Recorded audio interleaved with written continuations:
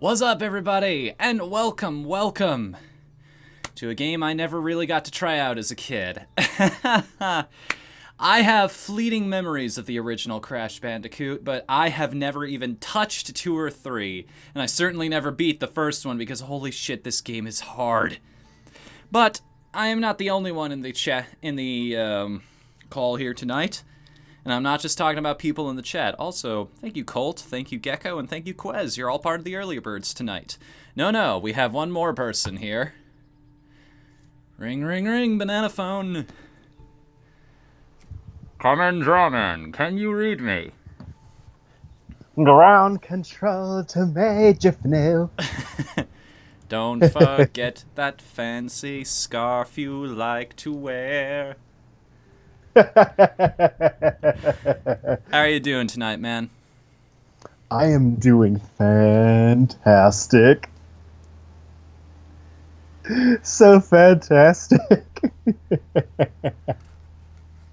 I'm doing fantastic too. I'm so excited to try these games out. Sorry, I keep talking over you. You go. You have the green light. No, you're good. Hey, it's good to be so fantastic rather than fan-for-stick. This is true. Vicarious Visions is the group behind this. Oh. Oh, look at this cute little intro. Oh, look at it. Huh? Ah. I see. Look at that. Polygons. Tastes good. If you have enough polygons, they equal emotion. According to Peter Molyneux. There goes my PS4 again. I don't know if there's any way to keep this thing cool in here. It always gets super loud whenever I'm playing even the most basic game out there. I'm sure this isn't a hardware pusher. This isn't Horizon Zero Dawn we're talking about, but it does look very nice. Yes, I accept the privacy policy. Don't worry about it. No, there's no privacy here. We bared all for everybody. So we've got Crash, Crash 2, and Crash Warped. I'm probably going to start with the original, even though a lot of people have told me this is kinda jank. But you never know. Remakes are wonderful things. Maybe they balance things out a little bit. Nah, they just take the horrid difficulty first game and just give it all 3 of them. In fact, they make it harder. How did Caddicarus describe it? It's like trying to take a pendulum and just dangling it from chair to chair. That's what it's like to jump in Crash Bandicoot 1. They do that for all the games. I just noticed the little chobits we have at the bottom of our Twitch screen. Oh yeah, you haven't been around since I did the whole bits update. Yeah, I've been sort of extinct for a while, but now I've been resurrected. Yes, added to the, ever since being brought into the affiliate program, people can give me bits now, and now, just a day or 2 ago, they can subscribe. Hey! Although, we are talking over the intro here, though. What are they missing? This is actually way better animated than it was around the first time. Oh, yes. Prepare the female Bandicoot. Who looks a lot... Well, I could take on one of them, but now I seem to be outnumbered. Scientist, my one weakness. Oh no, they're explaining physics. Oh. I do not know any physics-based things to shout right now. You know, maybe jumping out of that window wasn't my best idea in the world. Ah, well. Adventure time. Extreme rescue! We can shout that now! Yes. So for those of you who have never actually seen the Skylanders cartoon, there is an episode where Crash Bandicoot shows up, and it's kind of wonderful. Wonderful in the sense that I will say this. No, he's not a... one, no, he is not a dumbass. 2, yes, they gave him voice acting. And 3, at least I did not expect them to go through the trouble of giving him an Australian accent. I thought the entire time Crash would have that weird squeaky head during the PS1 era, where it's like, wow! We still got that here. I don't know if they went that far. Like, I don't know if they actually made him talk. I feel the need to remind everybody I can't actually hear the games when I'm playing things on console. I can get a good amount of invincibility, though. Look at all these Wampa fruit that I thought were pears when I first played this game. Oops. Yeah! Invincibility! Now watch as we lose it just falling. Yeah, look at that! Yep. Well, so much for that. First death, everybody. I think that's why they give you that power-up so early in the game, just so they know that they can take it from you that quickly. The best part about being a game developer, there is nothing the player possesses that you cannot take away. Alright, let's see if I still remember how to... Yeah. You're supposed to have invincibility going into that. That's what makes that easy. Otherwise, you have to do the awkward jump. Well, I've died already, so I can't get the gem, right? So there's no point worrying about it. Exactly. I remember... What's that one level in Crash Bandicoot where there are the 3 boxes over the pit of death, and you have to really pull a hat trick with your bounce jumps to get all 3 boxes? Yeah, what was the name of that? Crash Bandicoot does a thing? Yeah. Where he's just like, missed it again. I haven't died yet, but it's still giving me the box at the end. So apparently I can still do this? Yeah, can we get all the collectibles? Maybe. Can. That's kind of interesting. I expected to go into this, it's be an old school difficulty. I actually kind of like this. They actually granted us a smidget of mercy. Yeah. Also, it is beautiful and strange to see this game in high def like this. Oh, come on! Yeah. It begins. Yeah. Gotta be right up next to the edge. I forgot about that. They're still accurate in terms of the physics. And that's one of the damned if you do, damned if you don't types of situations. Like, people are gonna complain if it controls any differently, even if the changes are for the better. What? We're not eating shit? That's not true Crash Bandicoot then. We full refund. Hashtag sucks. Should. Hashtag sucks. Should nerf, but won't. Damn kids. Back in my day, you had to beat the whole game without dying. And under an hour. And you had to get out the living room within 15 minutes because you're using the only TV in the house. Yo, TJ, welcome to the chat, man. How you doing, TJ? This is Fnu and everybody's favorite demon with the semen, Drawman. In a manner of speaking, yes. I was waiting just to say that line. Fnu is Cranky Kong, yes. I'm glad somebody got the reference in chat. You're not that cranky. How much did I miss, Ryza? Just the opening level. And about 2 deaths already. Yes, we are... Oh, hey! They actually brought in relics in this one. So you can do the time trials in the original game now. That's kind of cool.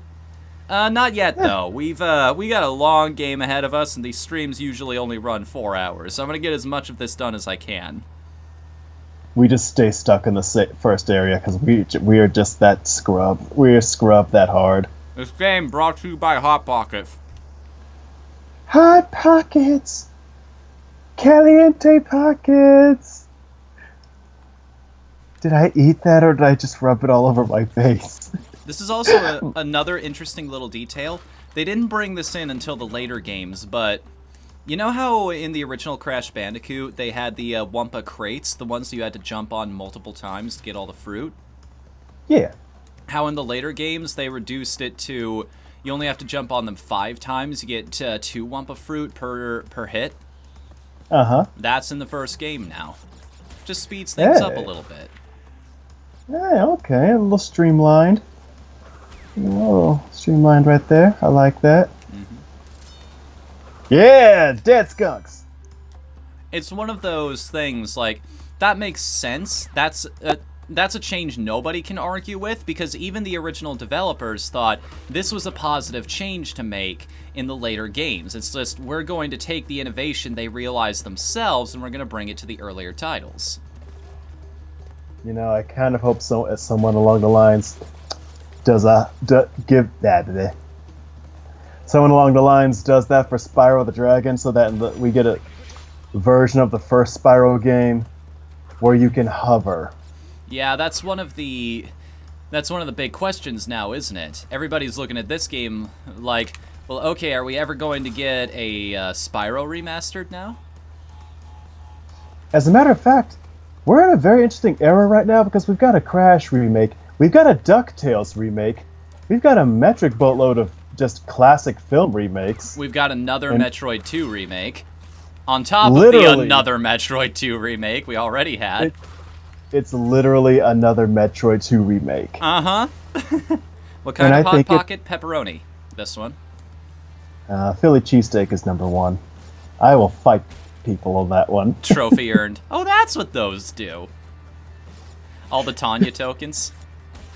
Ah, She's yes. even here, too. Also, yes. Yeah, the era of remakes. I love it. Thank you, Rizakila. Rizakila? I just call him Ryza. However you pronounce it. It's one of those things, like, I'm not going to rag on people for how they pronounce things. Just say it however you want, whatever's easiest.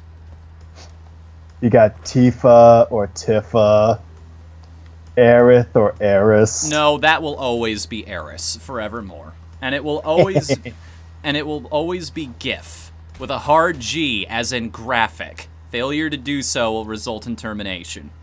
We will fight you on that one. Great, but you missed 3 boxes.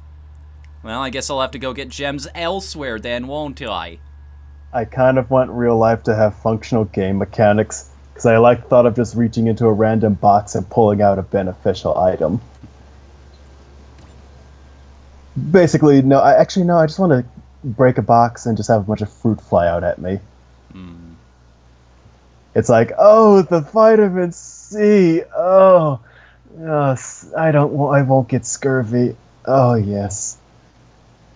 Also, Crash should be in Smash. If only life was that easy, you know? Mm-hmm. If you wanted a chicken dinner, you could just break open a trash can somewhere on the street and find If you one.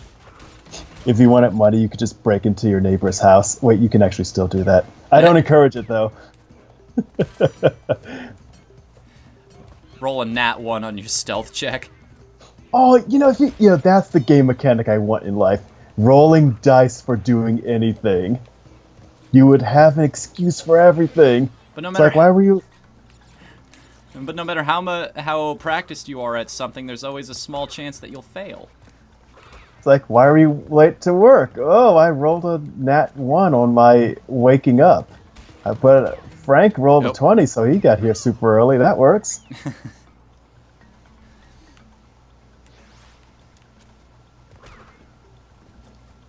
God, everything looks so good now. It's almost, it's kind of interesting because the lighting gives a whole new mood to this area. That's one thing I do remember about. Oh, that's a cool idea. Crash, Spyro, and Mario, and Sonic in Smash. At that point, just bring in Ty the Tiger as well. If anyone remembers Ty the Tasmanian Tiger, I will give you a cookie. Oh, no, I remember. I remember the character. I never got to play his games, though. One of these days. It's in the queue. It's an okay game. I've played it. It has interesting ideas. And it did give me that sense of wonder with some of the exploration, but at the same time, looking back on it, it was, yeah, Alligator Swamp kind of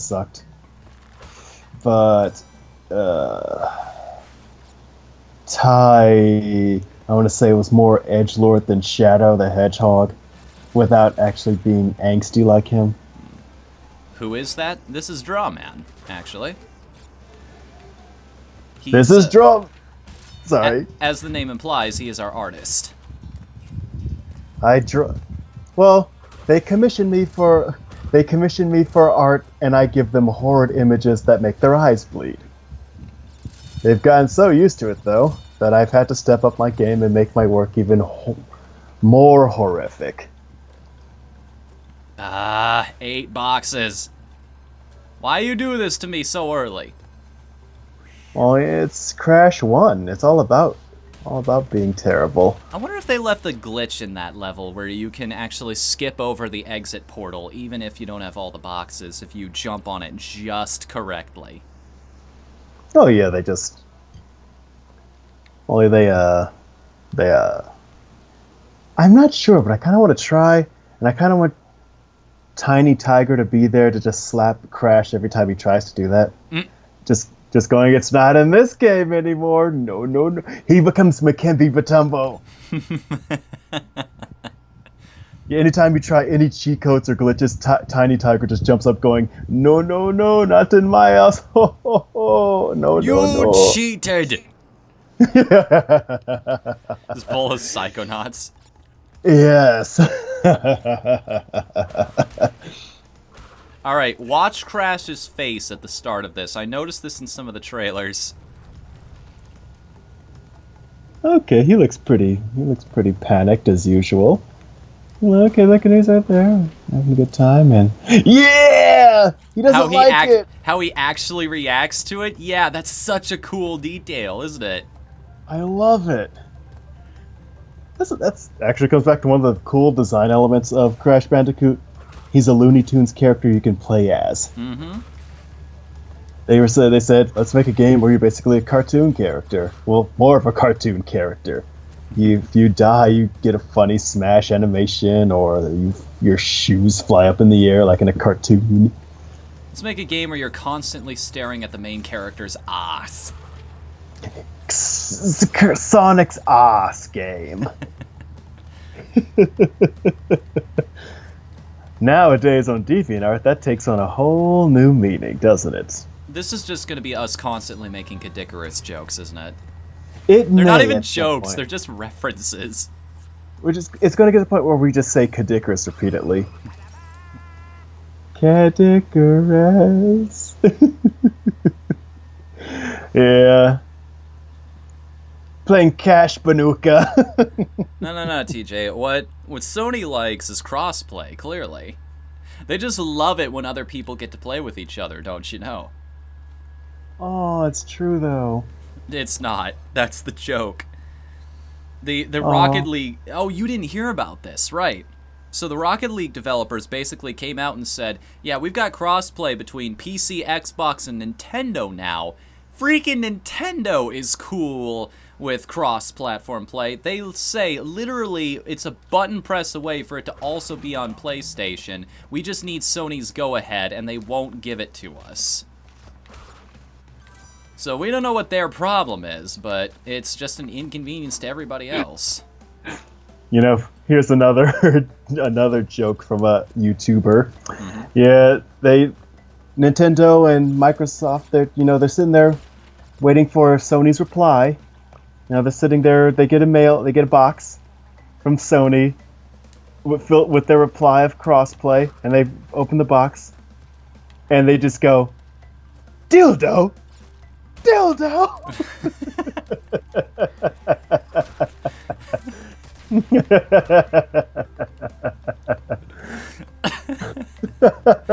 Speaking of living cartoon characters.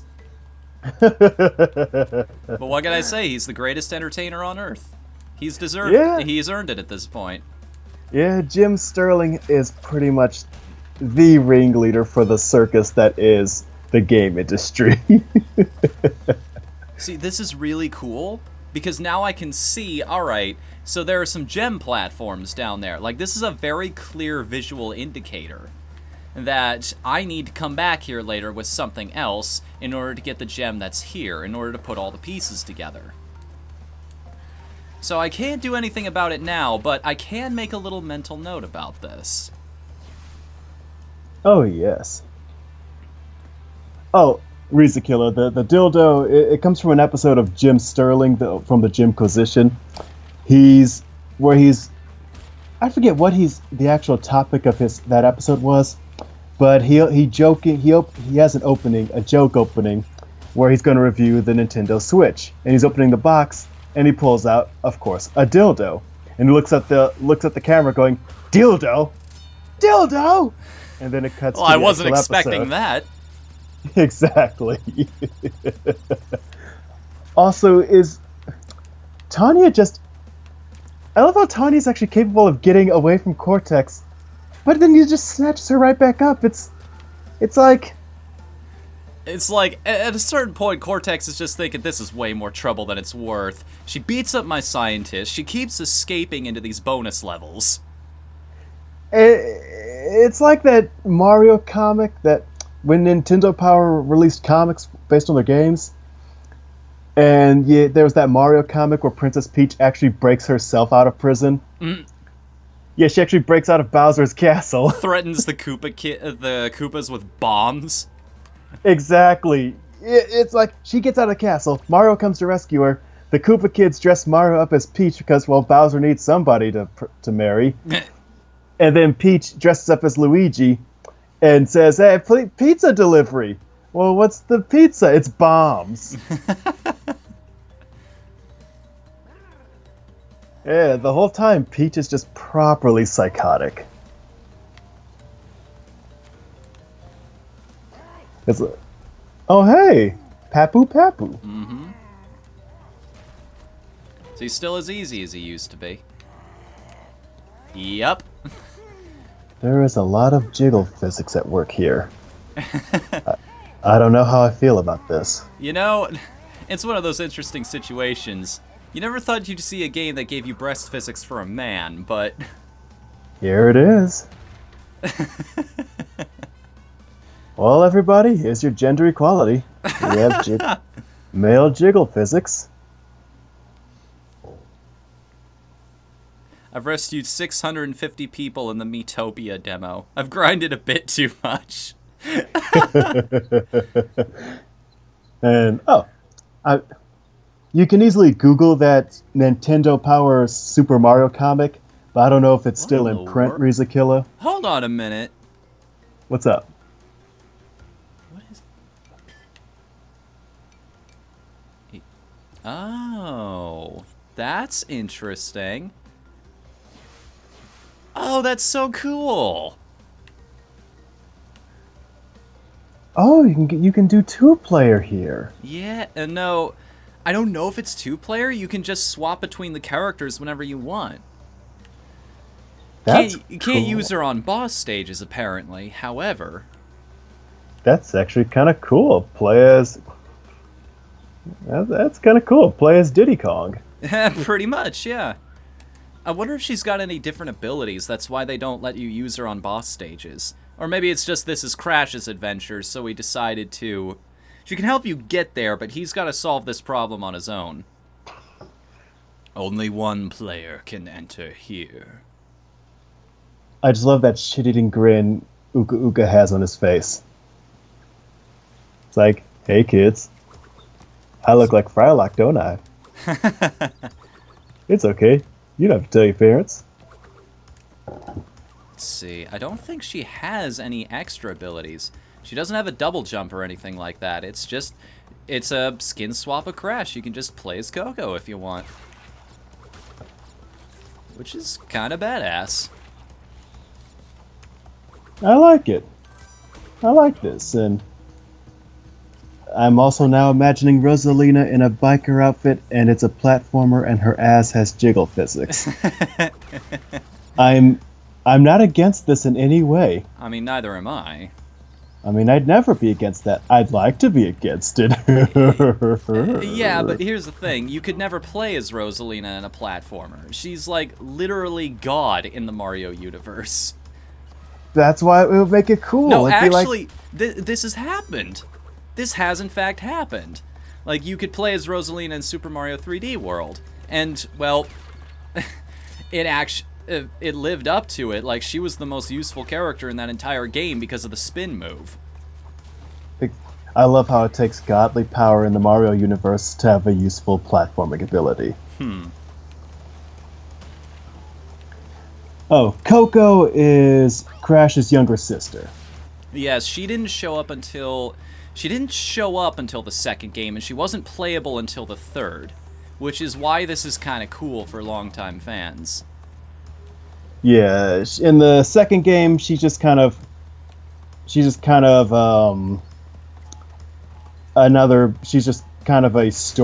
kind of a what do you call that? An exposition fairy. Yeah, she's just kind of say, "Hey, Crash, a thing is happening. You better go stop it." Okay. That's pretty much what she did in Crash 2. In Crash 3, she got a tiger that she could ride. Aw, no fair. I'm the girl here. You can't have all the animal buddies. I know, right? Crash got a polar bear in the second one and a warthog. No, he's had a warthog since the first one. Oh! Oh yeah, my god, Crash Bandicoot. I thought that... You know what? I'm not going to repeat that sequence. I'm going to leave something for people who haven't seen Kid Icarus's videos yet. See, now you're just making me think of Crash staring at the warthog and then looking at the viewer going, yeah, you know it. We'll get to that in a second. Yes, but that sequence coming up in a later level. Can't wait to see what Shadman does with the characters in this game. I think he already has. Oh god, we're bringing Shadman into this. Don't do that. You found somebody to talk to. That's true. To share my knowledge of Shadman with the world. That amazing, horrifying... What is he like? Swedish? Finnish? He's something amazing. Oh, Shadman is a artist on the internet who is notorious for his, shall we say, lewd imagery and very dark imagery. He goes from porn to just mutilation really quickly. From zero to fucked up. That's the best way to describe Shad. He is delightfully messed up. You'd think I'd be used to this jump arc by now. You'd think the characters would just walk on the side of the pit.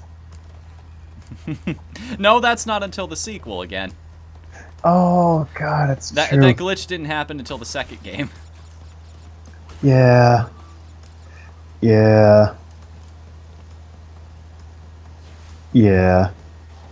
She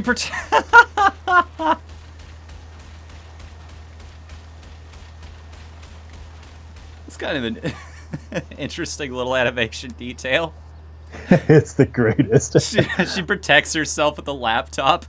It's the best. That thing must have set you back, like, what, a couple $100? Especially to ship it out to the island? Where there's no spare batteries, apparently. Also, yeah, Shadman, ultimate not safe for work artist. That's the best way to describe him. Better than that is the best way to describe Shadman. Coco's not allowed in this level. I think we all know why. She doesn't want any part of what's about to happen here.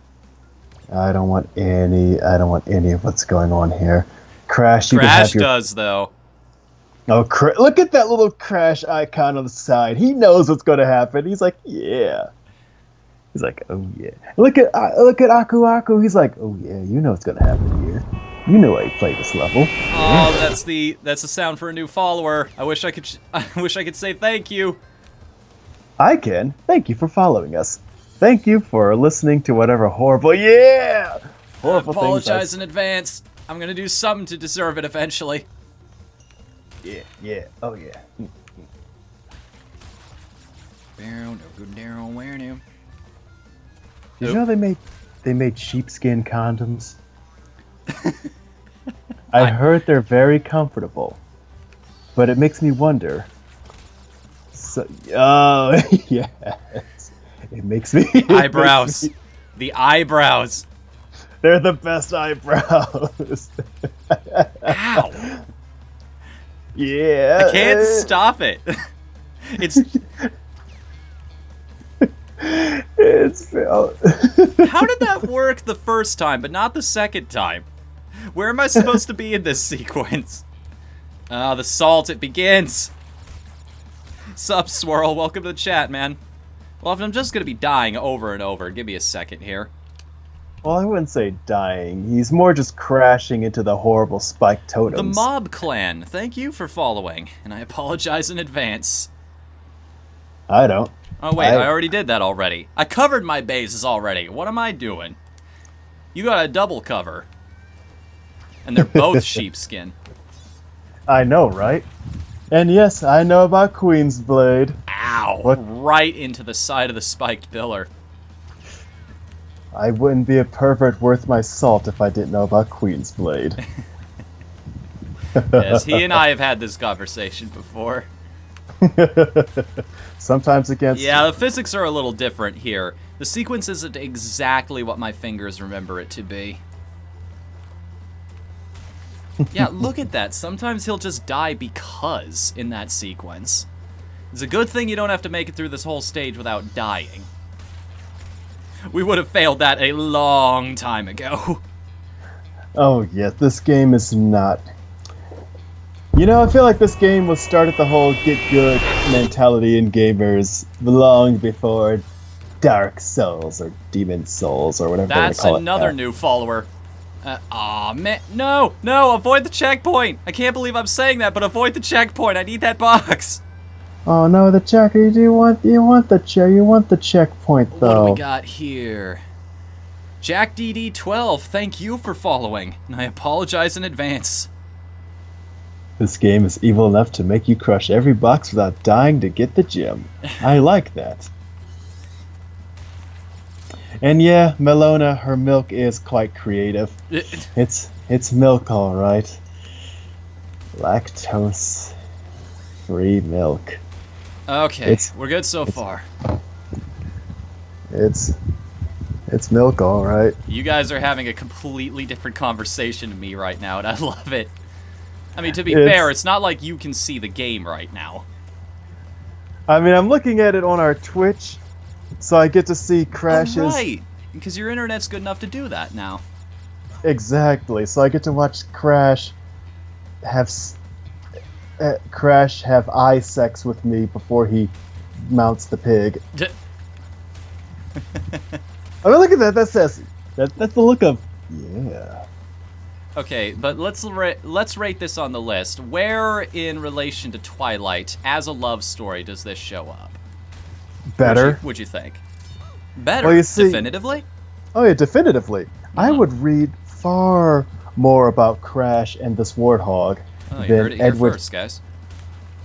Oh, exactly. This is. I mean, because the warthog and Crash actually have good synergy together. They're actually a good pair. They complement one another. I mean, he's a little hard to turn. Maybe I'm just making that jump way too early is my problem. It was like, well, it looks like I've got to jump there, but apparently not, because I keep dying. It's...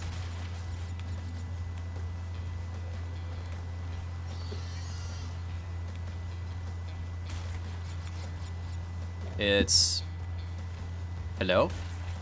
Oh, yeah. What in the world keeps happening there? I was distracted by the roasted pig that they have just dangling in front of you. It makes me want barbecue. I won't argue with that. It's also a very interesting obstacle to put in this stage. The warthog is just kind of looking behind him as he's going like, dude, did you see that? Shit's fucked up, man. Is that Barry? Is that Jeff? I knew him back in high school. Oh my god. Oh my pig god. There's a remake of Queen's Blade coming. Is there? That's news to me. Let's check this. Hold on. Because I'm just thinking... I mean, that seems to be the style lately. JoJo got an update. Would you say Berserk got a remake? It's more like a demake. it's more of a. Well, the Berserk remake is more of a continuation slash get everyone caught up who wasn't awesome enough to watch this back in the 90s. The mid to late 90s. That's a way to start a level right. Just immediately give you a Tanya token. Well, yeah. Just assure people, yeah, stick with it. There's a bonus stage in here if you can find it. So Coco has her little laptop with her. I can't help but think of Penny from Inspector Gadget. How that super dated trapper keeper of hers could pull off more shit than a modern day laptop. Because computers in kid shows were basically the Bat computer. Oh, it yeah. could just do everything. NASA wishes it had this kind of tech. Exactly. It was very much a case of, oh, look at my computer. I'm gonna look up how to. I'm gonna launder money from Dr. Claw and sell it to this Nigerian guy. That'll help. That'll help Uncle Gadget. She just hacks into his mainframe and downloads AOL 6.0. And they call me evil. No, what she does is she not only gives him AOL, but she convinces him to sign into the internet while making a phone call to him simultaneously. And yeah, it was that era of the internet, wasn't it? Exactly. Back when anytime you had turned on the phone along with the internet, you heard that horrible screech from hell. So yeah, Penny does that to Inspector Gadget, and he goes, "Ugh, that's just really annoying." You gotta wonder, like, what would Inspector Gadget look like with modern day sensibilities about tech? Like, would this be cyberpunk? Like, he tries to jack himself into the Matrix. Well, you see, that would imply Gadget being smart. Penny, on the other hand, I feel like with modern sensibility of technology and character writing, she would actually be the one saving the day, like she always has. I always wanted to see the version of Inspector Gadget, because a lot of people write him off as just a straight idiot, but I want to see the version of Inspector Gadget that is just, he's trying his best, like his heart is in the right place. And he legitimately learns from his mistakes too. It's just he doesn't know any better. She's more she's more like a motivator. After a while, he figures out that she's helping him. And he's like, I don't want you to be in danger anymore, so it's a motivator for me to improve.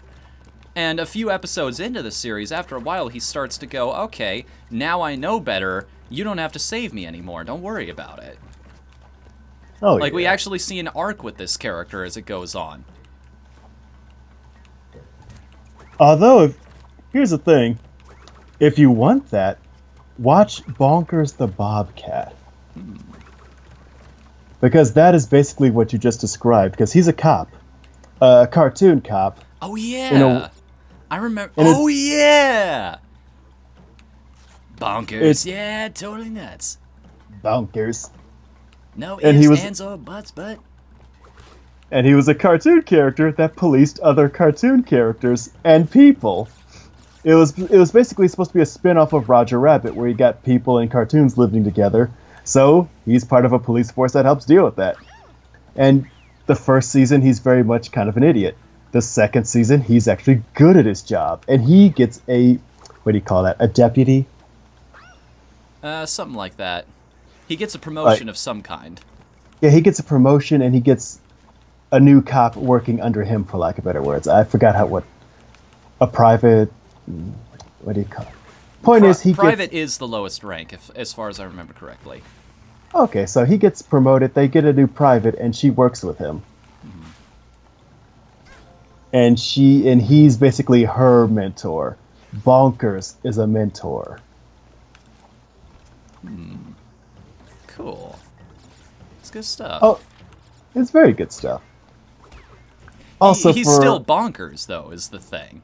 Oh yeah, he's still bonkers. So it's like I was describing. It's a motivator. It's like, well, I don't want to screw up in front of the person who's learning under me. Exactly. They probably, let me guess where they're going with this. They probably also do the thing where she's very beautiful and he's trying to show off a little bit. Yeah, there were huge shades of that. I mean, she was a hot cop. Okay. In fact, because this was during the era where proper syndication was kind of a pipe dream, a lot of episodes were aired out of order because it was, well, okay, it's this episode here, and it's on this channel, so we're the air this episode there. So a lot of episodes were aired out of order, so sometimes you turn on Bonkers is working with the big fat guy.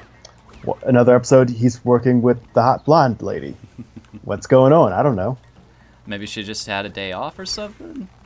Yeah, like, are they related? I don't know. Again, I will reiterate what I've said before. You think I'd be used to this jump arc by now. Well, yeah. You would. But that's okay. Also, I saw this question in the chat a while ago. A Trapper Keeper is just a loose leaf binder. That's really all it is. It's just a binder you can put stuff in. How did that not... Okay. Calm. It's- Don't get mad at the game. No, use that hate.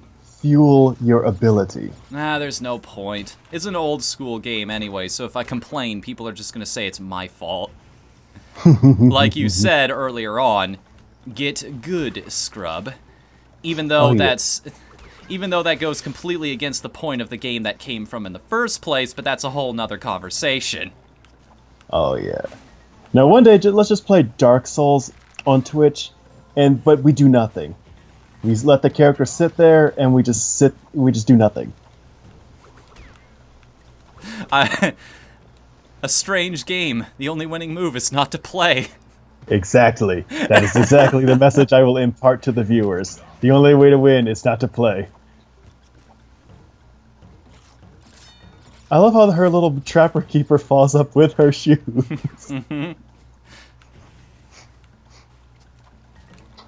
I'm the brainy one. My computer is my defining character feature. I screw that jump up every time. What am I missing in that arc, I wonder? Character development. Heyo! Heyo. Okay, I think I see what's happening there.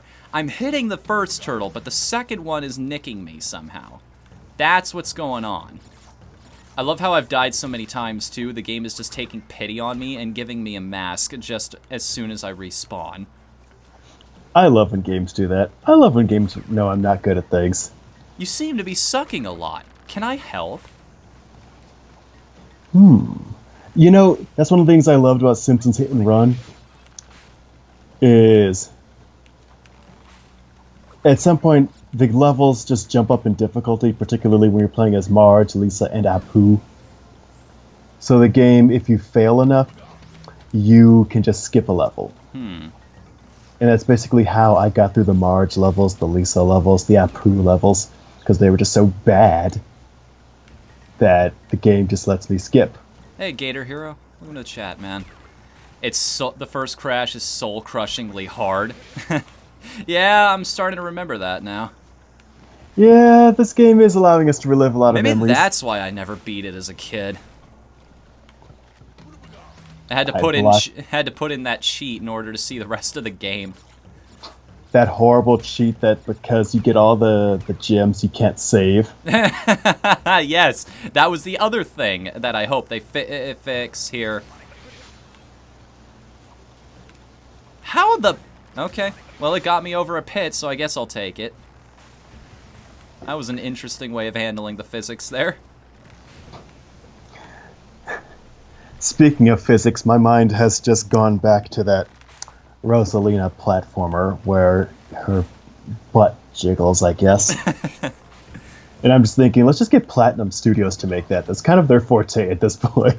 I mean, they did have Nintendo costumes in Bayonetta 2. So technically, we already have that game. Yes, we do. And we've actually talked about this before, but the really funny implication about those costumes is instead of the usual like demon hand you get when you wear them, it's just Bowser's fist.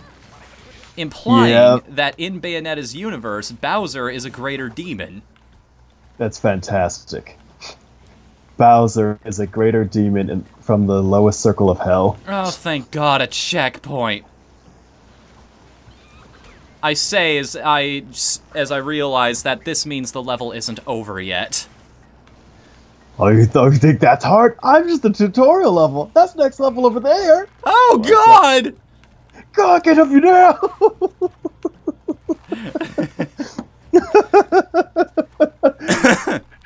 You know, I love when fans talk about how Ego Raptor isn't as amazing as he was during his quintessential awesome phase. Dude, have you seen Starbomb? It's dangerous to go alone. Take this. Take this! Hey, that's very nice. So I can always counter you for help and friendly advice, but I've never seen a sword quite the shape and size. That's not a sword, that's your dick in disguise. No! Hey, Ego. No! I'm fucking sick and tired of... Bring me in here! Till you got a magic wee-wee weapon! It's not cool, man! It's not cool! So is that a no in the hand job, or... Okay.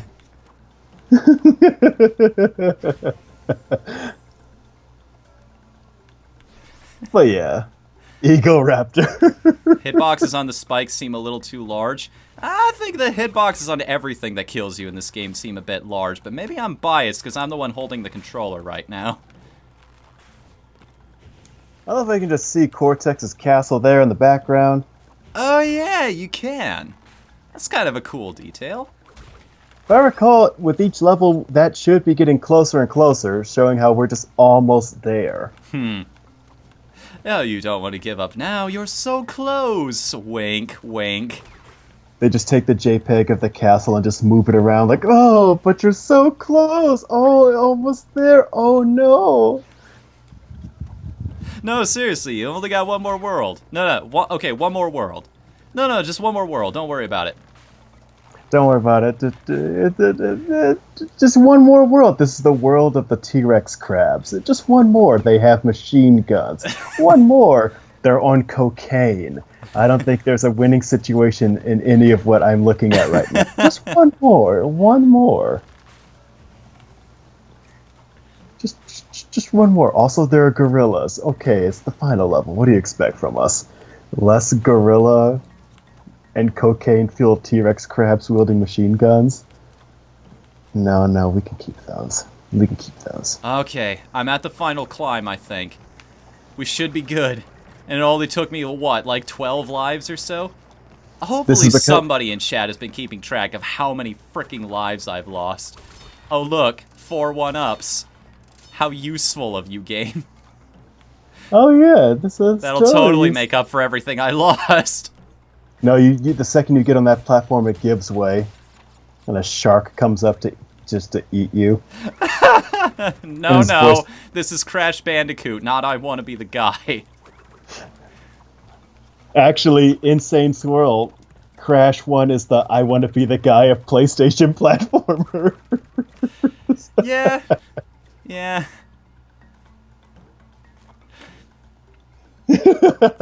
Oh god, I can hear the music. Yeah,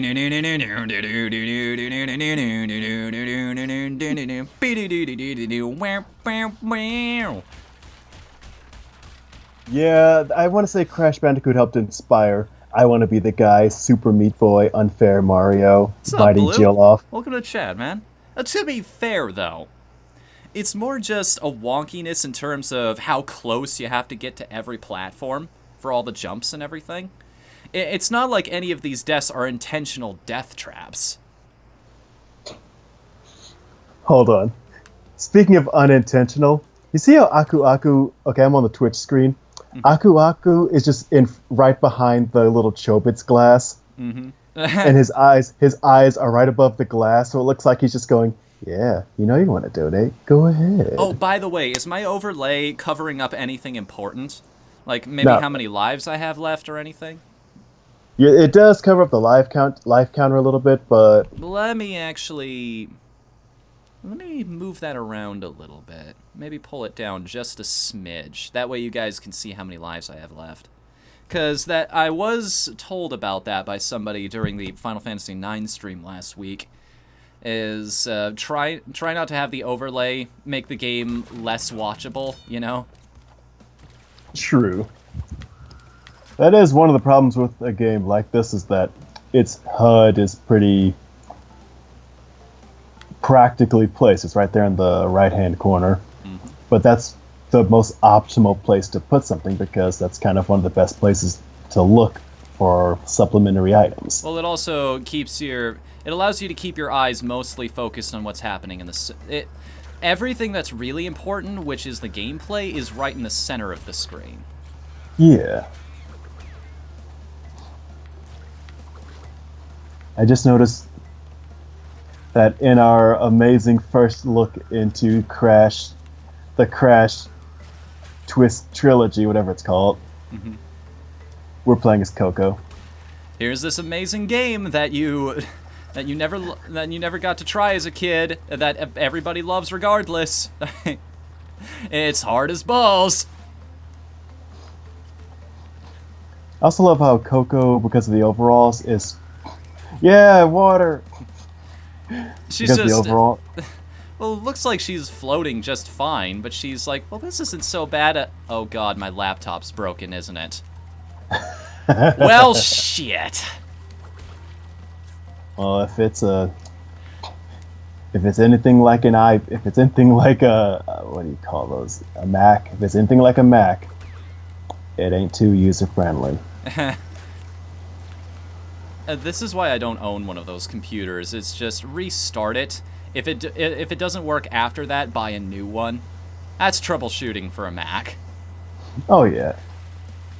Yeah, if you got the Apple Mac, well, you aren't going to the orthodontist this year or next year. Wait a minute. Hold on. I jumped back because that exclamation point box, it's like, where did those show up, I wonder? I didn't see any... Oh, come on. I totally landed on that. That's what it always feels like. It's like I'm right next to a platform that I should have landed on. It's not the hitboxes aren't very forgiving. You gotta be dead center. Everything has to be intentional in this game. Like, I kind of respect the fact that it doesn't give you a whole lot of leeway. Hold on. Gunter Hero has the best advice. I have some advice, and trust me, this helped me a lot with this game. Patience. That is sound advice. It is a virtue. I will give him that. Watch, he just types, also fuck Draw Man, get good scrubs.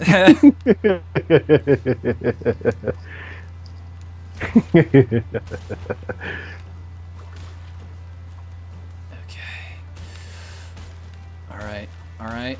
Okay. Come on, Coco, you can do this. You can reclaim your girlfriend.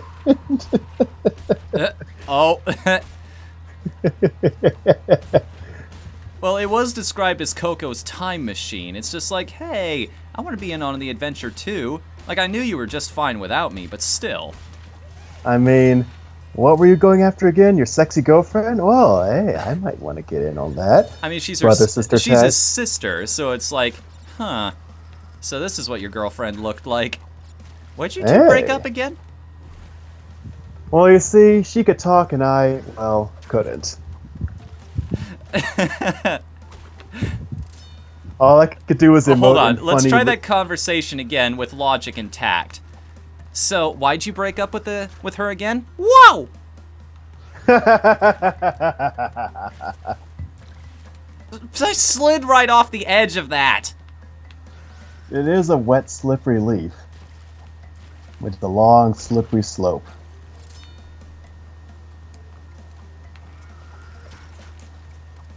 Okay. Motherfucker. How did I miss 2 boxes somewhere? Never mind. Don't linger on it, just keep going. We'll beat most of the game, and then we'll come back to some of the earlier stages and figure it out. Oh yeah, we'll figure. I'll get the FAQ cured up. Oh, Ryza even pointed it out to me. You missed 2 boxes. Never mind. So, technically I could get that gem if I was so inclined right now. But we've also got a boss fight ahead of us. Make up for stupidity, boss fight, stupidity, boss fight. Let's do the boss fight first. Let's see. Who are we going to fight here? Spawned 2 boxes behind you? But I looked behind me before and they were... Ah! That's why they give you that long chain of them. It's like you don't have to drop them all, you have the ability to go back if you need to.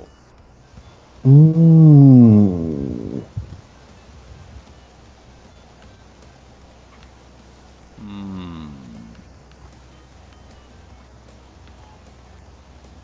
Hmm.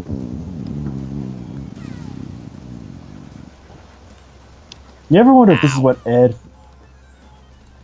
I wonder if this is what Ed from Ed and Eddie would just end up as. Just a straight-jacketed monster. Evil Tim has come! Oh, 1 second. Yeah, mommy? You want cheeseburgers? Yes, I do. Thank you. Sorry, that was Mrs. Drawman. Well, Mama Drawman. There's no Mrs. Drawman yet. Not from lack of trying. But yeah, like this would be Ed after this would be Ed with Evil Tim and yeah. Didn't he just like perform a whole curse ritual on the cul-de-sac by killing Jimmy's stuffed teddy bear and? Yeah, pretty much. I have an idea for a scam. Like Eddie's like, you want to do a scam? That's stupid, huh? And Double D's like, come on, Eddie, give him a chance. And then Ed just starts having Eddie dress up like a voodoo doctor with a pentagram drawn on his chest. I love every kid show. It's a kid show. And they just steal shit from everybody, and then and then Ed's at the construction site going, Evil Tim has beckoned you all. You will now pay with your brains. And everyone's like, what the hell is he talking about? What's wrong with him? And then it's like all of this was a complete waste of time, or was it? All those crows showed up. A literal murder of crows shows up. Funny. And their migration patterns are a lot further south than this. It's almost as if they were summoned here by something. And then they all just converge, and Ed's like, yes! Every single thing that kid said was amazing. Ed is great. It's weird. That's the strange thing about that show. Like, I know they're all supposed to be children, but I don't view them like that. They feel more like adults than most of the adults I know. That's the weird thing about Ed, Edd, and Eddy. Because the only one that feels like a child is Ed's sister. What's her name again? Sarah. Yeah, Sarah. That little ball of sunshine. That's a term for it. And her effeminate friend, Jimmy. Who, yeah, her and Jimmy were just the worst characters on that show. Jimmy's an interesting one because you know what's happening with that kid. Yes. I just wish they had handled it a little better. Like when I was watching Ed and Eddy, I was less informed about things. I just thought Jimmy was just straight up gay. And then I see it now. I know where the boxes show up here. Okay. I get it. I see that down there now. And someone just said, well, how can he be gay? He likes hanging out with Sarah, so he must like girls. And I just went, well, you've got a point. But that... Oh, the lily pads come back up if you wait long enough. I didn't know that. I thought they just stayed sunk. And the whole time... Yeah, I love how that lily pad's just resting on top of you like, yeah, ain't getting up now, are you? Hey, wait a second. Where'd they go? There were lily pads down there before. Hold on a minute. Time for some investigation.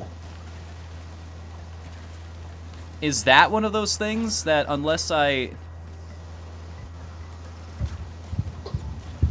Ripper Roo, confirmed bondage enthusiast. I accept this. I accept this narrative we're creating. Uh-oh. Uh-oh. Uh-oh. Uh-oh. Uh-oh. Uh-oh. Well, I tried. I tried my level-headed best on that one. I'm looking for it now. There's no indicator that boxes would show up in that spot. Oh, it's Crash. They... Hold on, there's the indicator. There's a blank spot right there next to the grass. Oh, yeah. Is that... Oh, yeah, that's all you get, though. Huh. Okay. Alright, both of those boxes broken. Now let's see if we can actually play the level. Spoilers, we can't. You still there, buddy? Oh, I'm here. Okay. I just cracked my arm. I was just cracking my arms for a second. Alright. Your mic did a weird burp kind of noise, so I'm just checking that the connection's still stable. Every time you hear my mic beep, it's me teleporting in and out of existence. Fair enough. What's out of existence that you can't find in it? Just out of curiosity. Rhyme and reason. You know what? I'll hand that one to you. I got nothing. You are completely and totally correct. Why, thank you. Sometimes you can't find what you're looking for until you've just that left face when behind. that face when the Eldritch God makes more sense than you do. You can see why my brethren kicked me out of the ocean. Was it the ocean? I don't quite remember correctly now. I remember it was somewhere dark and cold. Somewhere dark and cold. No. Oh no. It just won't let me have it. I grabbed the gem, I was on the final platform, and then I slipped back off into the water. You just can't win. You just can't win. That's the moral of this game. Just don't bother trying. It's like those Evangelion remake films where they just have, you can not pass. Or you will not succeed.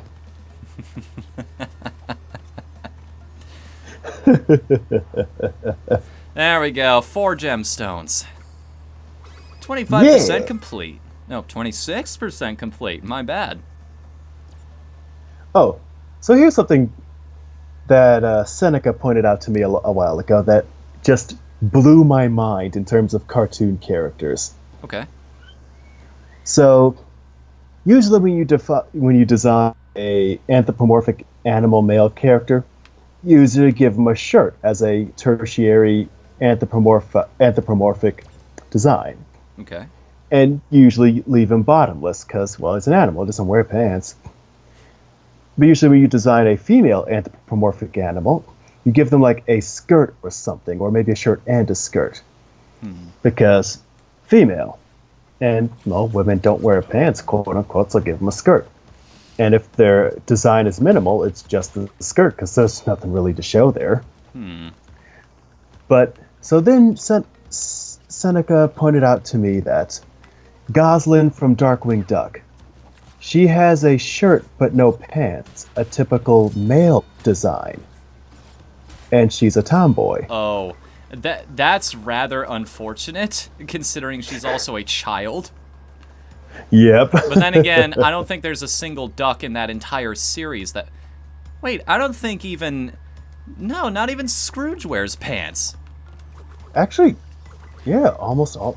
Actually, all of the duck characters never wore pants. But usually it would be just give her the skirt or something like that. And we can't stay here, it's back country. Yeah. But I'm trying to get out as fast as I possibly can. Oh man, look at all these bats. Oh man. I really hope there wasn't a box up there that I had to bounce off that thing to get, by the way. That would be the biggest dick move. It is Crash Bandicoot. Anyways, continue. But yeah, that just kind of sunk in for a while because I thought that was an interesting implicit design element of how do we help sell the tomboy character, the tomboy animal design character. Well, we usually just give the male character shirts. Why not give her just the shirt? Makes sense. Makes sense. That's the sad part. You can't do that with human designs. You can't just give Jeff a shirt and no pants. People are going to complain. I mean, we had this conversation a while ago. Like, there's a reason that, for some reason, a lot of TV stations, they're really big on not, you can't emphasize a female character's breasts at all if it's a children's show. You can, however, emphasize their legs all you want. Exactly. So that's their why. legs? No problem. But then there's video games where. Whoa! What happened? Every time I try to spin attack this thing, my character just walks off in the other direction for a little while. Like, I'm not telling her to do that. Just so everyone's aware. I didn't tell her to walk in that direction. That's odd. Yes, so video games have the reputation for physics engines, which is why we can get away with that kind of thing. And in TV, the only way you can make a female character sexy in a kid's show is by emphasizing their legs instead of anything else. So that's why the phrase is typically developers like breasts, animators like butts. See, now I'm just imagining.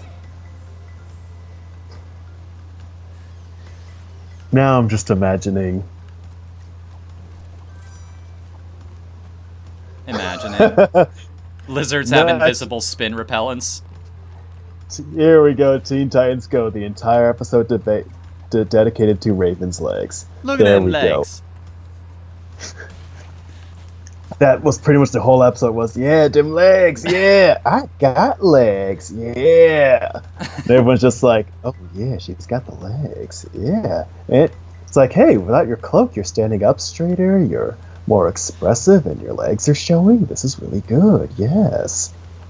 You know what? We like. There's been a lot of people say cartoons aren't where they used to be, but I don't know, I'm seeing some great ones. There's actually this one clip that I posted in the Discord not too long ago from Sonic Boom, which is, well, several clips from... Wait a second. Wait a gosh darn second here. I see that. Oh. So where am I... where do I find that third token? Back here, maybe? Yes, as a matter of fact, that's exactly what that is. I mean, I have to go by an enemy now in order to make it happen, but... Gotta dodge the Veloci lizard over here. Also, yeah, you're right, fuck. Also, you're right, Rizakilla. Anime just does whatever it wants.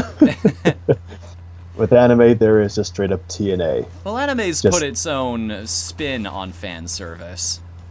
Anime's made it a literal art form. There we go. Solve that problem right quick. Yeah, Sonic Boom. I actually really like that show. It's far better than the game. Far better than the game. That's not a hard... Uh-oh. Uh-oh. Uh-oh. Uh-oh. Uh-oh. I realized what was going on in that a little too late. Oh my god, they give you a second chance at the bonus stages. Alright, maybe this isn't complete bullshit after all. That's how they innovate it. They just give you a slight better chance. They save in between every level. They give you a second chance at bonus stages in the first one. The controls are still a little unagreeable, but hey, you gotta earn your victory, I guess. I'd rather have... Sonic Boom's I'd rather... Riders. My mouth is shut. Best. You have the floor. Oh, no. You go. I have been running my mouth constantly. You go. Sonic Boom's Riders are the best. Like, there's an entire episode of that series that's a parody of Stephen King's Misery, with a writer of Sonic fanfiction as the villain.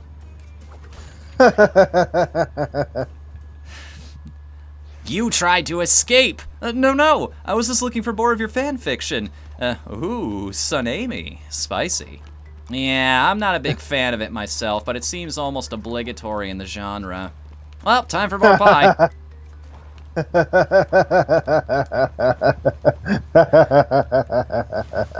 I won't spoil all of them for you, but yes, that show is so self-aware its eyes are turned 180 degrees in their sockets. Like that episode of SpongeBob where Plankton took control of them. I can see everything! Plankton, what kind of friend are you?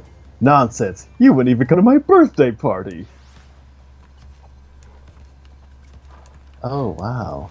Well, Coco's not having a birthday party anytime soon. Yep. Also, actually, that's a really good catch, Risa Killa. Did she mean lemon pie? Like lemon fig? God, I wish you had been there for OhioCon. That would have been a great panel to go to together.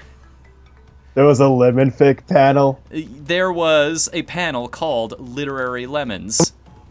Oh, that would have been so good to go to. And it was basically, this is how you write proper,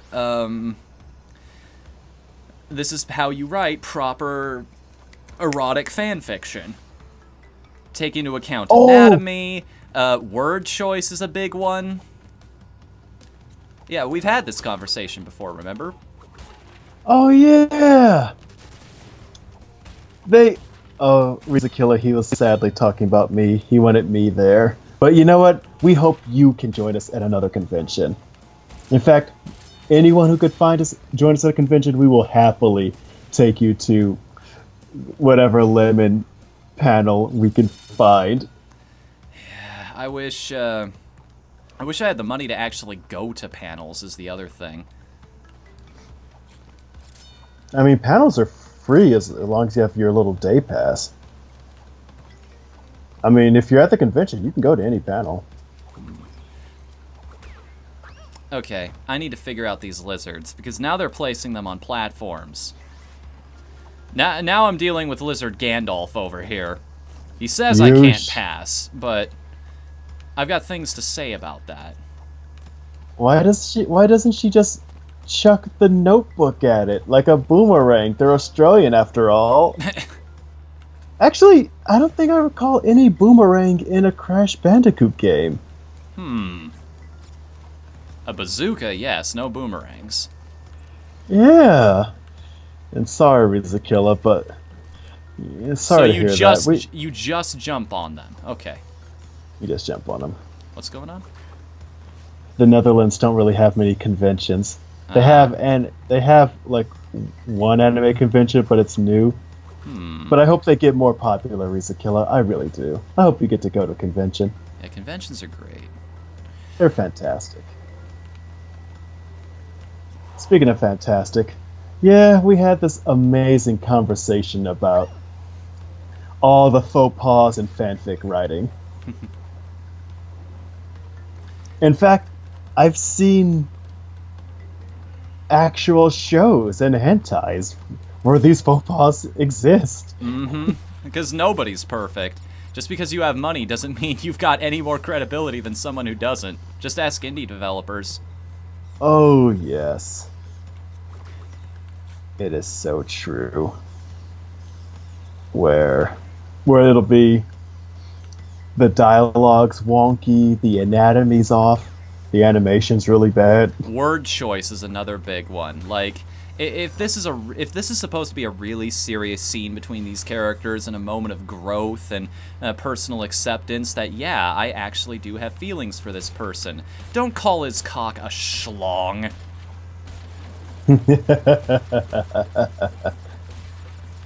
Or if you're writing a scene where a guy who's been sexually abused by his older sister and is now in the throes of love with a more abusive girl from school, don't have girls say, "I'm gonna paint you in my colors to make you forget about your sister."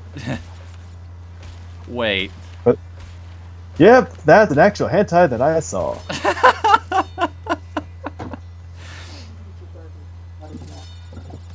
Like, that was an actual thing people were paid to animate. Has anyone seen the Bible Black dub? It's hilarious. It's the best dub! I actually have not. It's the best. I'll be right back. I gotta go get food. Then I'll tell you about how it's the best. Okay. Wubba lubba dub dub!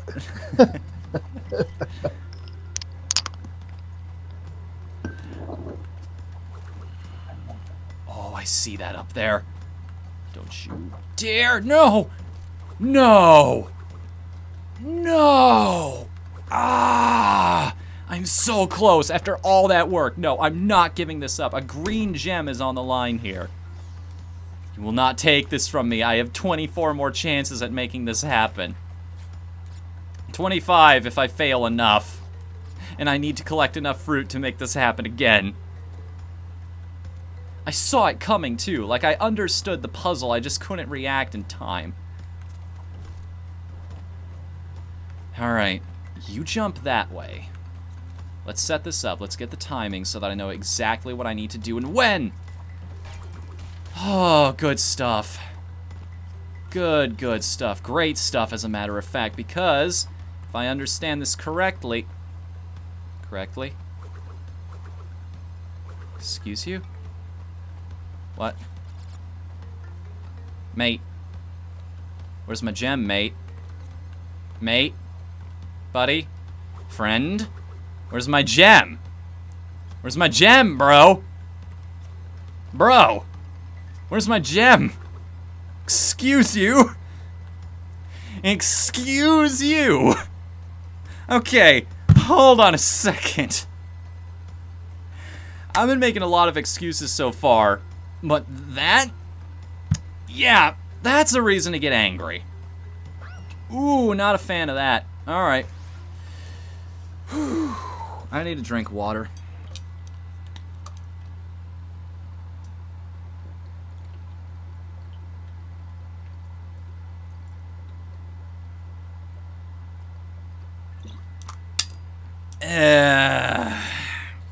Okay.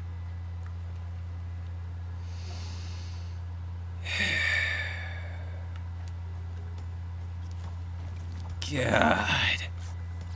You get it at the ending screen? Oh. Well, don't I just feel silly now?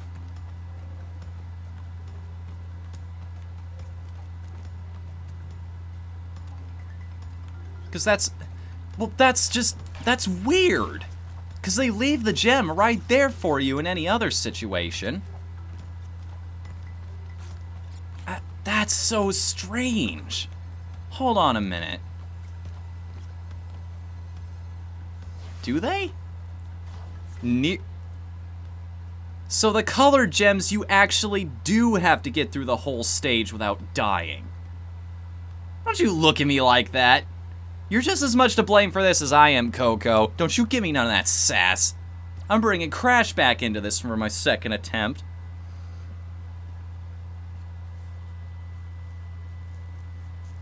Also, Brutal Vix, welcome to the chat, man. How are you doing tonight? Glad you got here. Okay, I know we've already got the PlayStation running in the background, but my shirt is starting to get stained from how hot I am right now, so give me a moment here. All the background noise. Who knows, maybe that'll turn down my fan a little bit.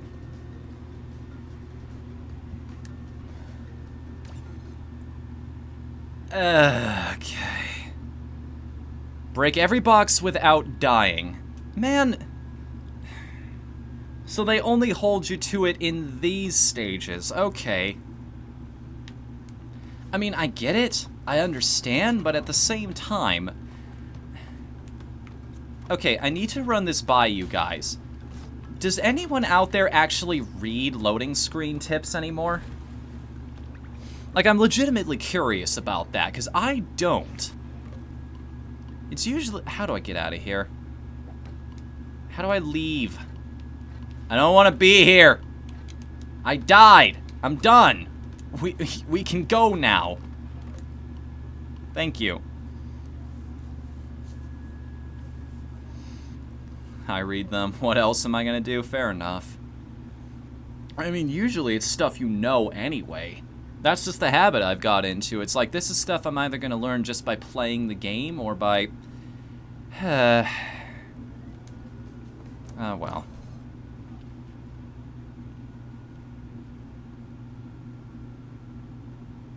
Oh, that already feels loads better. Immediately dropped down by about 10 or so degrees. God, that feels good. Okay, let's see if I can make this work without immediately getting destroyed. Oh, I hear something. Do you hear what I hear?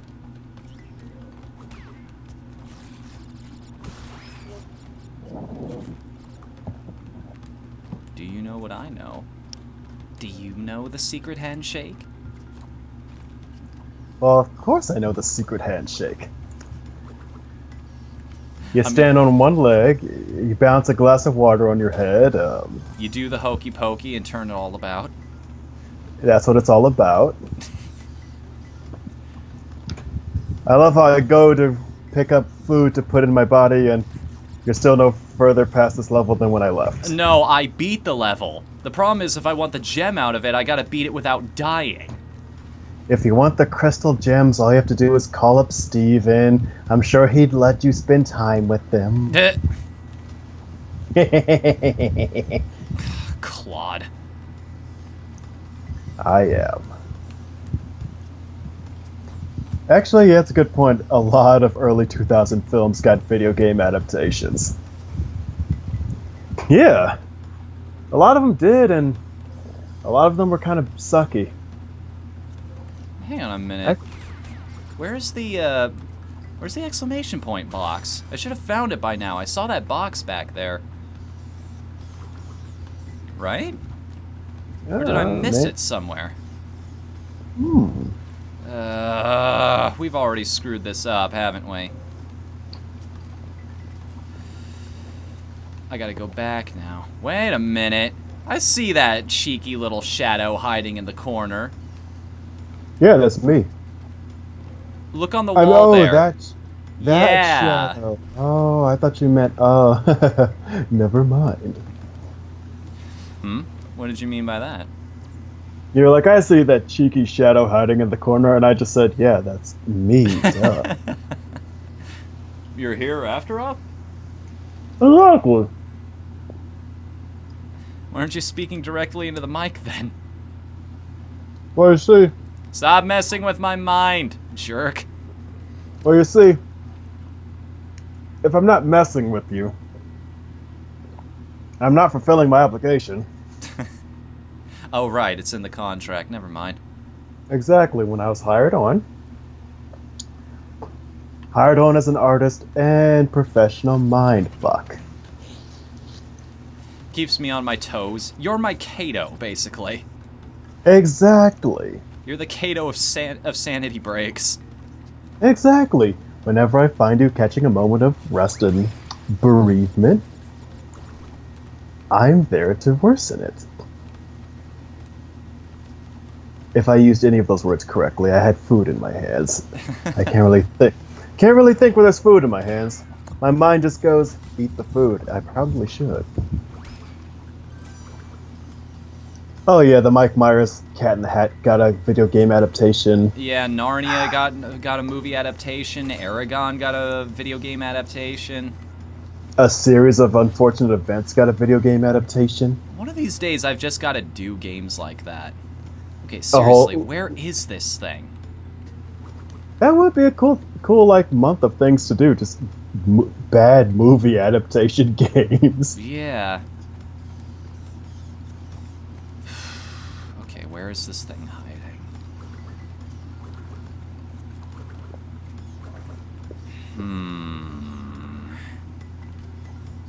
Maybe there was something in this room after all that I just wasn't seeing.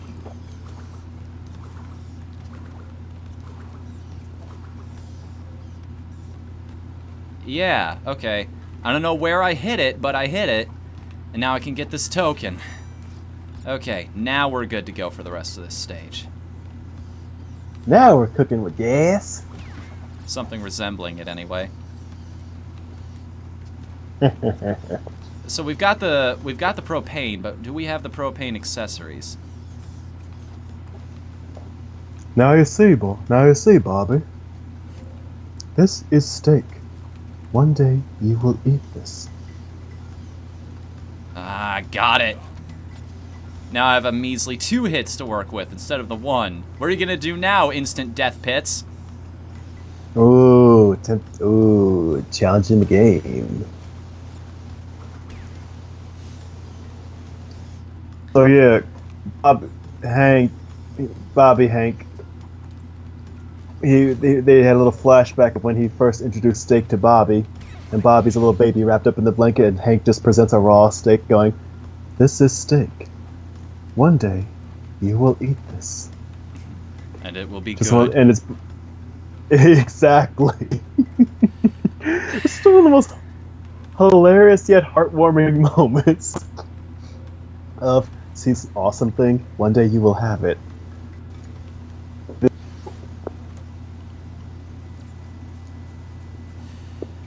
Alright. I'm gonna give this stage about 3 more tries, I think. And if we can't perfect it by then, I'll just move on with the rest of the game for now. Just straight up go to Crash Bandicoot Warped. Go like, yeah, we beat the game, yeah. I mean, it does let me do that. I could just skip to the sequel, and it's like, yeah, we're already past the first one. Don't worry about it. I would laugh if they didn't even bother programming the rest of the levels in Crash Bandicoot 1. Just because they knew no one would ever get there naturally. Eh.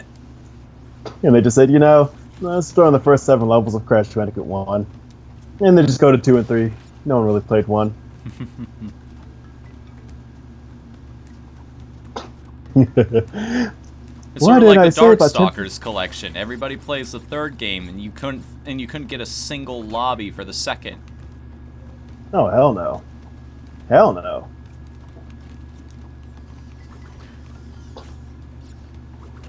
I'm having positive feelings for Destiny 2. We all are, Rizakilla. We all are. It's actually, yeah, it looks alright. And apparently there's going to be lore in the game this time. You don't have to buy a shitty notebook now? No, as a matter of fact. Who'd have thunk that people would actually want story in their games? And not have to go to a separate website in order to read up on it. Who'd have thought people would actually want more than 4 missions to play in a game? Okay, I'm being mean, but yeah, Destiny was super limited in compared to what it was hyped up as. I mean, it was a good game. Looking for group, what's that? Exactly. But it's other like MMOs exist? No, this was designed in a box, friend. Oh, definitely. Yeah, Destiny was a good game and looked fun. I haven't played it, but it looked fun to play. I mean, Tuna enjoyed playing it. Our friend, who I refer to as Mike from Space, he loves playing it. I did too, to be fair, but it's more of just... I'm not playing it for the game. I'm playing this mostly because I like ticking boxes. Pretty much. It was one of those. It's like, it's fun, but I completely understand why other people can't get into it. Mm-hmm. Hopefully this one is a game that's unironically enjoyable.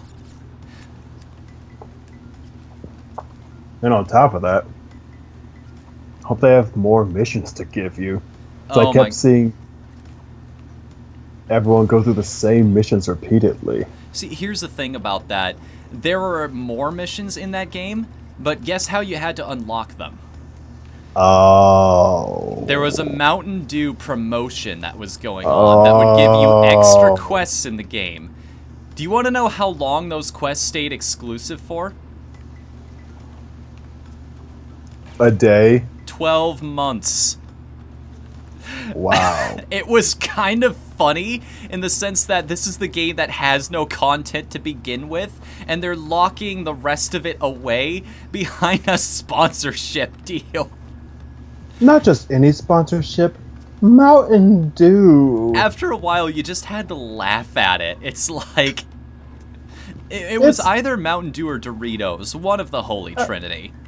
I was about to say, yeah, they might as well have just done Mountain Dew, Doritos, and had air horns in the entire background. Oh, we're talking about... The only air horn remix I will listen to is the one of Dog Song, because then it kind of fits. Exactly. Oh, and Ritza Killer, we're talking about Destiny. Their DLC was locked behind Mountain Dew. Nintendo won with Mountain Dew. Nintendo won E3. I don't know about that, actually. Microsoft did pretty damn good for themselves. Yes, from what I saw of Sony. Yeah, we were talking about Destiny. Sony did pretty well. I don't know who won E3. I'll tell you who lost, though. Who lost? EA, of course. Oh, yeah. No! Oh, please don't tell me that counts. No, I refuse. I'm in denial right now. No, there's no way. There's no way that counts against my death total for the rest of the stage. No, that was a bonus. Fuck you. No, I'm just gonna power through this. You wouldn't do that. You wouldn't do that to me. Fight off the existential crisis. Fight it off.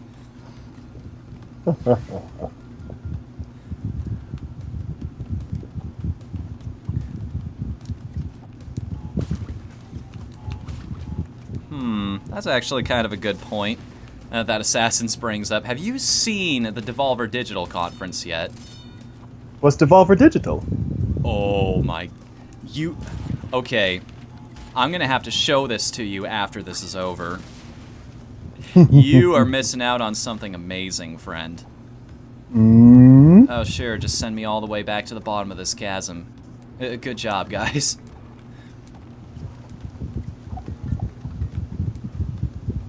GG, everybody.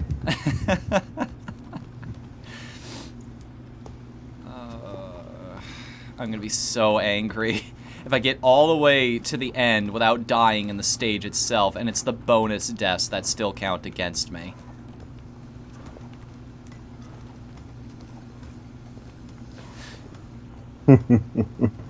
I do love the concept. What's her name? Diva from Overwatch. I love the idea of her her mech is full of Mountain Dew and Doritos. Oh, Trash Bag Diva is so great. Yes, thank you. I was hoping you knew about that. That's what I want. I want Trash Bag, just straight up 420 Blaze Dorito Mountain Dew Diva. That's what I want. That's the legendary skin they haven't released yet. That's when Blizzard gets desperate. That's gets awesome. That's their print money now button. Did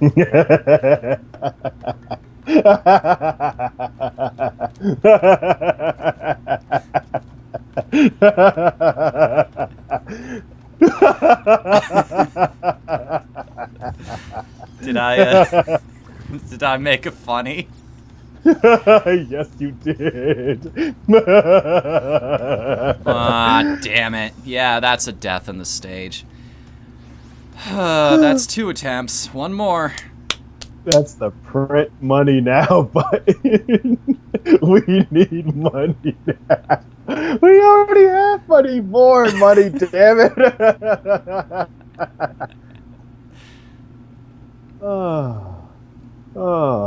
That's like... It's sort of like when Square Enix announced the Final Fantasy VII remake. It's like, oh god, people are forgetting that we exist. We need to do something to make the company relevant again. Everyone hated Final Fantasy 13. What the hell do we do now? Well, female Cloud didn't work. Why don't we just go back to the male one? People liked that the first time it happened. Yeah. Vagina Cloud? No. Penis Cloud? Maybe. Maybe. You remember that video I showed you, right? Where Lightning actually became a fashion model for real-world clothes? No. You haven't... Louis Vuitton. Just look up Louis Vuitton Lightning on YouTube. I think you'll be quite entertained by this. I find a great deal of irony. I think it's quite appropriate that the character that had no personality to begin with was put in a situation that required as little character as possible in letting the clothes speak for you. You mean you're into? And oh man, I love just the chicanery with Final Fantasy 13 Lightning Returns, or as I kept calling it, Lightning Strikes Again. We never missed her to begin with. Yeah, like, we never really cared either. It was, the developer said, yeah, we're gonna focus more on Lightning's femininity, her sexual aspect or some bullshit like that. And I just kept going back to that clip of Lightning punching Snow. Is that his name? Yeah. The dumb one. Yeah, it's just The punching beanie. Snow. Thank you, yeah, the beanie guy. Yeah, just Lightning decking Snow, going, yeah, she's a pretty sexual character. Look how sexual she's being, just punching the shit out of this guy who's a total asshole. Some guys are into that. I'm one of them.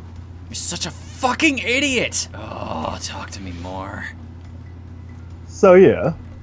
That would Oh. have put a very different spin on that scene, wouldn't it?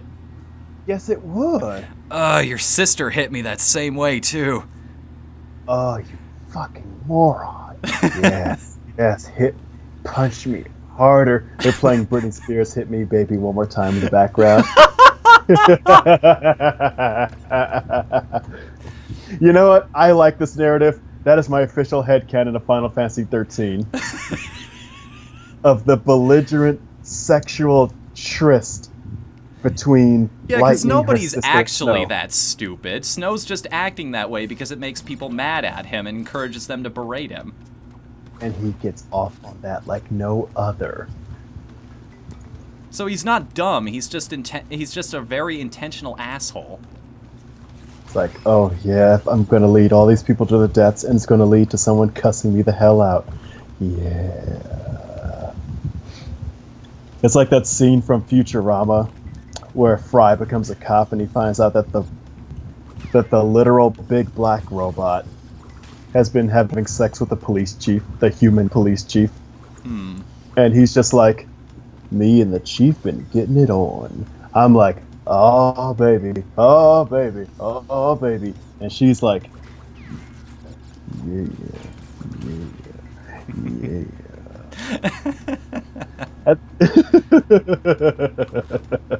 I will say I almost peed myself when I saw it.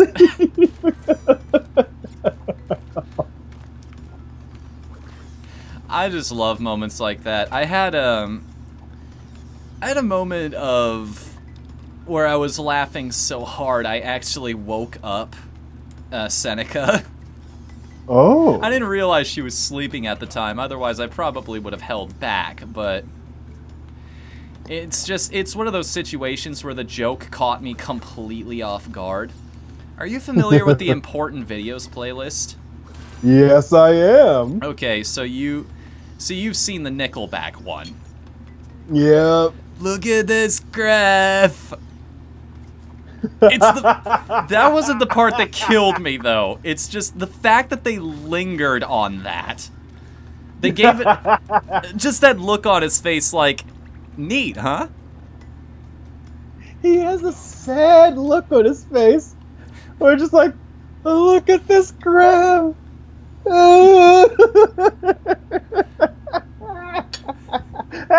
Alright, that's 3 attempts at that stage. It's time to move on. See you later, Ryza. Thanks for coming here tonight, man. I hope I didn't annoy you too much. We'll try those again later on down the road, I think, if we plan on 100%ing this game. Right now, though, we've got an entire rest of the adventure to tackle. And we have yet to scratch the surface of just my introduction to this series. Oh. So my first... Go on. No, I was just gonna say, please tell your story. Ah. I'm going to keep interrupting you, but please, tell your story. I wouldn't have it any other way. So, I first played the third game, Crash Bandicoot Warped. I had no idea there were others. So, when I was looking at an old PlayStation magazine someone else had, I saw they were talking about Crash Bandicoot 1. And they were showing all these characters, Papu Papu, Ripper Roo, and I'm going, who are these guys? Is there another Crash Bandicoot game? What's the cheat code that lets me unlock them in the one that I've got? Yeah, where are these guys? Ripper Roo? This guy looks awesome. Who's this guy? Papu Papu? And that mongoose guy with the gun? Oh yeah, Pinstripe. Love Pinstripe. I saw that. Like, it's the best strategy. Just shoot the gun everywhere, laughing your ass off. You're about to hit something. That's why they call it a bullet hose. Spray and pray. Great. Yeah, that's pretty much what he was doing, only minus the... And so I was looking at the Komodo brothers, all these guys. I was going, who are these guys? These guys look way cooler. And so then I learned there were other Crash Bandicoot games before this one. So and I then learned they were not as well playable. I was the opposite way. Like, the games I played were, I played Crash 1, and then I moved on to Crash Team Racing. Wait a second. Aha. I knew those Wumpa Fruit were there for a reason. You'll see it in a second. Got to account for stream delay. You see, this comes back to what Gabe Newell said about how hard it is to get a player to do what you want in a game. I'm just imagining trying to apply these gameplay mechanics to real life. How do I get them to walk up this cliff? Just a trail of apples. Well, it's just because I've played so many games at this point, I've realized that developers don't leave visual indicators like that unless it actually means something. Exactly. What was that game where it looks like a character action game? You're playing as this girl with a sword, and the narrator's constantly telling you, yeah, I designed this to happen. Oh, Icy. Yes, that one. The game's so good it actually won a Golden Pizza Award last year. Thank you. I knew I saw you talk about that game. I was trying to remember which one. I just went... I was like, wait a minute. Gameplay design. Is there a game where the whole point is... Yeah, see this thing I clearly told you not to do? Don't do it. Oh, yeah, you're doing it, aren't you? Oh, don't do that. I've said it once and I'll say it again. I have never encountered a game that made a completely empty room so entertaining. And that's all I'm going to say on that matter, because the less you know about Icy going into it, the better. It's like Undertale in that sense. Or like, what do you call that?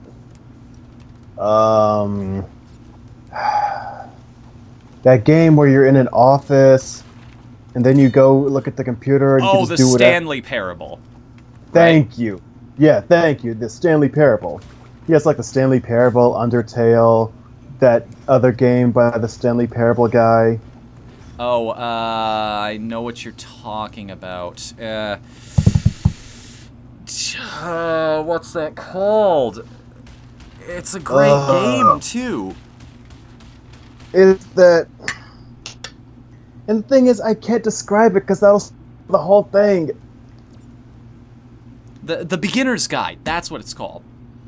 Thank you. Yes, the beginner's guide, which I've seen the entirety of, and boy, is that a ride. Also, yes, I do remember that Crash game. It was, I want to say the PS2 or 3, and they went through all these weird designs. It felt more like a Sonic game because of the weird designs and venues they're putting everyone through. Was that Like Mind Crash. Over Mutants?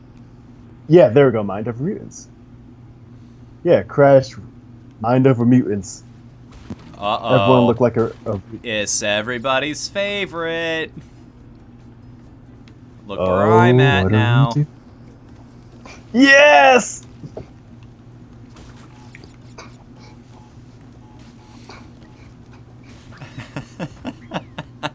This horrible bridge, It begins. which yep. So this is where the LP stops. We'd like to thank all of you for coming. Oh, right. This level violates the Geneva Hold on. This level violates the Geneva Convention. Well, you see, I think it does. Because the Geneva Convention was, hey, here are all these grounds of warfare that are illegal. This bridge is one of them. Okay, if we could stop our enemies by putting just horrible bridges in front of them, I think we'd be on the right track to a better world.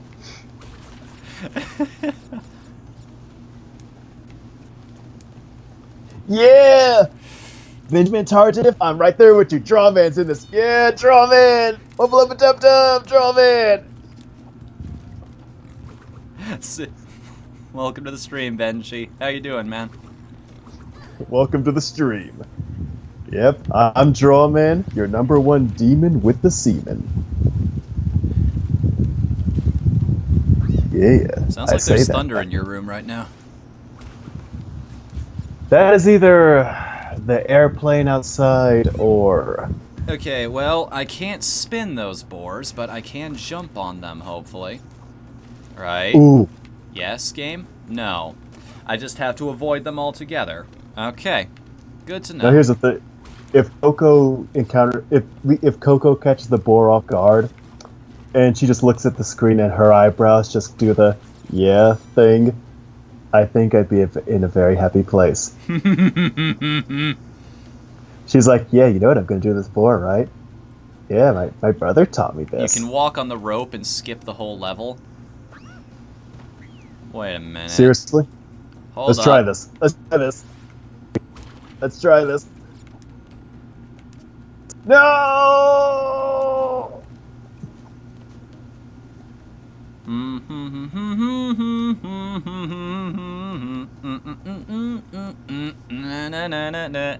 Oh yeah!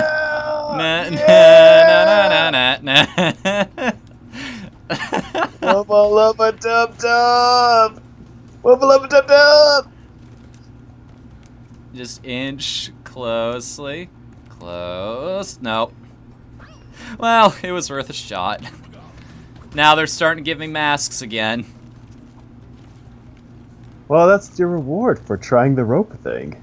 They were like, okay, they're getting that desperate. Okay, here's some minor invincibility. Please, just play the level the way we intended. please, no more cheats or glitches. Can we bribe you? They drive a dump truck full of Aku Aku masks up to Coco's house. Oh. Well, almost.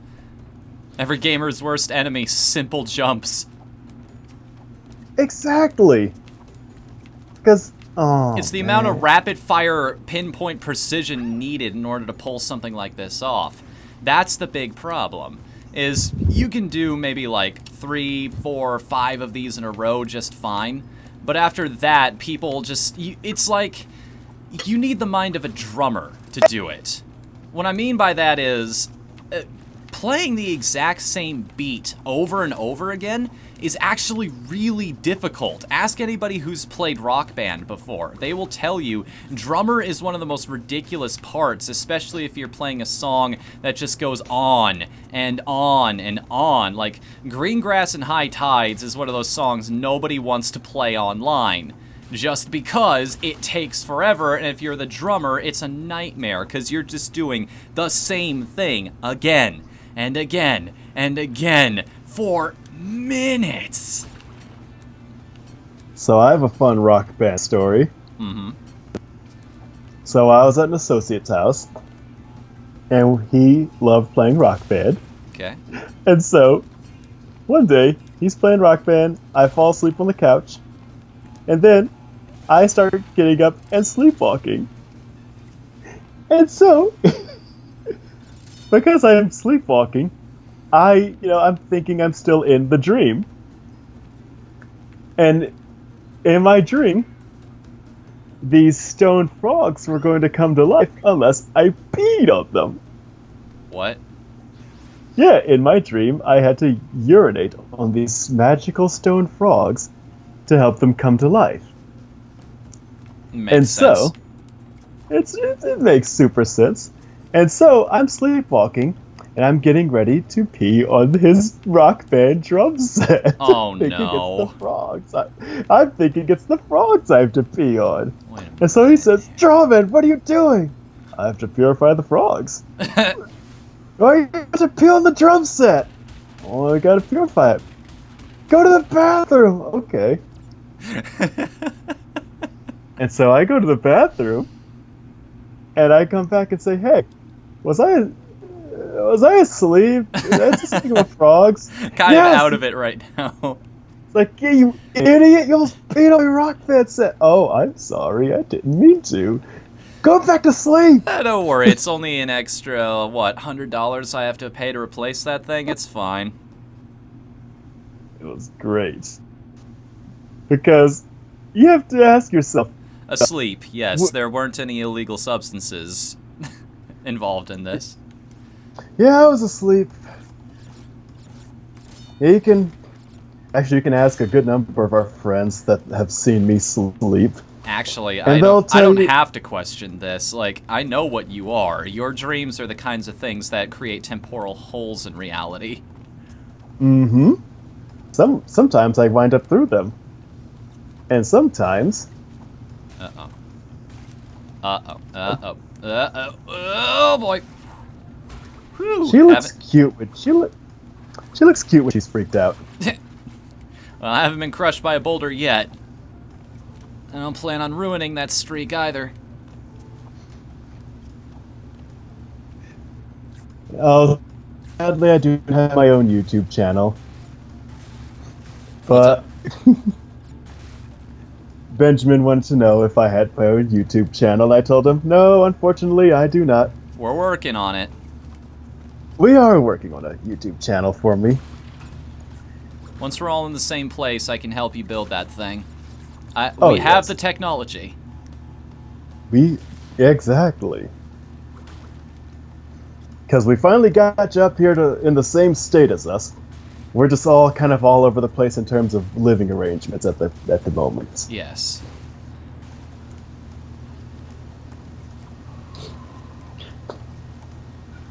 Yeah, but if I did have a YouTube channel, it would be called Drawing with Drawman. Today, kids, I'm going to show you how to draw Pikachu. See? Take this mouse, yeah? And, hold on.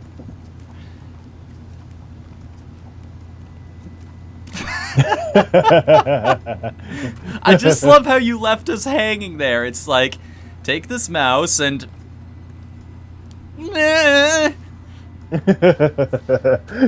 If you want to draw a Pikachu, first take this mouse, then put its tail in the electrical socket.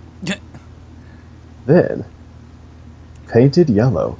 Now, roll it on your piece of paper like so, and there. Just Hold a use it piece of like a paper. stamp. Like Yeah. one of those sponge projects you did in school when you were like 3. Yeah. Yeah, exactly. Just use it as a stamp. It just on the paper. Oh, Hold on a second. And There's an alternate path out of that stage. But I probably need the gem route before I can do that, so... Oh, but there's a key in this level if I can get it. Chastising you for not breaking boxes you can't access is just rude. I mean, really sells the idea that you missed something. Go back to this stage later once you get good. That's probably my own damn fault. Like, one of these is going to be the green gem, and I'm going to feel super bad about it because it's like, you can get this right now. I know. They're just dangling Peridot in front of you like, yeah, you know you want it. Claude. I have been watching a little more Steven Universe than normal. How's it been lately? I haven't seen anything. Hold on a second. That's a new follower. Ooh. Give us a second here. JDubski321. Thank you for the follow, man. And I apologize in advance. I just read the message for when someone becomes a follower of us. They've just made a horrible mistake. I mean, it's not wrong. It's totally not wrong. We promise nothing and deliver less. Keep it humble, keep it humble. That's the sad part. I actually got that from the best friends. They promise less than we do and deliver far more. And somehow they have about 10, 20 times the subscribers. Actually, what are they at now? Actually, I could check. I could check those metrics. I could check the best friends metrics here. What embarrassingly big multiplier do I need to compare myself by today? How do we take our self-esteem down a peg? Well...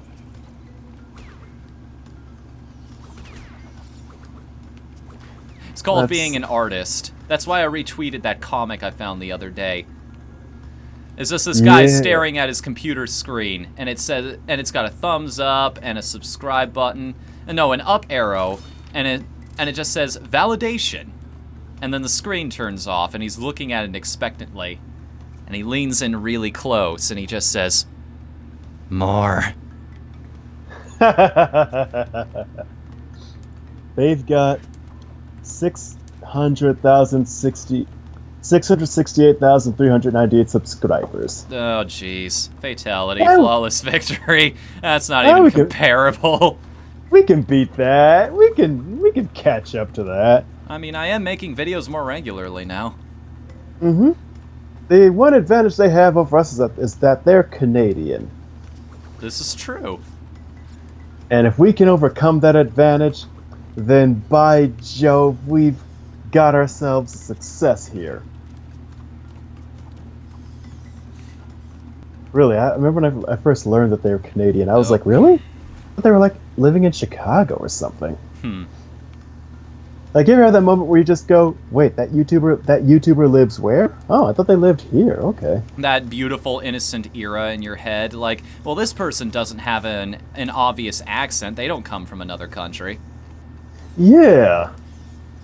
Like, they gotta come from somewhere just basic around here in the United States. They gotta be lying around here somewhere. Like, really? They come from, like, Kentucky? Oh, okay, really? Oh, all right. I think your fan's blowing at your mic again. Oh. Sorry, man. It's okay. I know it's hotter than blazes out here, but... That's okay. I'll just melt all over the mic. We all suffer for our art, friend. Everyone just goes, what's that glug glug sound? It used to be Troll Man. He was made of snow, but the children, no. He'll be back again someday, and all the children look petrified. Troll Man will be back again.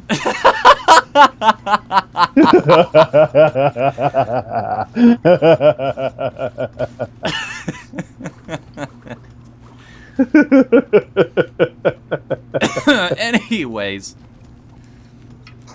I feel like one of the best ways to make something just horribly hilarious is just to add the shocked face of a child to it. So here's going back to a topic that I brought up a little earlier. You guys out there, you want to do something really cool for anybody you follow on YouTube or just any artist in general that you really like the work of, just compliment them. Leave a thumbs up, leave a comment that says you really like their work and you enjoy the things they make. Just anything along those lines. Trust me, it is... Being a creative type myself, we live off of people validating the things we do. Like, it is the one thing we need to survive. We need at least one person saying that, yes, your choice of path in life is justified. Oh, yes. That's why I always say it goes a lot farther than you think it does. It is literally the entire reason we do this. Exactly. I mean, that's the reason I love drawing cartoons.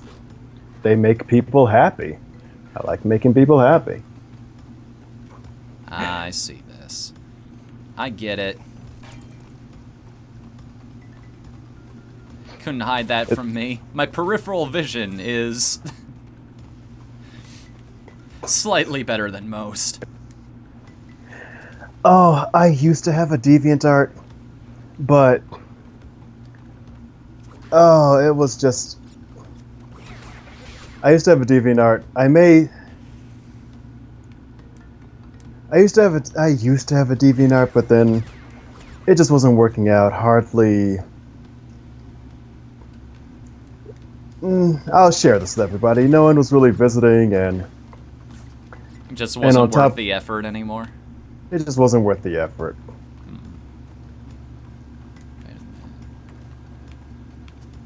And I have a fur affinity. And the first picture you post there, people are immediately like, yeah, this is great. Exactly. I haven't posted there in so long. Just not enough time. Yeah, because currently I work a day job to basically, because there are some things that currently need to be paid for, so I work a day job. And so, in the meantime, it's actually while it's given me less time to regularly do something, regularly provide art. I mean, I've been able to regularly do art, but I haven't been able to do something that I feel would be worth posting, for lack of better words. It's one thing. It's one of the things I'm going to talk to you and hit the truth in more detail. All positive, honestly. Okay. But basically, I'm trying to find a way to work smarter with this. You okay? Yeah, I just fell into a pit again. Ah. It's always a heartbreaker moment. I'm still in the mindset of that one stage where if I die, I can't do anything anymore. Oh, yeah. And then I have to remind myself that this isn't a special one now. Although there are the Cortex tokens. If it locks me out of a damn key if I die once, I'm just gonna shut my trap because it's a video game and you gotta earn your victories sometimes. Sometimes. You gotta earn it. But yeah. Thank you, J-Dubski. Thank you. But yeah. Actually, I'll let you do that. If you want to lead people to that page that you mentioned, the fur affinity, I'll let you do that. Like, just link people to the things you make. Because the last time you were here, somebody asked about it. Oh, okay. All right. 1 second. Okay.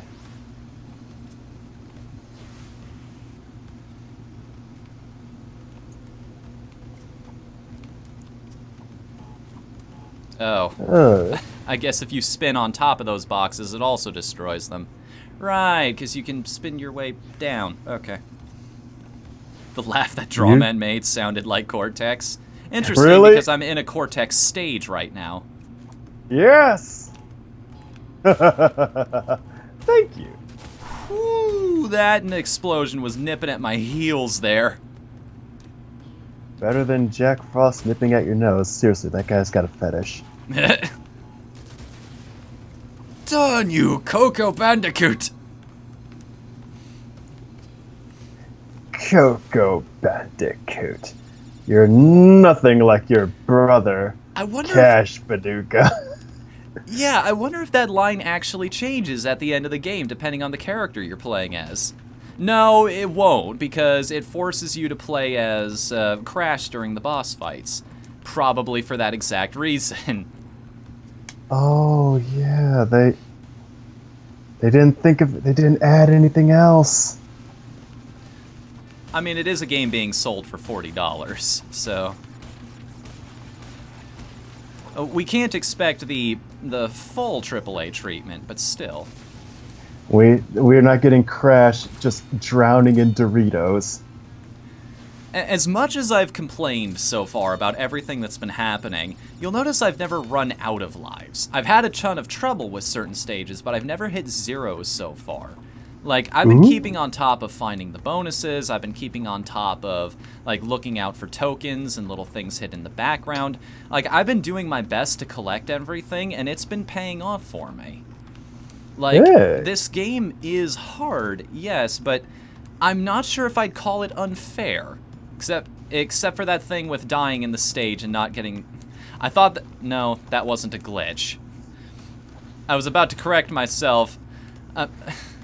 I just killed my own point. I'm like, well, everything was fine except for that glitch, except it wasn't a glitch. That was a built-in feature of the game. I couldn't die and get the special gem at the same time. And it's just like, well, I guess there's nothing wrong after all. I'm just a giant big old whiner. Everything's fine. Everything's fine. How could this happen to Happen me? to me.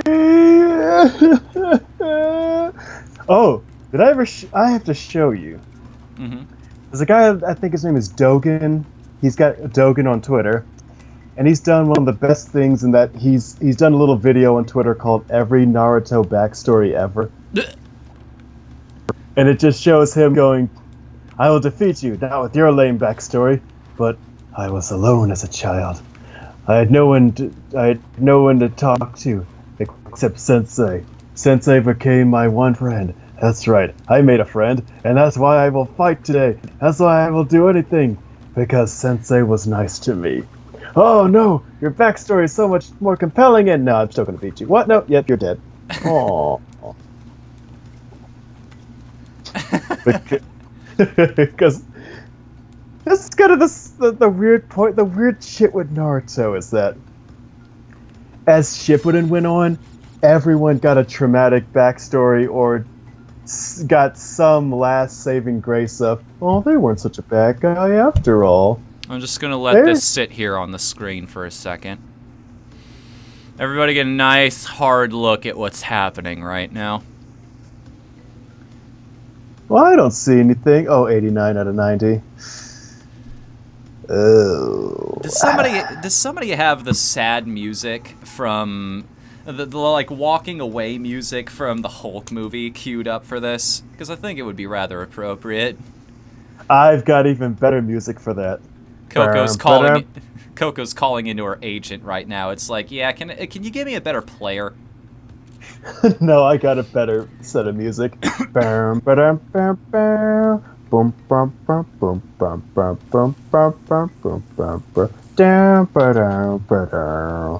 No, Betty at the Price is Right failure sound much better. Insane Swirl, you earn a cookie. You've got a cookie.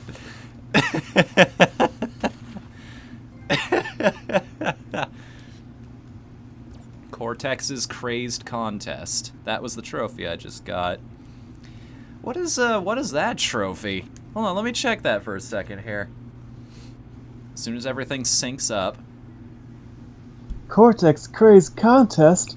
But that's CCC. I got a Spanish gold trophy for... out of that for some reason. How did I get a gold? Oh, I see. Yeah, Spin Doctor, that's what those do. Earn the key in Sunset Vista. Oh. So all I have to do is beat that bonus stage. And that's how I get it. I have to beat the Cortex levels. Okay. Hey. So, alright. The special gems are the hardest thing to get in this game, which I guess makes sense because they're better keys than the keys. Because they're the things that lock you out of getting most of the gems in other stages. Mm-hmm. What's with that dance? You don't have an ass to show, Kong. I'm having Miley Cyrus flashbacks now. I'm sorry I had to go that low. I apologize. My standards are normally lower. Looks like we're having some quality time here. Oh, behave.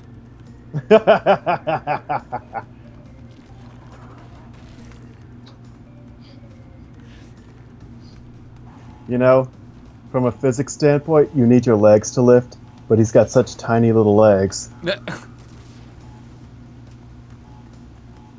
I don't want to be that guy, but I'm going to be that guy right now. You know, that's one of my favorite things I've learned in... Oh, bullshit. That TNT box landed right on top of me. It's right on top of me. Never mind the fact that they've been coming down in that exact spot in the previous rounds here. No, that was totally the game's fault, don't you understand? Pattern recognition doesn't count as a learned skill for a player. Let's see. Oh yeah, I could... let's see. You want another website to recommend to post your work? Honestly, I mean, DeviantArt works, but there's also Tumblr, Instagram, Pinterest. They're all good sites to post. Well, that's the thing. Like, especially when you're just getting known, when people ask me, "Hey, where should I post my stuff?" Yes, like between these sites, which should I post it on? All of them. That's the answer there, is like, people just put your work out there. Like, exactly. Get people to know who you are. Like, that's all you can really hope for. And honestly, the only reason I didn't really get known on DeviantArt is because, well, no one really came to... Honestly, that's a good... The reason I really didn't get known on DeviantArt is because, I want to say it's a mixture of I was posting a lot, especially back in college, but... Got him. Awesome. Trying to figure it out. I'm trying to word it properly. I want to say it's because I wasn't posting on multiple sites at once, and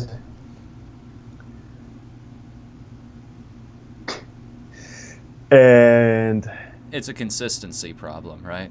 Yeah, it's sort of a consistency problem. I wasn't posting on enough websites, and I wasn't doing any fan art, for lack of better words. It's hard to really have a... Yeah, I think there's a meme out there of, like, how to get recognized on... how to succeed at DeviantArt. And there's just a picture of a character, 10 views. Picture of a female character, 100 views. Picture of a female character with animal ears, 1,000 views. And then the last one, she has anime eyes, 10,000 views. Exactly. I don't think it's quite that cynical. There is some truth to that, but it's hard to really have a schedule as an artist because, especially for what you do, you can't force creativity. It's like they say in the Toy Story movie, you can't rush art. You can't. Yeah. Yeah, it came down to I just wasn't posting regularly, and on top of that, I wasn't posting any fan art, for lack of better words. Because basically, a good way to get noticed is to post something people are familiar with. Well, that's also a really good way to learn if you're just getting started. It's like, while you're trying to find your own style, study how other people do it. Take the elements you like and put your own spin on them. Exactly. In fact, I can tell you from experience, when I started following people on DeviantArt and the like, I like their style, the way they portray something I like. Then I see their original stuff and go, yeah, this is where they're really shining. So if I were to really answer Benjamin Tardif, Yeah. if I were to really answer about how to Feels get kind of yourself awkward known, to say Benjamin every time. I just call him Benji. oh, okay. So if you wanted to get yourself known, Benji, you can post on DeviantArt. You can post on Tumblr. I don't think I've ever asked about that nickname, though. If you have a problem with it, please let me know. Oh. Yeah, so if you wanted to get yourself known, definitely you can post on DeviantArt, Tumblr, Pinterest, Reddit. Honestly, any site will do. Just post often, post a lot. Post on your schedule, honestly. People will notice you when they notice you. That's the best advice I could give. Here's another little thing that I've heard. It's sometimes, even if you're not exactly in a drawing mood, it's good to draw just something to keep yourself fresh, because the more you do something, the more habitual it becomes, the better you get at it naturally. Exactly. So even if it's not something you think it's worth posting to people who follow you, it's still just worth drawing something on those off days because you're not letting yourself get stale. Nice. That's very good advice. Okay. Also, hold on. Benjamin has posted. You could call me Starliquin. Okay. That's my DeviantArt username. Okay. I will remember that. Sure. Starliquin. Okay, I like that. So yeah, Starliquin, you can remain on DeviantArt, but you can also branch out to the other websites so that you have just a good coverage. Because here's the reason I was trying to get at now that I've got my words together. Posting on DeviantArt, excellent idea. Most of the time on DeviantArt, people will be looking for fan art of something that they recognize. Well, that's just also where the people are. It's like, why not post on... YouTube's fucking up. Well, why not post your work somewhere else? Because nobody will watch me there. Exactly. Because I just put things on... sorry. I keep talking over you. We have the exact same speech pattern. Like, we wait the exact same amount of time before we think, okay, there's a break in the conversation now. It's true. Basically, yeah, DeviantArt's where all the people are. Tumblr is also where all the people are. And Tumblr, people tend to search more liberally. Like, with DeviantArt, it's usually more name recognition going on with the searches. With Tumblr, there's more just basic searches going on. Same with Reddit, I want to say. Same with Pinterest, but Pinterest is basically just a search engine where you can post stuff. So honestly, continue posting on DeviantArt, and then the followers will come. They will, trust me. They didn't come for me, but that's because I'm just not doing it right yet. I'm not doing it right yet.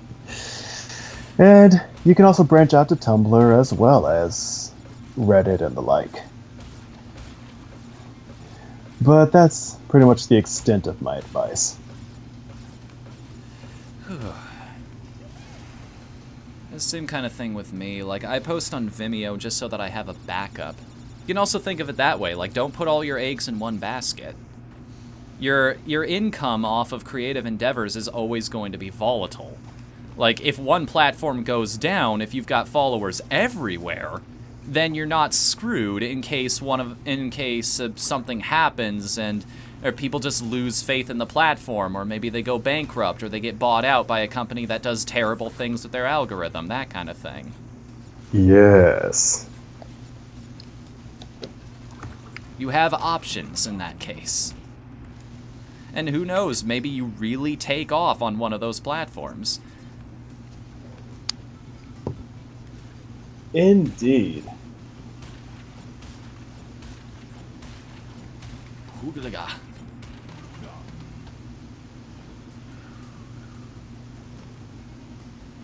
Wait a second. Okay. I was looking for things up here. It's like, that block looks like a different color. Maybe I can spin through it and find something. No, that's just an environmental detail. Yeah, we found Planet Namek. No, no, it's fake.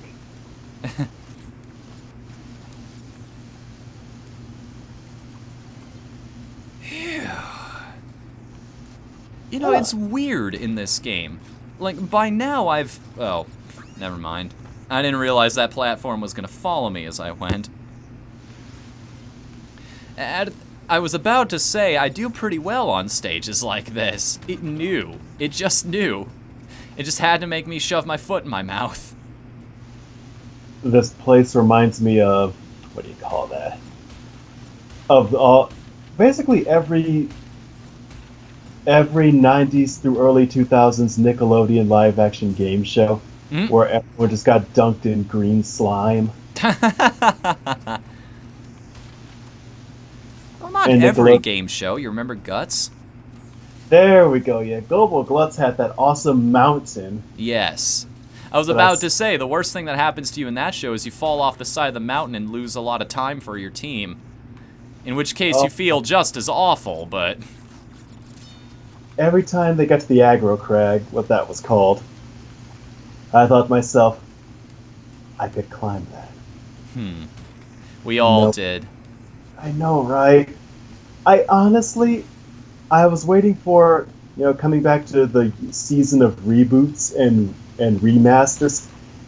I wish Nickelodeon would do a little reunion with all of its live-action game shows and just have all the people who did that when they were younger try it again after they're older.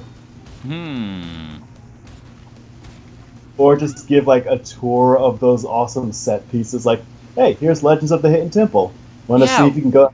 Whatever happened to the Olmec head? Yeah! If there's a prop from any TV show that I'd ever want to own, if I ever became Bill Gates and I just had a ridiculous amount of money that I could spend on whatever, I'd want to buy the Olmec head. Possibly so that I could reboot that show for everybody to enjoy. Oh, I knew I wasn't going to make that jump. I wanted to go through that temple. I wanted to try to beat the challenge. Well, it was kind of a crapshoot, too, because depending on which room you went in, you might encounter a temple guardian, then it's up to the other guy. That's where I would cheat like no other. I would punch the crap out of those guys. They probably talked to the kids about that before the show. It's like, okay, we've got to tell a story here, but this is how this actually works. Please don't, like, bite or kick or punch the guardian. Like... Just pull out a gun. Like, yeah! Not so tough now, are you? Pull an Indiana Jones. Yeah! Like, actually bring a whip and a pistol in there. Like, yeah, now I've got all the cards. Unlimited power!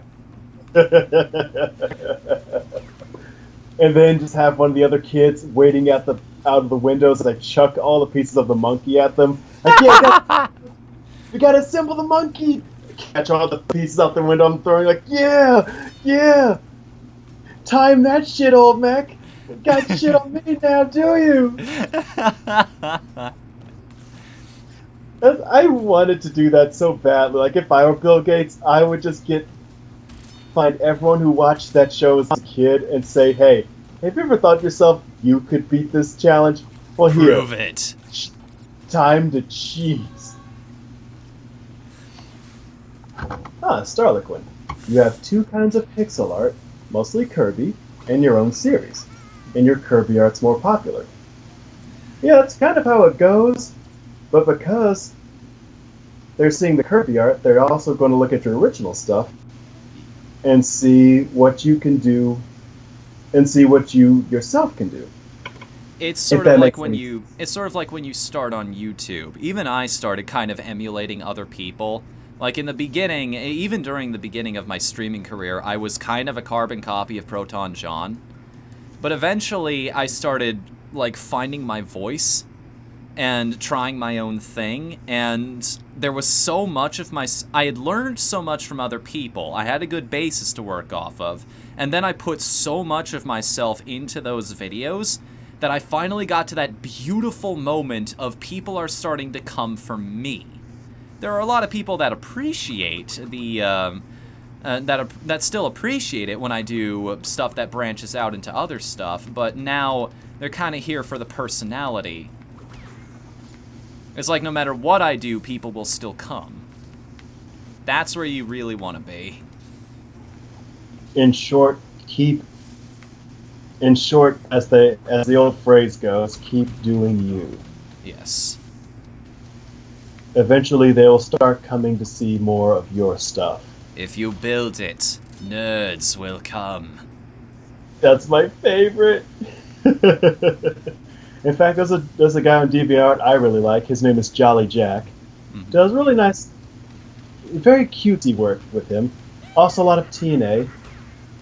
But honestly, his original stuff is what me and so many others come to see. And a lot of times you forget he also does fan art, which is also fantastic, but his original stuff now shines that much more.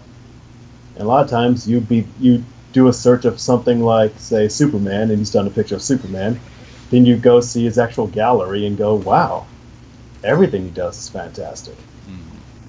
So again, just... You know, I've got a perfect example of this. Remember that alien girl that I sent you a picture of? Yes. You've seen that guy before. I found him while searching for a completely different thing. And then I looked at the rest of his stuff and it's like, oh, he's done, like, dragons, he's done... It's like I found his dragons first, and then I found that character, and I'm like, he's got an entire story going on here. This is kind of cool. Hey. Mm-hmm. So, yes. Ew, do myself? Yes. Yes, Starliquin. Keep doing yourself.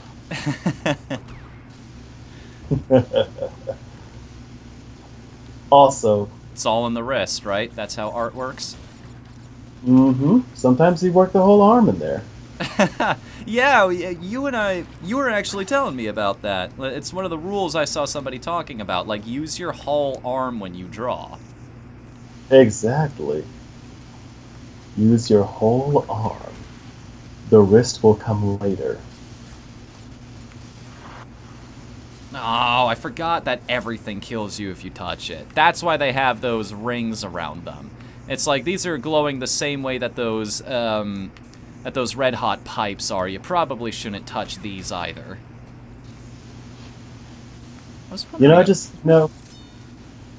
Sorry.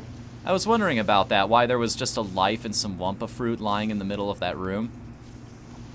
Mm-hmm. I hit that enemy in it, and I sent it flying into some boxes, that's why.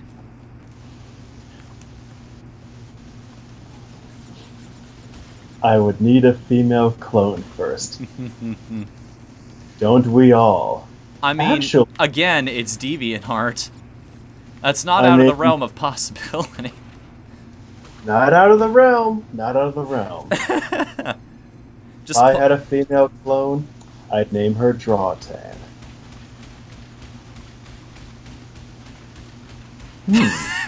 I'm sorry, Coco. She just gets in progressively lower states. It's like, when will this torture end? All these boxes you've missed. Your torment will not be remiss. I don't have all the gems. I'm sorry. Just imagine if that's how you punish somebody. Alright, we found another room. We found another stage that has a colored gem in it. Before I go bash my head against that one, should I go back and try the other one first? Take a few more stabs at it, because it's available, it's there, and I can do it. Do you want to? How do I see your art, says J-Dubsky. Who are you asking? Drawman or Benjamin?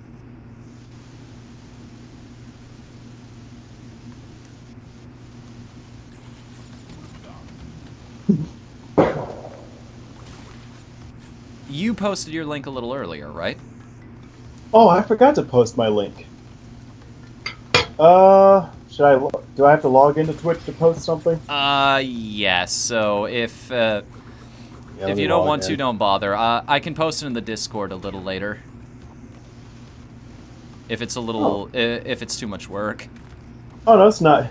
It is not too much work at all. Also, if anyone hears gunshots in the background, those are firecrackers. Oh yes, because it's America season.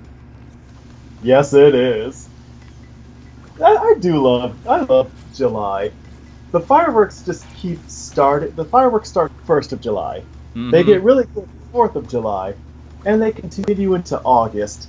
America season is fantastic.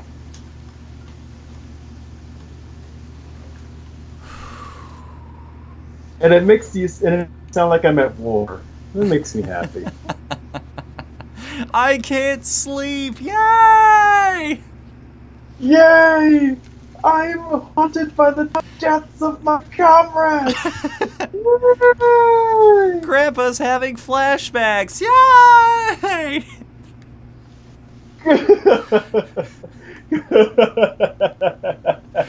40 years later, Bert was still checking the trees for Charlie's. Yay!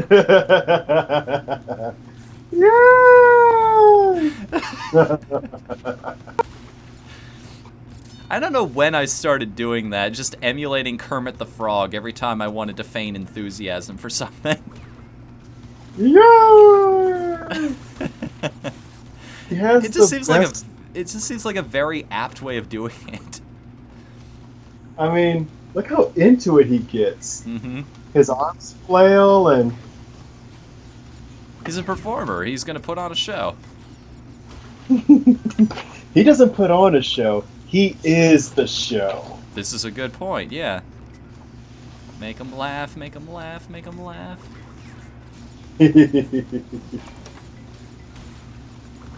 Ah, yes. Quagmire. Quagmire is one of those magical characters. Where you root for him, then you learn he's a horrible sex offender, and you keep rooting for him. By the way, here's that condom I said I was gonna use. Ain't I a stinker? Oh no, just the worst.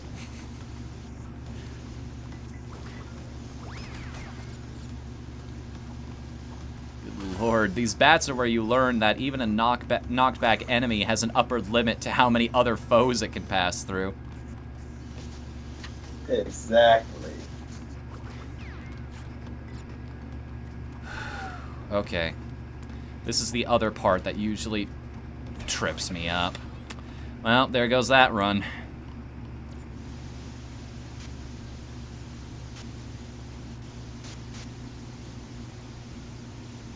The fireworks start on Canada Day? This might also be it. Just a few expats that... No, wait, expat is ex-Americans, so... What would a former Canadian that came down to America be called? Is there a term for that, or are you guys just all cool about it? Wait, I say you guys like I know anything about where anybody comes from. I'm getting myself in all kinds of trouble tonight. For all we know, our fans come from Venezuela. I know I have at least one that comes from, the Netherlands, if I remember correctly. Oh yeah, Riza. there, thank you. Riza, he's from the Netherlands. Yeah, you know, when I learned the Netherlands weren't exactly what they sounded like, I was slightly disappointed. I was like, the Netherlands? That's like hell. That must be the most metal place in the world. I was sorely disappointed. Well, it's hell if it froze over. Yeah. Sure was a lot of flat plains there. Again, getting myself into all kinds of trouble tonight. And speaking of trouble, here's a link to... Let me know if Autobot, okay. I feel I need to explain, this is not a Transformers thing. Aw, it sucks. Sorry, auto mod is the term I'm looking for. If it catches you for that, let me know, and I'll try and fix that for you. Well, thank you. Autobot. It'd be nice if Twitch just had a bot that you could customize and do everything for you. Didn't have to go through third-party services or anything. Keeps track of your points for you. Just little forward-facing things that a lot of people use that are just built into the website from this point forward. I'd be willing to pay for that kind of thing. I'm throwing that out there. Like $1 or $2 extra a month. I wouldn't mind that. If it's really well done, yeah. I'd pay a little money to make my channel that much more functional for people. As would I. Oh, okay, I've got 2 more hits to make that work. Okay, what's the angle I'm looking for here? Okay, oh boy. So yeah, Starliquin, I posted my FERP in it if you want to go check that out. If anyone wants to see what I put on paper, I left the link. Do we need a not safe for work warning here? Well, I think most of the not safe for work stuff will be hidden from anyone who isn't signed in and recognized as 18 or years or older. Ah, fair enough. But oh yeah, because art sites work like that now. But I will add an addendum here. Possibly not safe for work. You've actually got a lot of your, people might see characters there that very old school viewers of the site would recognize. That's true. Yeah, they might see, they might see some of the stuff I haven't made in a while.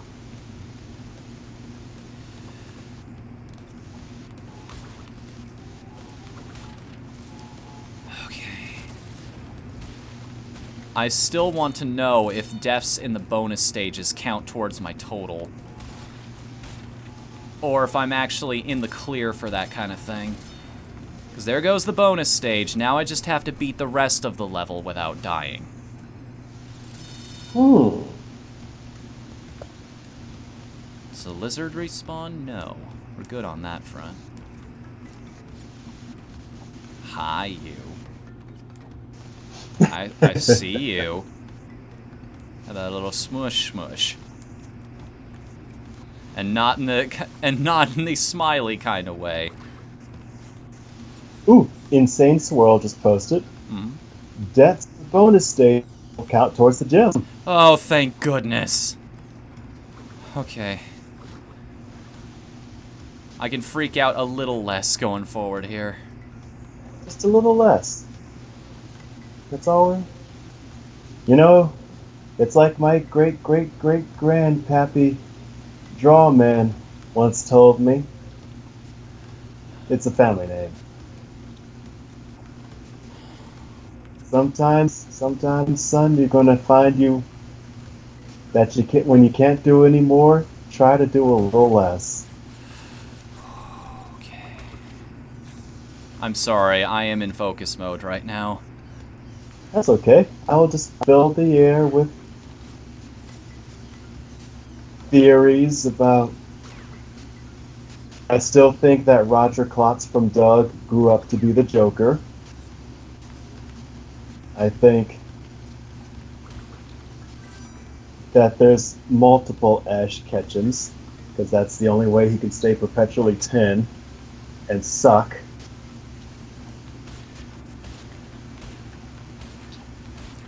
And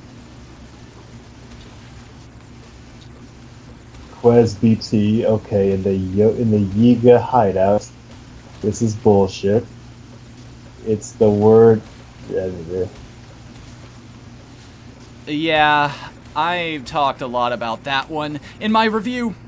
It's okay. Deaths and bonus stages don't count. It's fine. It's fine. Yeah. No revives? Yeah, I hate that level. When I reviewed Breath of the Wild, that area just pissed me the hell off. It's like, you have to play through this stealthily. Like, we're not going to give you an option, despite the fact that the rest of the game is built around giving you options. They didn't commit. There's a lot of that game that's like, yeah, we're just gonna let you do whatever you want. We're gonna design around it. And then there are these small portions like the dungeons and the Yiga hideout that are just like, no, you're gonna follow our method now. It's that it's that very RPG method of let's try it my way. It's like, we've tried it your way, game player. Now let's try it my way. The hard way.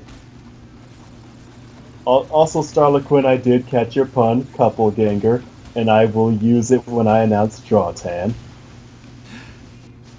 Okay, this officially isn't worth it anymore. I'm just gonna break the top boxes. I don't need the extra fruit. I just want to make sure I get all of them. Okay. Oh, come on. The tension is killing me here. Okay. Okay, extra lives. Boxes. All the boxes. Okay. Okay. Jdubski, are you complimenting me? If so, thank you. Oh, one more guy.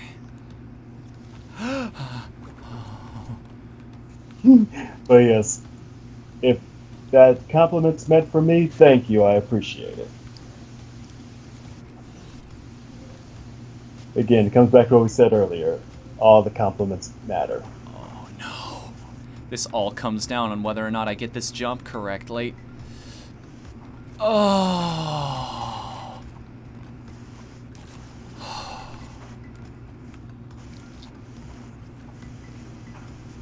Oh. Oh, God. I feel like I need a cigarette after that. Yeah, from the size of your moans. Whew. I mean, Oh, I just had to man. close my... Jeez, I'm sorry about that display, everybody. Jeez. I mean, all I heard was, oh, yeah. Oh. And I just closed my eyes and imagined what that could be related to. I mean, do I need to change my username to Whatthefnu now? Ooh. We can go to the dark side now.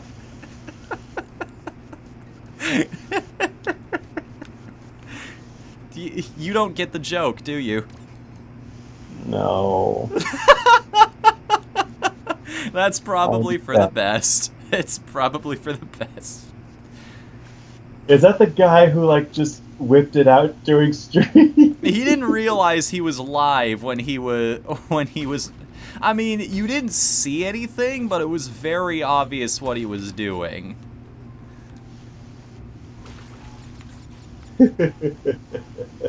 It's like he tried to hide it. He even went as far as, like, banning people in the chat who were talking about it. But then people started making memes about it. Like, he had been tanking in viewership for a while, so it's like he realized this is boosting my numbers. I'm gonna start trying to take advantage of this. It's like, just own up to the mistake. Oh, yes. Oh, thank you, Jdubski. He was talking about me.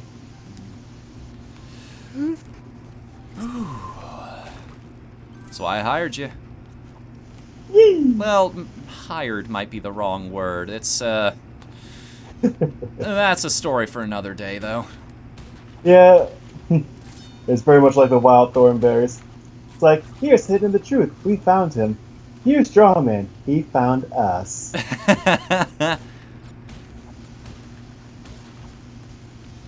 No,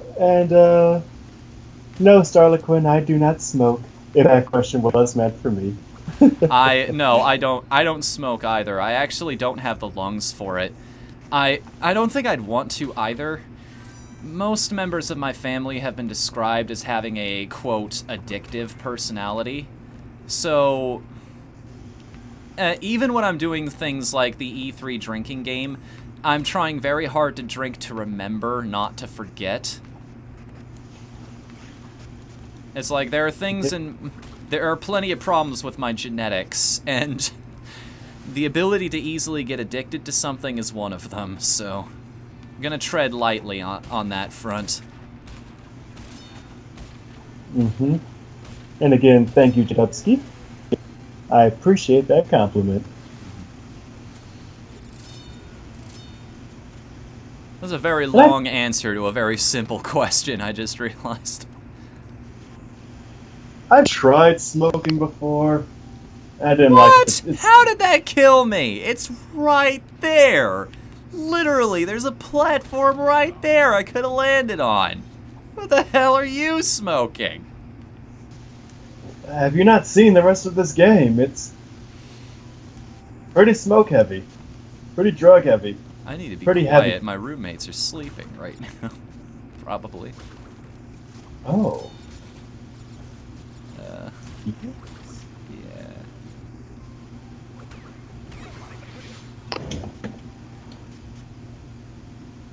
Oh god, I'm sorry guys. I might have fucked up there. Ah. You smoked a Cuban yesterday. How'd it taste? Alright, those have a really rich taste, smell.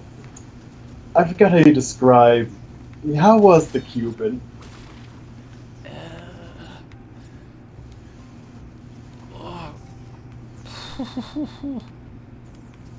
Hopefully it didn't taste like this feels right now. Very precarious. It's a good thing I've mastered that technique. They've tested me on it a few times by now.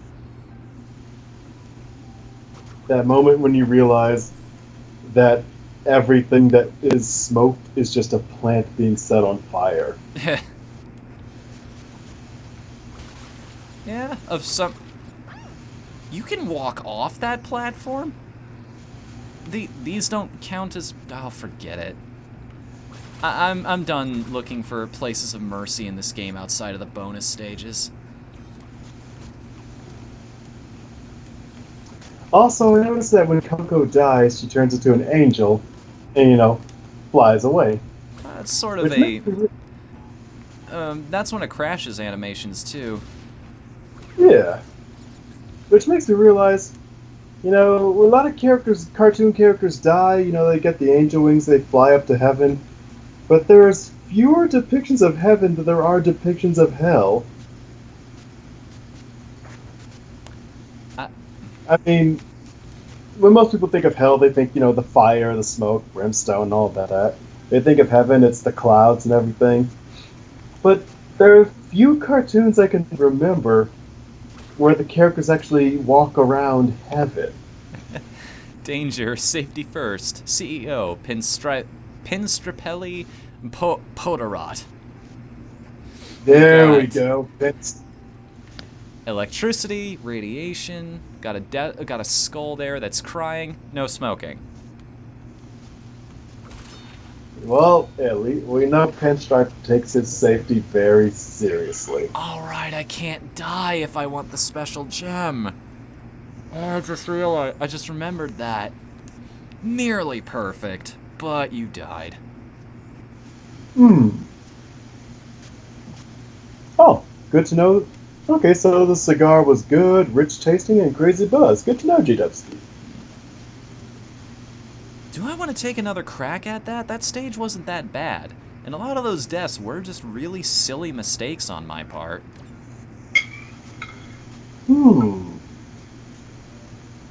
Yeah, I'm gonna go for it. I want this one.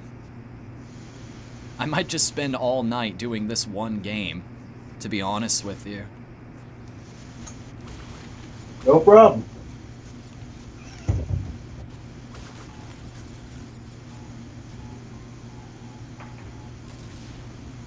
Just love how I have Cortex on screen going, ha ha, ha ha, ha ha. And I can almost hear Coco yelling something snappy like, "This channel sucks." I can.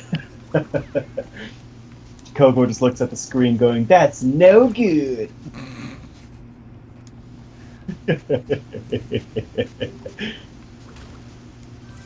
I feel bad for Jaleel White. He's forever going to be known as Steve Urkel or Sonic the Hedgehog. I don't feel too bad for the guy. Like, those aren't bad characters to have. They're loved by people. It's not like he's remembered as somebody annoying. That's true. And he had some of the best lines in all of LEGO Dimensions.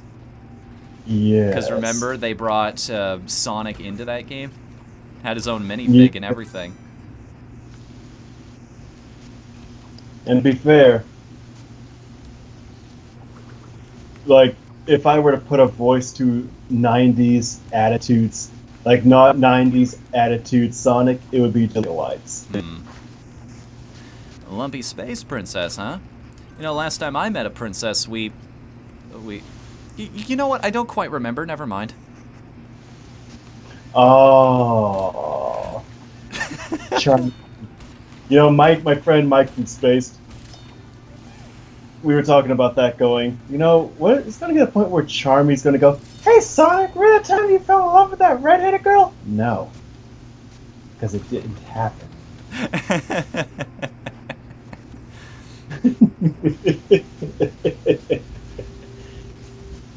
We do not speak its name. We don't talk about whatever her name was supposed to be. You don't invite evil into your house. So on and so forth. In Sonic Unleashed, you had Chip, who could have easily been replaced with Charmy or Tails, or not have been there at all. You know, remember Chip? Mm-hmm. Like, well, you like chocolate chips? I'll call you Chip. And everyone's just like, ah. Well, I like pizza. I'll just name an entire company at... Oh. Oh. To be fair, there is a better reason for that name, but we don't want to talk about that project in case it ever becomes a thing. We'll speak of it now. Maybe later. Oh. Starliquin just asked, Drawman, do you have a favorite Kirby game and copy ability? I like to ask every gamer that. Actually, I never really got into the Kirby series as much as I should have. But there's one favorite Kirby game of mine is... what's the one where he fights the giant bird, who I think is literally called Death Bird? Oh, that's Dynablade. And that is Superstar. Or Superstar Ultra if you're on the DS.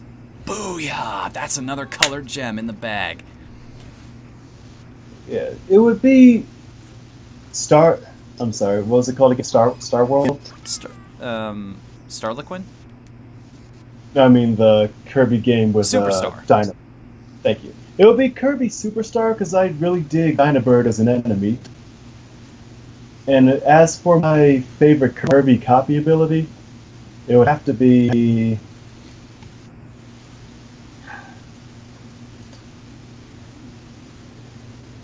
I'd have to say my favorite copy ability Kirby's ever done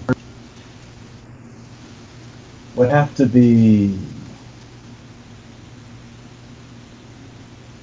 Quez, while you think about that, Quez, have you encountered a situation yet where you've tried to sneak attack one of them, but they moved out of the way right as you were swinging, and thus it didn't work? Because that happened to me a few times.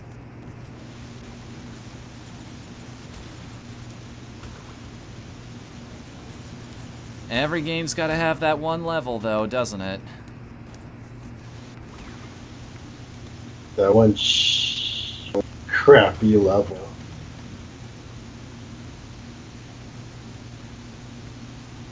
Yep. The one part of the game that nobody looks forward to doing. I think for everybody in this game, they were the bridge stages, which is why we had those jokes earlier about that one.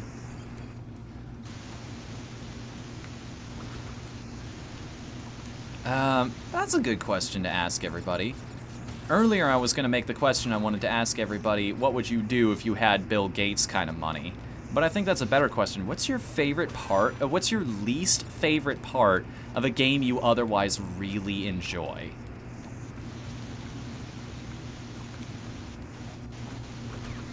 Drawman? Oh, Well, you're thinking of a copy ability. I guess I'll start this one. Oh, I'll answer the copy ability real quick. My favorite copy ability was Spider Kirby, where he got the little headband and he became just little adorable Bruce Lee. Huh. That was my favorite Kirby copy ability. Okay, fair enough. Oh, how did that go over a pit?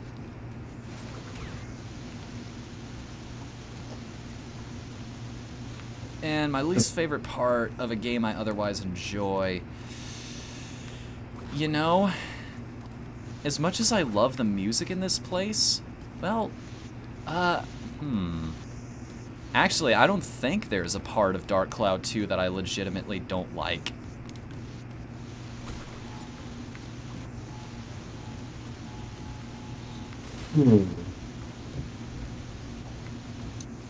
My least favorite game level that I don't look forward to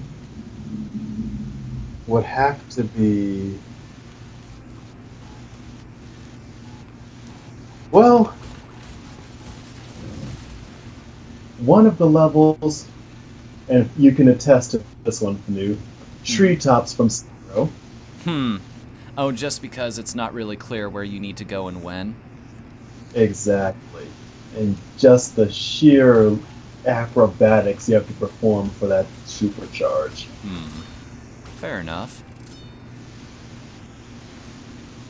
And of course, when I played God of War 2, there was a level where you're trying to climb up out of a pit, and there are just bees everywhere.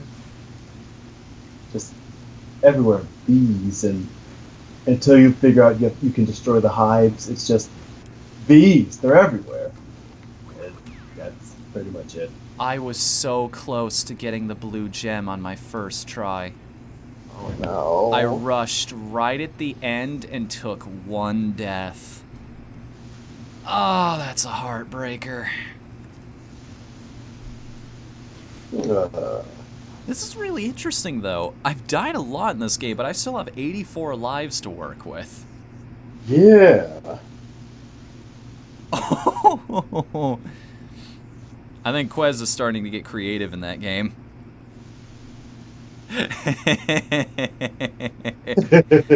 So, do you know what he's talking about?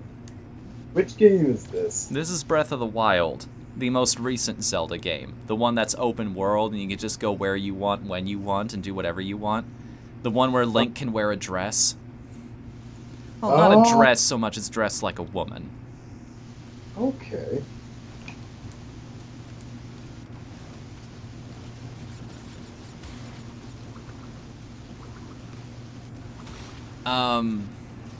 So the powers you have in that game, you get all of your major exploration tools right in the beginning of the game. One of them is stasis, which in the beginning it only lets you freeze obstacles, but later on, if you get the upgrade for it, lets you freeze enemies in time. So they're just stuck there for a couple seconds. The place he's in right now is the Yiga Fortress, which is patrolled by these big old screw-off guards that are insanely hard to kill and kill you in one shot, even if you have fairies, because fuck you, you're gonna play the game we want and like it.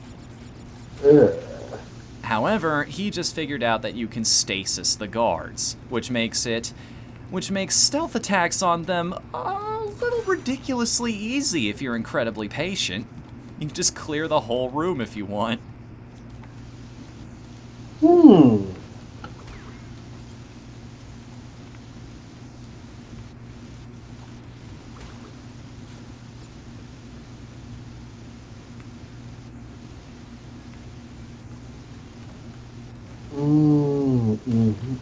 Okay. So yeah, there's the context for that and why it's such a beautiful discovery. See, I was taking all of that in, as well as reading something Hidden in the Truth sent me.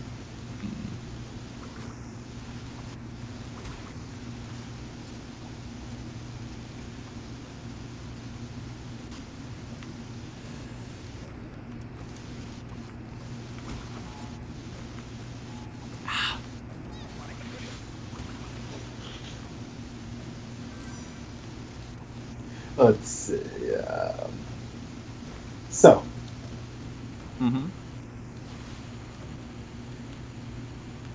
Yes. um,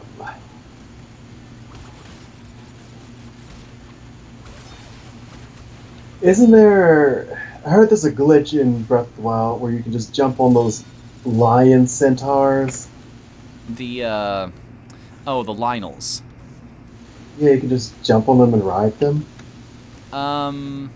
I did not know this, but fuck. Well, that's a reset for this stage. Same damn place, too.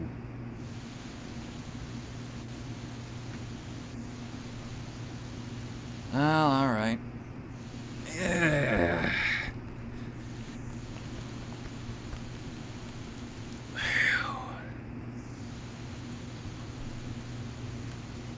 We're right before the boss, too. I could just continue with the game, but no. No. We have things to unlock. If you're gonna do it, you gotta do it right. Oh, do we have to do it right? Can we do it the fun way, the wrong way? Hold on a second. I've kind of changed my sitting position. Let me make sure my camera's still good here. Yes, as a matter of fact. Just one of those periodic thoughts that hops into my head from time to time. Make sure everything's running according to plan. I need another monitor, is the thing. I need to build a better computer that can hook up to something that isn't my TV. I need to be able to afford a computer that that can hook up to my TV, let's put it that way. But before that, I have a phone bill to pay, and I have rent to pay, and I've got this guitar that I'm still paying dues towards every month. If I could get that out of the way, that'd be an extra $40 in my bank account that I wouldn't have to worry about moving forward. Yeah. It's just, there are a lot of hurdles I need to overcome before I can start worrying about that nonsense. But we're getting there. We're getting there. We're getting there. You know what's the thing about this level? I realize why that last bonus stage is so deadly. It throws you off your rhythm is the problem. What I mean by that is you've got this pattern down by the time you get up to the barrels. By going in the bonus stage for a little while, you're kind of taken out of the level. So it gives you a second to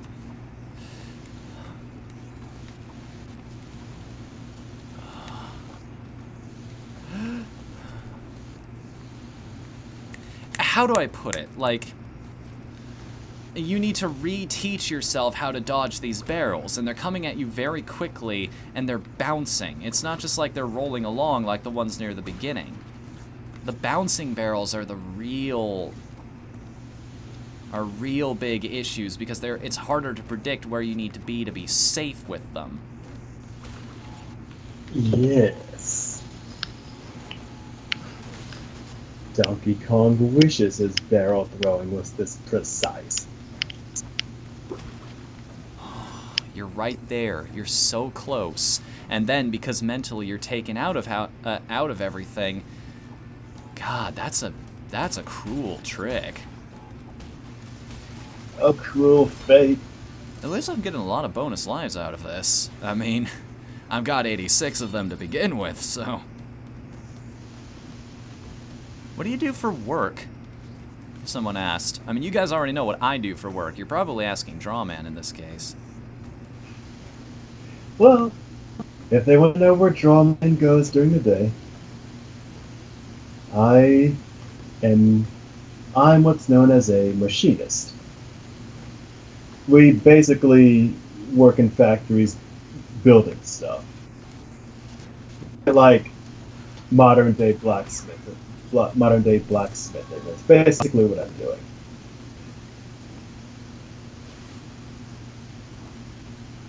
Phew. That's the blue gem down. 54% complete. Now let's go fight the boss. This sounds like your favorite boss in this game. Yeah, Paid Stripe, the best boss. Because he just whips out a damn gun and just starts spraying happily. He loves what he's doing. More. Say hello to my, my... It's not a little gun. It's quite a big one, actually. And technically, inanimate objects can't be my friends to begin with, but you know what I mean. It even starts you off in this position. Yeah, he looks kind of like the Joker now. Teaches you everything you need to know about this fight. Uh-oh. I love it. I know what his pattern's gonna be here. Just study where he moves and when. Is he gonna come back across the middle here? Yes, he is. Gotcha. I just love it. Of course, I know halfway through this he starts jumping up on the table at random intervals.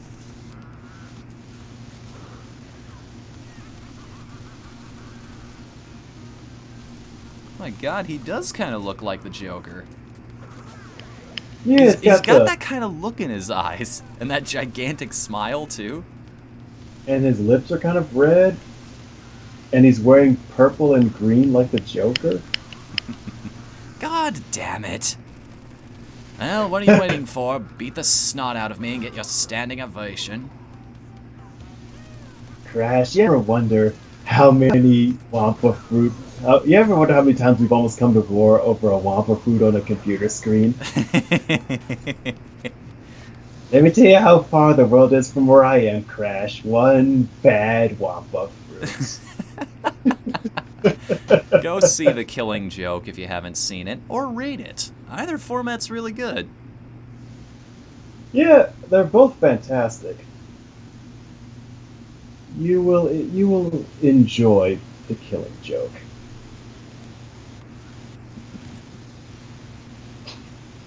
That clip of Batman and Joker laughing at the end, I want to superimpose that on this. Don't, dude. Don't say a thing about that ending, because it loses a lot of its impact. Having seen it before the fact, I can attest to this. Then I'll do something. I'll use a different clip for my joke. Wait a minute. I see what's going on here. Okay. Alright. See what you're driving at, game. Thanks for the extra lives, by the way. Okay, that means I need those boxes again. At least this isn't a colored gem. We've got most of those out of the way now. If I remember correctly, how many colored gems are in the game? Because we've got 3.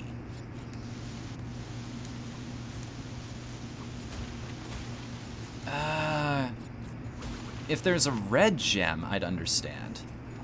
We've got green, blue, and yellow now.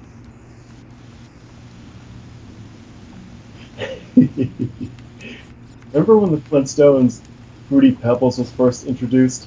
And they had that commercial with the dinosaurs going, red and blue and green and yellow, yeah, Fruity Pebbles. I think so? I'd have to look this up to be sure, but I think I know what you're talking about. And this was back in the heyday where cereal commercials were just, super awesome and over the top. Arson. And did you believe that their cereal tasted like what they advertised? Apples don't taste like fruit, yeah! These don't taste like fruit at all. Our food is more extreme than your food. That's pretty much what it was. I do what the Nostalgia Critic did a fantastic parody of it. Hey kids, you having trouble playing a sports game? Yeah. Then try it these fried frosted sugar flakes. We take sugar, fry it, and coat it in more sugar. That doesn't sound very healthy. Try it! Awesome! Liquid Slam! You've seen that, right? Oh god. I think I showed that to you last time you were here. Oh god, I think I repressed it. I think I actually repressed something. Those of you who don't know what we're talking about, sometime in the we're just adding a lot of things to people's queues tonight. Last one, I promise, for tonight. This will be your last bit of homework, children. It's a video called Every 90s Commercial Ever. It's by Rocket Jump. Freddie K and all those guys. At least I think that's his name. Freddie Wong? One of those. Yeah, pretty wrong. Pretty wrong.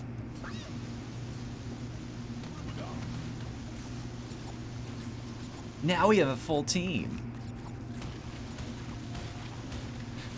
You sure do, kid. You Anyways. sure do.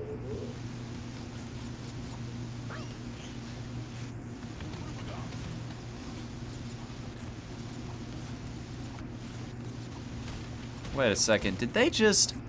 I think this game has adaptive difficulty. Because not only did I just start this up with a mask, but one of the boxes that was there before that was just Wumpa Fruit before now also contained a mask. The game's taking mercy on me the farther I go. Like, the more I die, the more the game starts to just go, okay, if you can't beat the level yet, we'll give you a little bit of leeway. It's reacting to how well I'm doing. It's like a Resident Evil 4 kind of thing. I like that. Or Killer Instinct. It has Kyle difficulty. I mean, this is turning into a boss rage. The entire game is just a boss rage. We're gonna be here till like 8 in the morning tomorrow, and everyone's like, hey, Fnu's still on the bridge. Oh my god. Think about that. Same Fireballs for days. Just the same level for that long, to the point where you are just dead inside.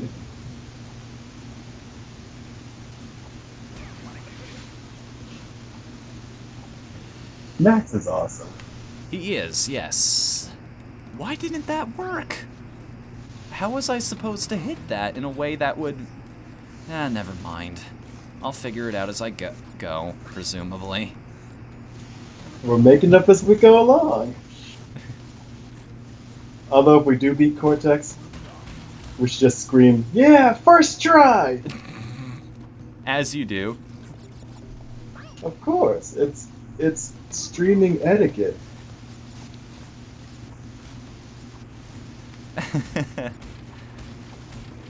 Always lucky, never lucky. Which, by the way, GDQ's going on this week. As soon as we turn off here, as soon as we turn in for the night, I am definitely going to be restreaming that.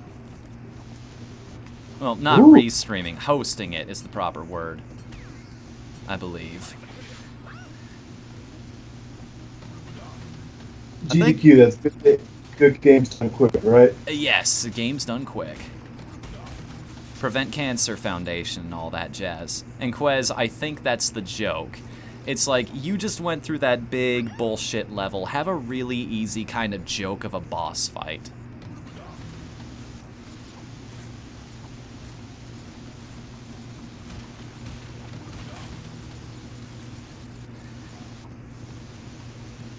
But hey, at least you won't have to worry about dying to this moron, right?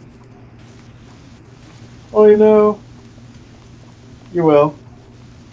And sometimes You won't see it coming. Oh, will Invinci- you? Invincibility doesn't actually help me there. Hold on a minute. I'm gonna have to commit to this, but just inch it forward. Come on. Come on. We did it before. Come on, Coco. You can do it. It's the perfect pixel of a spot. Oh, yeah, I forgot! We can cheat death! Okay.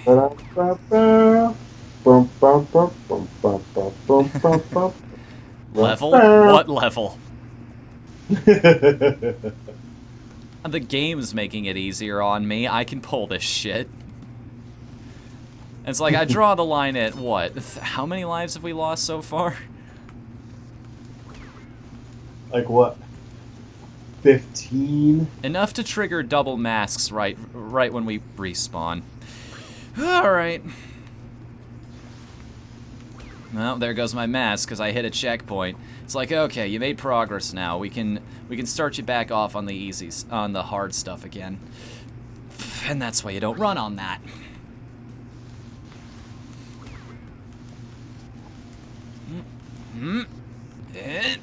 Ups a daisy. Uno mas. One more for the road. At this rate, I'm gonna get back to needing having masks again.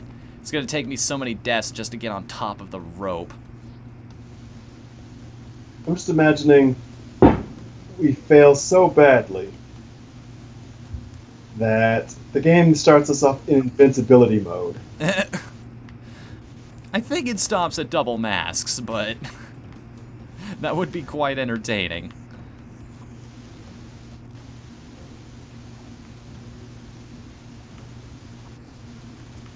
Oh, did I stop this turtle in the right spot? Ooh, the checkpoint's right there. I don't want to blow it. The instant the words come out of your mouth. The instant the words come out of your mouth. They will bite you.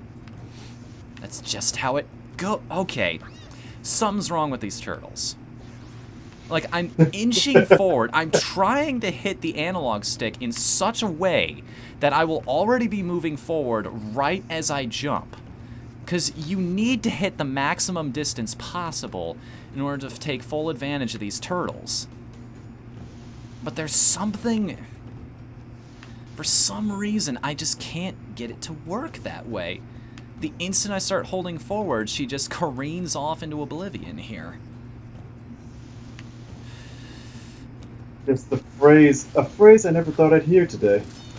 So What? there's something wrong with these turtles. Then again, knowing what I know about turtle genitalia, you're not off the money there. And that time I jumped too far. Because it always feels like you've got to put slightly more into your jumps in this game than it looks like you do. You've got to commit just a smidgen more than it feels like.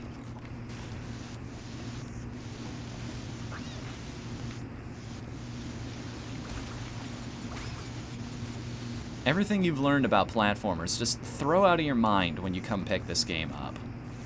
That's all I've got to say. It's pretty much what I do when I play any Sonic game. Like, hey kids, you like physics? Yeah! You like speed? Yeah! You like dying? No! Too bad! That's a game series I gotta sit down and play sometime, the original Sonic games. Because that's another series you hear incredibly great things about, and yet I am really, really bad at them. I just didn't grow up with those games as a kid, so... You, however, did. So it'd be nice to have a coach to work with. If it's anything like our Sonic LP, if it's anything like our Spyro LP, I will be as effective as a coach as Navi is to Link. I mean, technically, Navi just had good advice. It's just the way in which you were told that advice that nobody liked. Yeah, where she's just like, hey, hey, hey, hey, listen. Just poking you in the shoulder. I'm not touching you. I'm not touching you. I'm not touching you. Navi's just rubbing her butt on Lit's face like, I ain't touching you, I ain't touching you. In fact, wasn't that my theory of how the sorceress in Shovel Knight gave all her minions powers? She just rubbed her butt on them. Oh, right. Because that's when we were playing with the butt cheat on. You were playing with butt cheat. I mean, and considering the Spectre Knight DLC that we went through, that might not be too far from the truth. Sorceress she just rubbed her butt on the bad guys. That's how they got their powers. They're just like, I'm ready to receive my blessing, and then she just bends over. What are you doing? It's not quite a blessing, friend. Wait a minute. What are you doing? Wait. Like, now you just jokingly put your butt on someone's face. That's what's happening. Hell? No. No. I refuse. No. No. No. Yes. One box away. Again. Where the hell was it? It's a bridge! How could I possibly miss this thing? Watch It's literally a straight shot. There's no way I couldn't have seen it.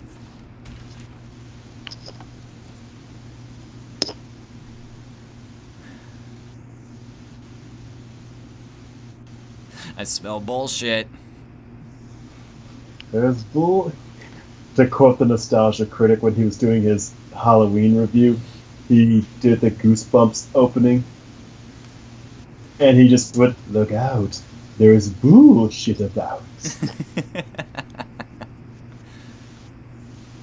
Yeah, there was one more special gem. I just found the red one. And of course, it's in another one of the levels people like to complain about, Slippery Climb. That sounds like it could be a porno. That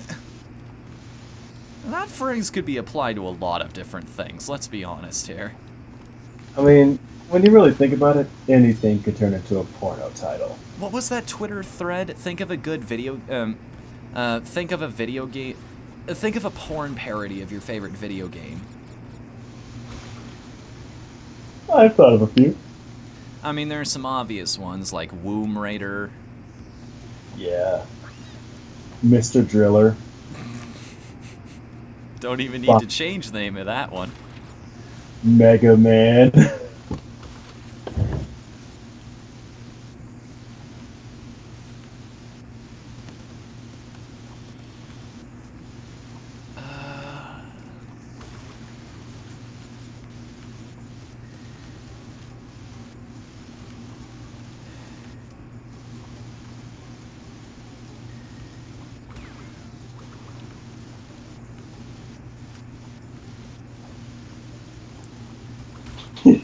Listening to the ambience on your microphone is kind of fun, because it's got like a rhythm of its own to it. All the horrible things going on in the background. Well, not just, it's just this buzz almost. Oh yeah. Especially with all the fireworks going on. Fireworks, lawn work. Well, not just like the natural like fuzz off of anybody's microphone. And the stuff you edit out in post, that kind of thing. The stuff you can't get rid of unless you use Audacity. Or unless you have a sound mixer, which I don't have nearly the amount of money I need to afford that kind of thing yet. It'd be nice if I had it, but there's a certain point where technology can make you sound better, but the difference is so minimal, you really have to consider whether it's worth it. Which, if you're doing this for your main living, yeah, maybe it is.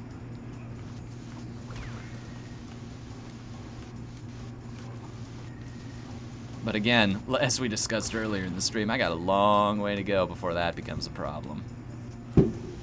Whoa. Yep. Somebody's celebrating July out there. That's what that sounded like. Either that or somebody just dropped a really big box on their toe. But if all the pops we're hearing are just large bottles of champagne having their corks removed.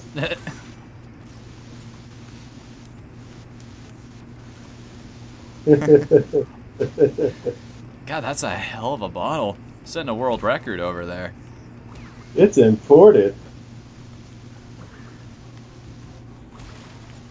Imported from where? Big Land Yes. from Mario 3? Ooh, you know, all the food from Big Land could feed so many people. Or just the few people that are there who think this is all perfectly normal. It's like, what's with the really tiny... to us, it's like, what's with all the really big enemies? To them, it's like, what's with the really small protagonist? It's just a matter of perspective, really. I remember a guy who had a pet chihuahua. I just thought to myself, what if the chihuahua doesn't think it's small, but just thinks everything is too big? This is a fair point. What if it thinks it's perfectly normal, and that what it's doing has no problems, but everyone else is just too big and not barking enough? Big dogs like to act like... little dogs like to act like they're big dogs. Big dogs don't care. Typically. Yeah. I've known a few really noisy big dogs. Not many, though. Exactly. And big dogs don't care because they don't have to, is the thing. They're not trying to prove anything to anybody. They already know they're the dominant species in the house. At least they think they are. Mm-hmm. Alright.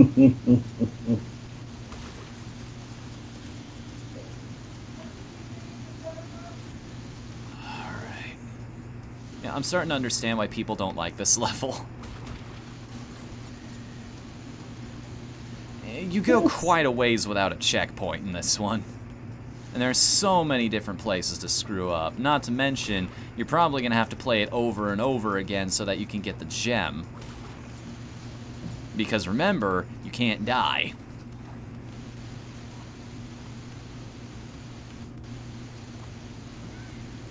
Which I have done multiple times already, but hey. Aw, kids don't die. This one does when it's being controlled by me. Also, if you look really closely at those birds when I jump on them, their eyes get all bugged out. Again, neat little touch.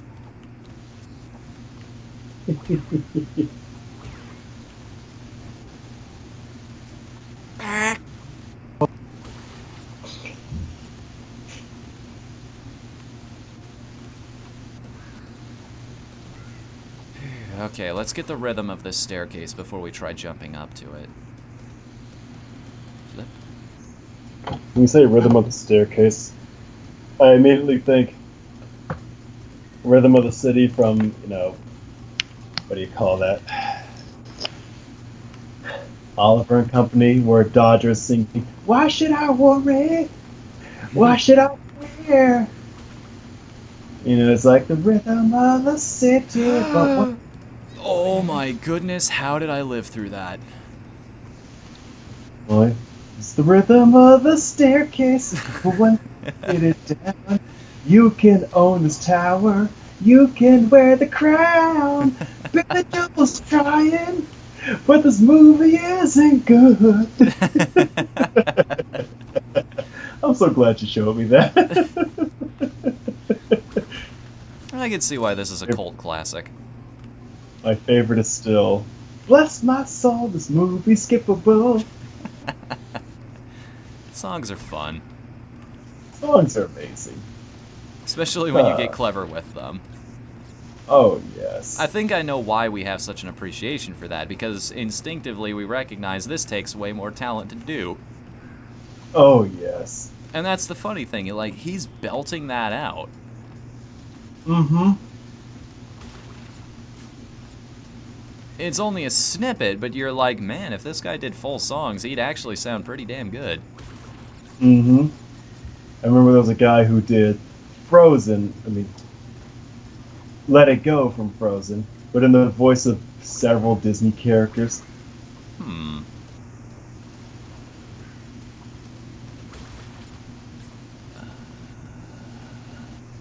That's the right rhythm. Alright. Flip down and flip up.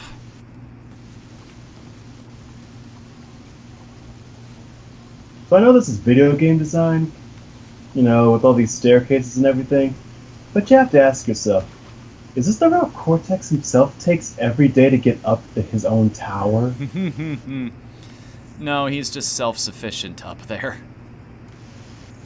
Because I'm just thinking, when you have something like Rainbow Raceway from Mario Kart, you have to ask, is this an actual driving route?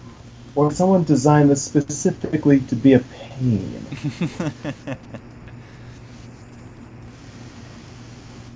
2, 1, 2, 1, 2, 1.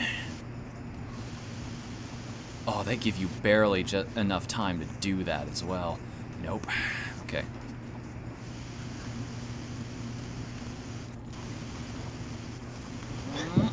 Got it.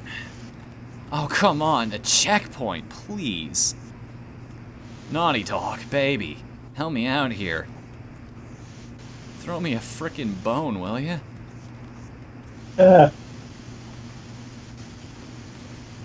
Was that you pretending to throw a bone?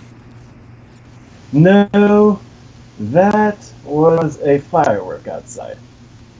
That or my city block has declared war on the adjacent city block. No, if that was the case, they'd be taunting them with vicious finger snaps. Very vicious finger snaps and very well choreographed dance maneuvers. Tell me more, tell me more. Oh, come on, guys. Can't we just go fight those sharks? About 3 years of ballet and 2 of jazz step now from the top, people.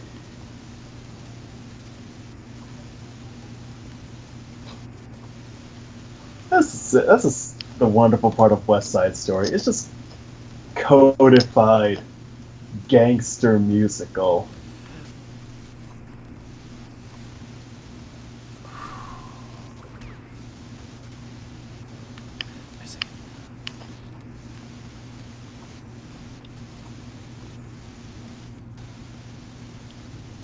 Alright. Now that I've mastered everything else in this... No. No. Anytime I've started up a sentence like this, it's ended poorly for me. I caught myself, so I managed to delay it by a moment or two, but...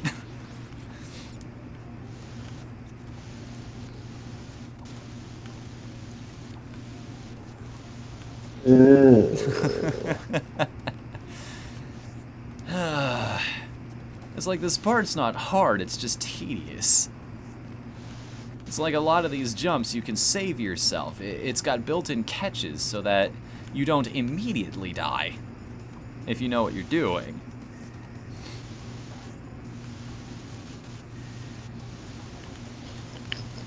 Phew. You're going to give me a path through this stage. I'm going to enjoy it. And then I'm going to tear my hair out as I come back here later for the red gem. Whatthefnu becomes what the toupee. You know, Kevin actually pointed that out. Like, he hadn't seen me on camera in a while. And he's like, hey, dude, top of your head's looking like, are you going bald? And up to that point, I hadn't even realized it before. And the very next morning, I had a nice hard look at myself in the mirror, and I'm like, if this is the case, how do I feel about it? Is this bugging me? Is it worth being bugged about? These are the questions I had to ask myself, and it's like, you know what? As much as it makes sense, as much as my entire life has been having hair, if I happen to lose it, I'm pretty sure I would live. Yeah. You'll learn to live with it. I have already accepted that I am Wait, what? shedding my once proud mane. Oh, this bonus level is all about, I get this challenge now. This is one foot in front of the other, basically. You're triggering one countdown and then immediately moving yourself on to the next. Oh, it's like when Santa's coming to town, put one foot up the other. Yeah, pretty much. I quote that song all the time when I'm playing this game. When I'm playing any game, really. Because I'm a hack who can't come up with new material. Oh no, no.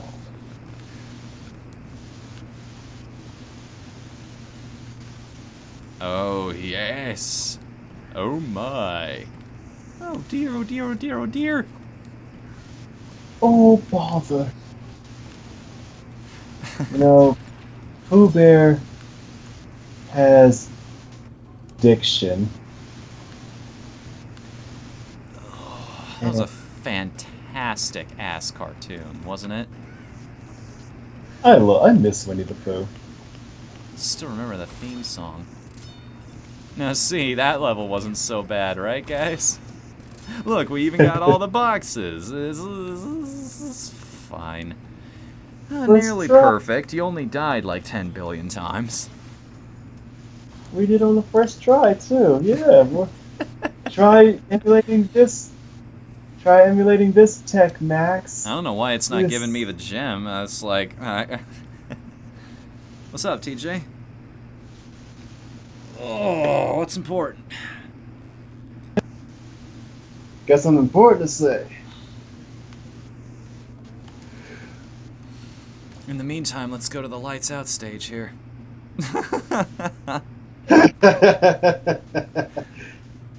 I mean, it's everybody's favorite sport except ours. And it's the reason why. I'm sorry, TJ. I think you mean football.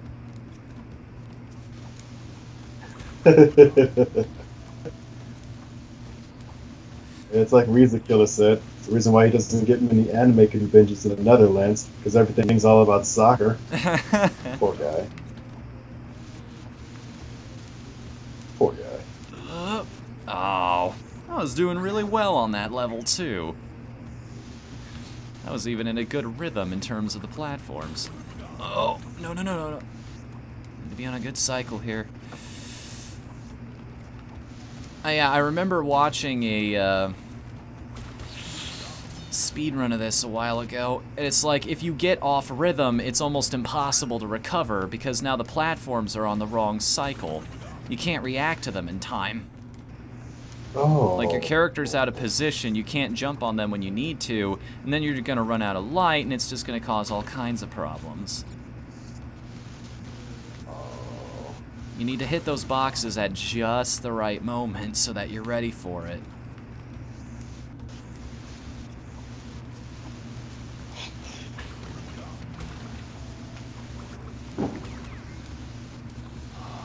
Okay. Checkpoint. Just before I died, too. Oh no, dire rats. They're like regular rats, but dire. You ever see a dire wolf? It's like a regular wolf, but dire. Aw, man, I don't have that gem yet. Ridiculous. I've gotten every other one. Which one was that?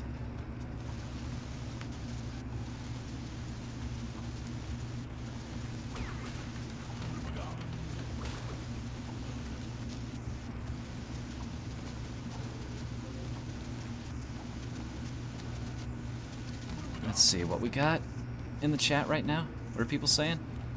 I'm kind of in a hurry here, so I can't devote a lot of... Oh no. That's why you can't get hit in this stage. Because if you do, you lose your mask, which is the only thing that's letting you see where you're going. I get it now. Let's see. Now it's the Guardian. Now it's the Guardian. Here in Australia, we don't play soccer that much either. Cool. And Okin... TJ. Oh, TJ. Yeah. It says, Sean, don't start or I'll piss on your cat. Ugh. Technically, it's not my cat. You're gonna have... It's technically not his cat, but... I don't actually have any pets now that I think about it. It won't like getting pissed on. Cats don't like that. Uh-oh. Cats don't like it at all.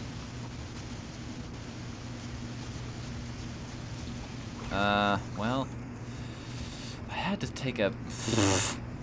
I was pretty much running in the dark there. Quite literally. What's up, Dark Lord? Welcome to chat, man. Now that you're here, I feel the need to apologize. Yeah, I don't know what's happening with my internet connection right now, but... yeah, you saw the picture. Man, I love how damn. Dark Lord arrived as soon as the light goes out in the level. Mm-hmm. One of those uncanny coincidences. You'd think I'd be the one to darken this Let's Play, but no. 12 out of 15 boxes, too. And again, some of those crevices you have to jump past have benches on the side of them, which makes me wonder: is this just how this castle is normally laid out? If you know your way around, it isn't so bad, Crash. Too bad you took the short route out of the temple, out of the tower. I could have shown you around. You could have helped me rule the world. But no, you just had to save your girlfriend. How dare you save the woman you love?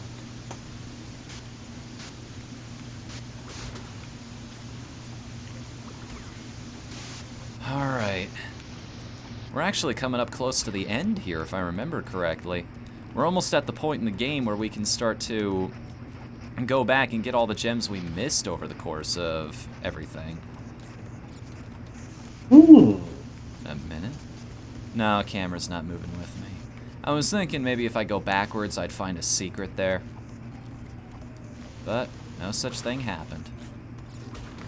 No such luck.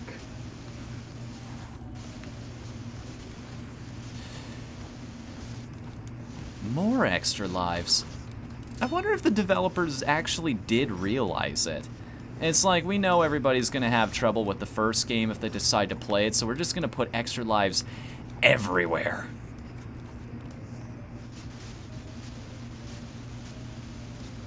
Dude, I worked the fourth. I really needed that, but I just knew something was going to happen. And just so you're in the loop on this, he owns a game called Warhammer End Times Vermintide, is the full name of the game. And I own it too, and I'm like, it's one of those games that I want to play, but I need to have somebody walk me through it. It's just one of those kinds of, if you match up with puppies, you're probably going to have a bad time, you know? So I'm like, I know somebody in my chat who has this game. Why don't I ask you to show me through? I go to download it this morning so that I'm ready for the stream that was supposed to be tomorrow. And Steam tells me this thing has 5 days left to download this game. This is the speed you have to work with here. I'm like, I'm gonna spend an entire week downloading something that's gonna take up 1/4 of the memory I have left on my computer right now. Like, I don't know what's Garbage. I don't know what's happening with my internet right now, but there's some bad mojo going on there. If it's a loud popping noise you hear, that will be what's happening outside of my window. Okay. I also hear your mic quality kind of degraded there. You doing all right? I'm doing well. Ooh, my first use of the gem platform in this game. A hidden gem. Yes, I can hear you much better now. Sorry. Yeah. Oh no, oh boy. My character's moving way faster.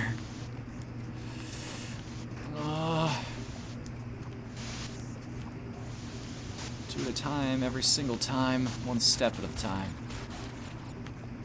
Journey of 1,000 miles begins with all of these precariously placed gem platforms.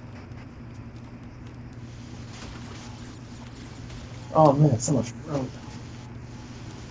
The pressure to deliver here is palpable. It's like this is my first opportunity to actually do a challenge like this and do it properly. I don't want to mess it up now.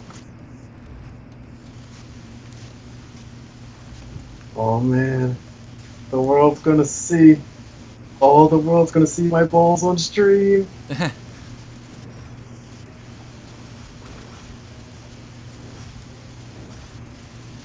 How the hell do you have 64 kilobytes per second? That's unreal. I don't know. Ask AT&T. That's our provider right now. I don't know if that's, like, consistent or what. Like, if that was just my internet speed at the time. Like, I could double check this. No, it's probably not going to give me accurate numbers anyway, because I'm streaming right now. These slippery platforms. These edges. It gets me every time. It's like, I think I'm okay until I'm not. And it doesn't happen enough to where it's a constant in your mind. It's like, every once in a while you get a reminder that the physics are just a bit wonky. Just a little bit. Just a little bit. Wait a minute.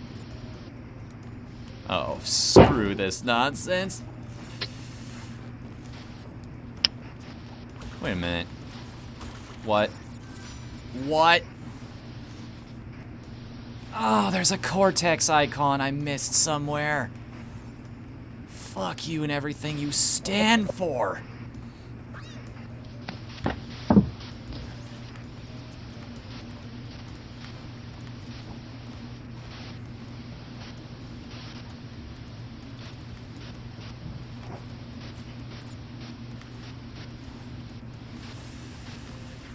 Okay. Alright. What did I miss? Where did I miss it? And how did I miss it? How can I prevent myself from making these kinds of mistakes again?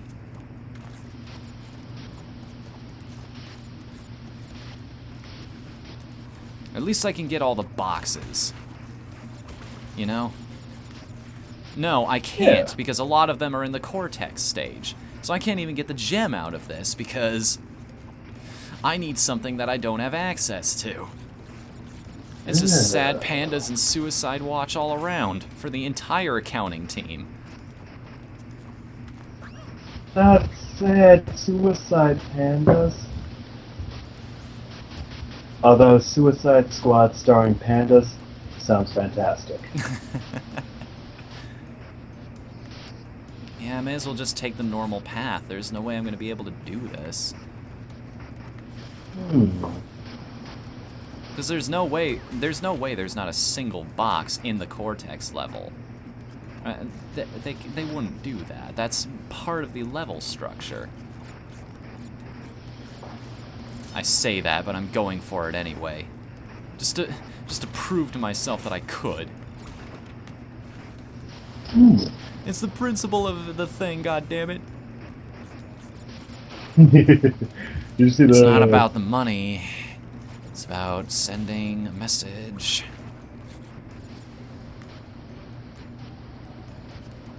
I want the mayor dead. I want his family dead. His dog dead. Oh yeah, All of them. look at that. 63 out of 112 boxes.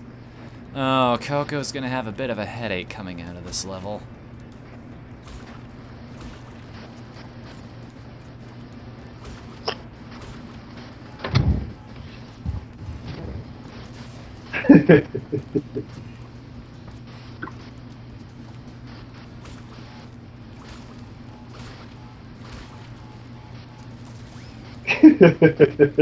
What? What's going on?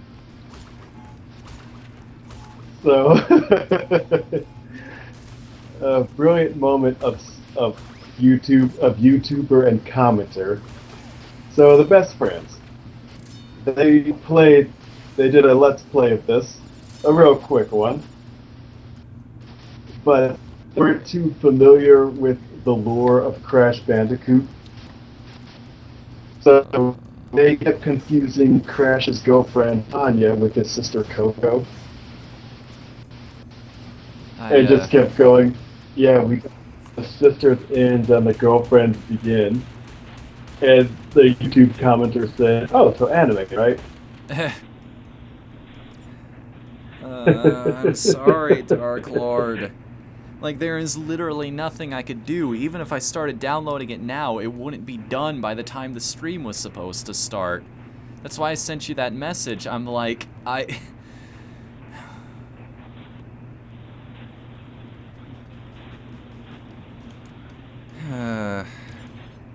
all I can do is apologize.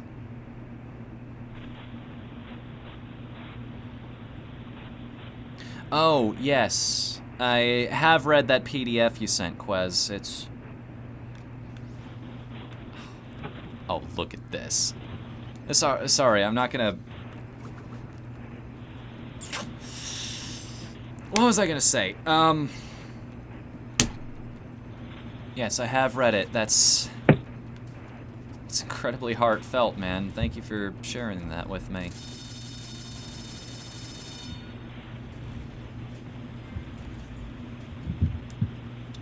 Well, that was easy. Yeah! That's why you pick up those gems, I guess. It's Yeah. something else in the sense that it just hits me sometimes, like, you draw from what you know, and sometimes it comes from a very personal place in the types of things you create. The fact that you trust me enough to share those kinds of details with me, that's kind of humbling. That's all I wanted to say. Aww.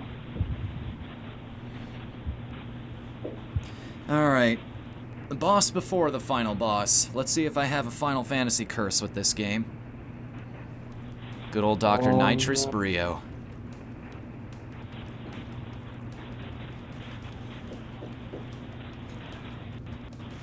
Oops. Forgot how those things moved for a second. Oh no! Boink. Oh.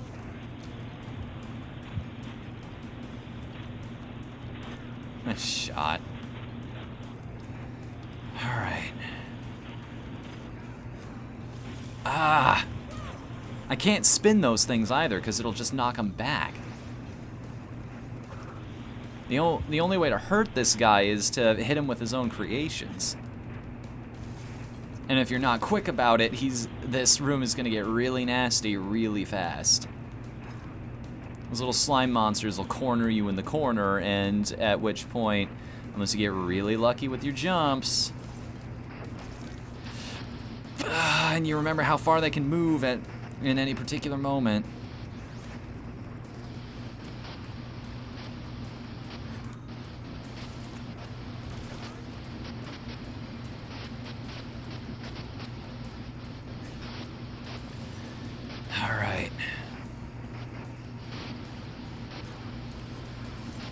There we go. Now I'm getting back in the rhythm of it. Once you know where they spawn, it's not so bad. Then you just gotta remember to run in a good enough circle.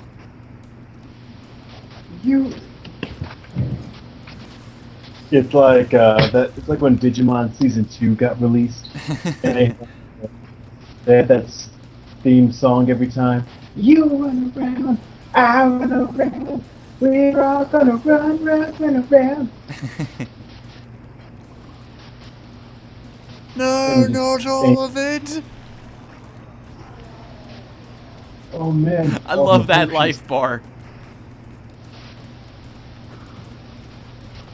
Uh-oh. We're in trouble.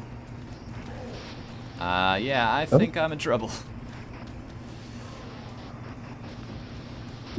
Ah, not close enough.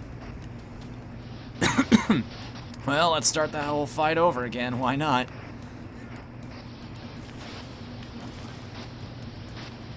Don't mean to walk around in circles.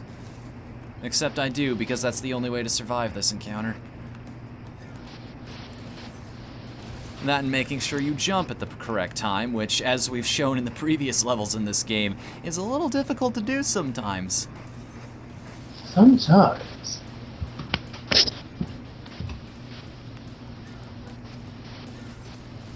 Okay, all the time. You got me.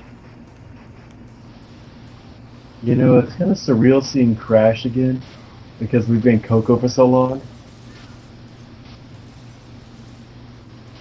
Yes, actually. Well, just a bit off.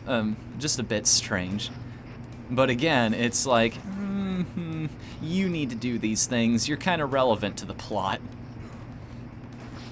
Like, yeah, you need to be, yeah. Okay. Here's the volley of 3 potions. Hold on, people are saying things in chat.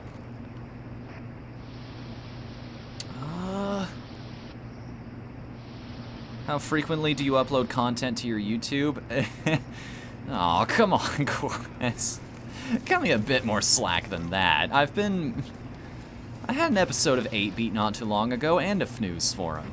And the only reason I'm not uploading one this week is because I've got a new schedule working up and I want to stockpile a little bit of content so that we're testing out a new schedule, and just in case I can't hold up to it, I want to stockpile a few videos so that I have that wiggle room to work with. Is essentially what's going on right now. I was going to make a post about this tomorrow on the Patreon and a more public announcement a little later. God, I thought he was close enough there again.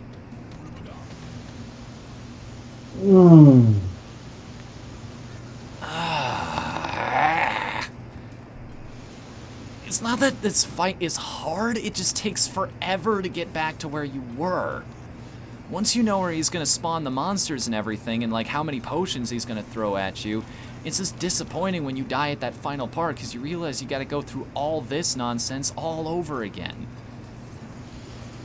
Ugh.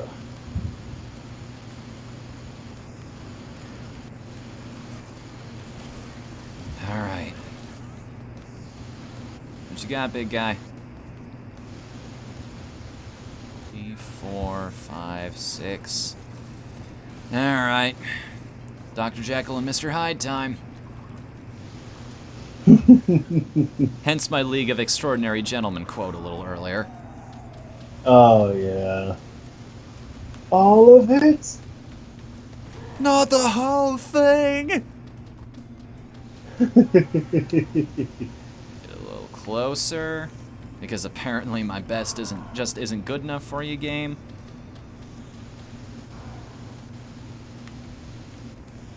Oh, I've got one more. Come on. Come on. Come on.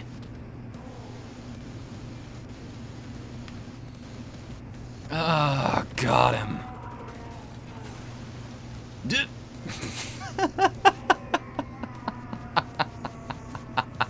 That was beautiful there for a second. I thought they were gonna throw a twist into this story. It's like he's so strong, he can actually propel himself upwards with all that muscle.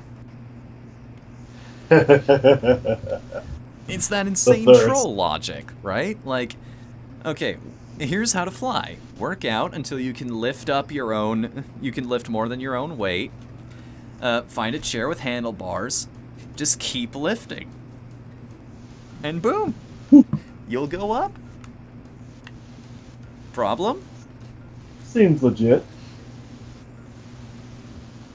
Seems legit. I mean... seems legit. Legit, yes, that's a word we'll use for it. It could work. Here we go. Last level before the end of the game. The lab. This is where everything started for these characters. Where it all went down before it went south. That's an interesting way of putting it, yeah. I like that phrasing. Do you mind if I use that? Oh, go ahead, by all means. I love how they're even using the enemies from the Brio boss fight here. Because you already know how to fight them thanks to that battle. Indeed. Ow!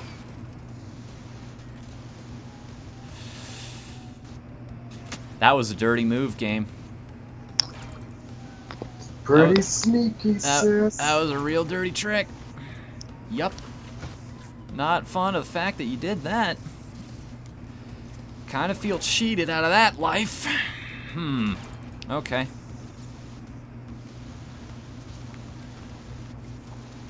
How many of you who played this game as children fell for that exact same trap when you were kids? You son of a bitch. Hiding a TNT crate in there, especially when you set a precedent right before that this was an okay thing to do. Alright, sure, I officially don't trust anything in this stage anymore. Has anyone else played Crash Team Racing? Yes, I have. I played the hell out of that game as a kid. I'm gonna drop out of this stage now because I just realized I missed something. Alrighty. This was always the hardest level.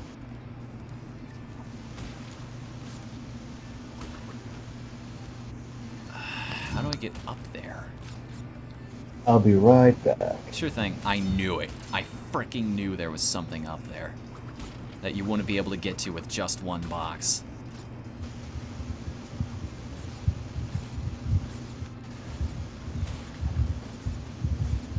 How old am I?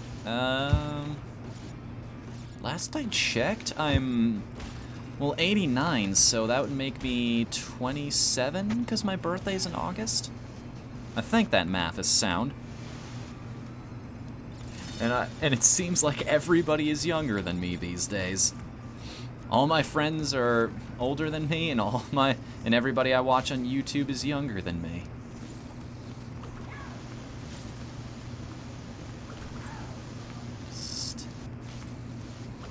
Ow. What? What is that achievement I just got? For seeing a character that was electrocuted? Wait, no. Yeah, I didn't think they did. They do that for Crash, but not Coco. No. That's getting in all kinds of uncomfortable spots. Your audience isn't made of that. Don't try. You're not the Sonic fan base.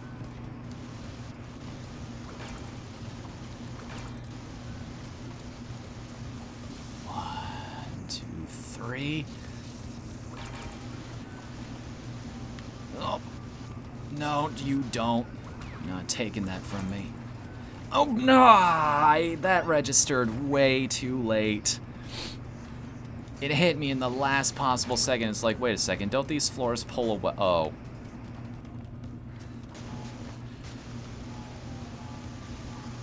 Okay. Ow.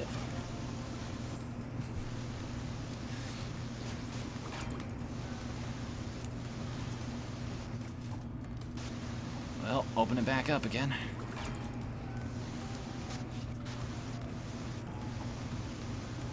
Let's just hide over here for a second, why don't we? That. Two. And boom. Drumman, you there, buddy? Hello? Did you fall asleep?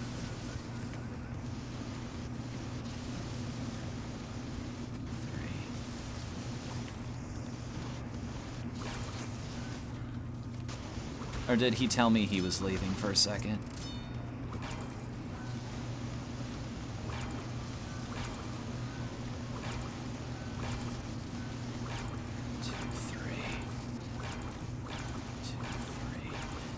No, that's too late. Nope. Timing was off on that one. There was no way I was surviving that.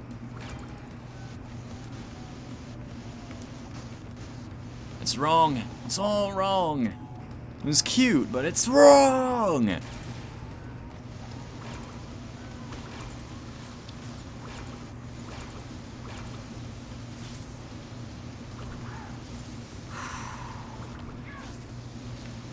You ain't got nothing on me, buddy.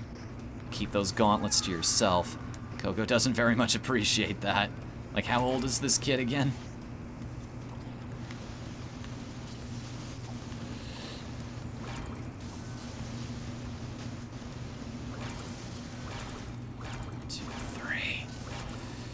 No more extra lives, huh? I see how it is. Holding out on me in my time of greatest need. You know, hero. But then you never claim to be, so can't hold it too much against you.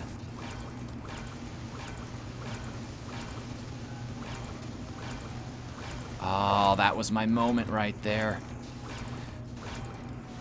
Oh, I knew it! I was like, well, I may as well go for this one if I didn't take the last one. But I didn't jump right in time. It requires you to be perfect. To leap right when you think you should. Not before, not after. Exactly. Right when you see it.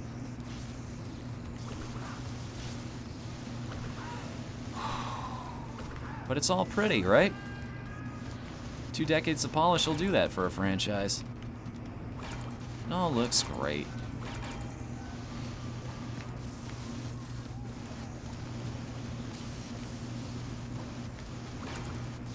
Little spit and polish.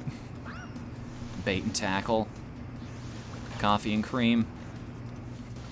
Everything every production needs.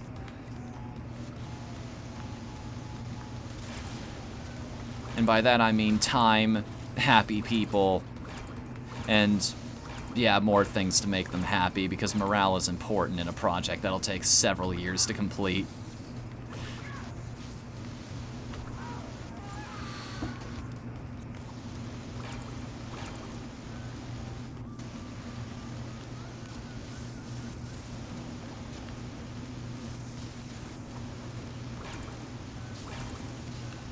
Okay.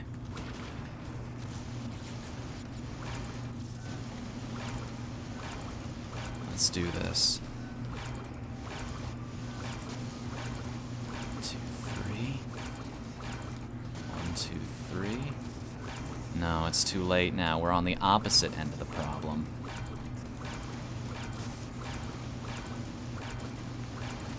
No, it's too late. 1, 2, 3. Go for it. Just go for it. 1, 2, 3. And jump. And I would have gotten it. We were almost perfect, except you died. Quite a few times, as a matter of fact. Oh. I'll notice.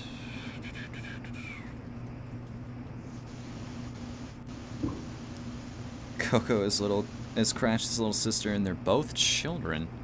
Oh, I guess the animals they were before they were mutated by Cortex. He slimed me. Yeah. I mean, they make me think of other things, but let's not talk about that RPG right now. In civilized company. Here it is, the Great Hall. Aw, they're not gonna let Coco do this. So you couldn't fudge it and get a cutscene where Coco's riding away on the bird with with Crash's girlfriend.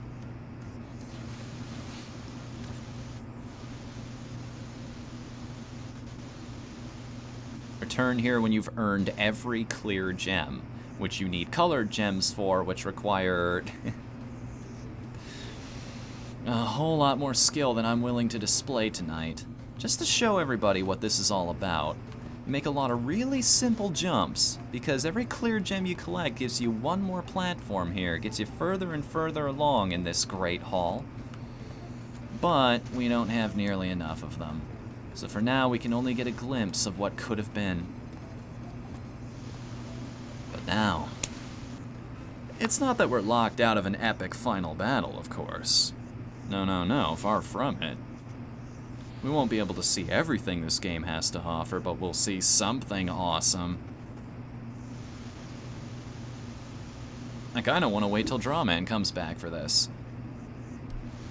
In fact, just to make sure he hasn't fallen asleep. Armand! No, he's off somewhere.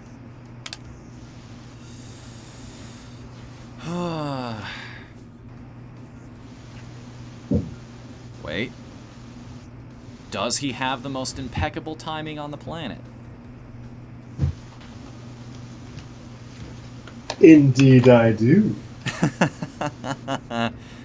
Good, because we're about to face the good doctor himself. Are you ready for this?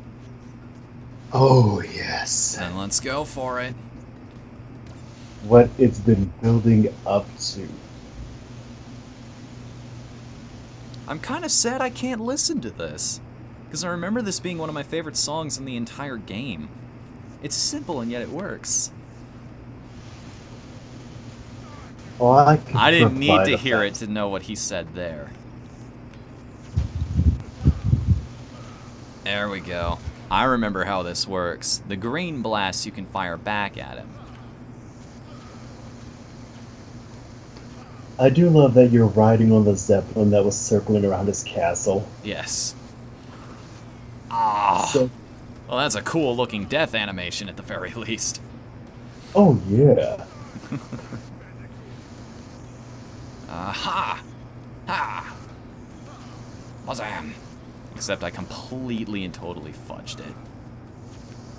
He doesn't even fire the green ones at me. That's an interesting little wrinkle in this challenge. I love how his whole lab, research facilities, manufacturing plants, all of it, up in smoke. Because of everything we did. Exactly. We have just been tearing ass through his entire operation. I can hear the fan again, I'm sorry.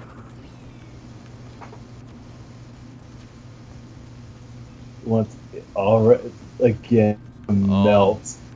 The blue ones are bouncing now. Oh! Oh no. Okay, 3 down, 2 more to go.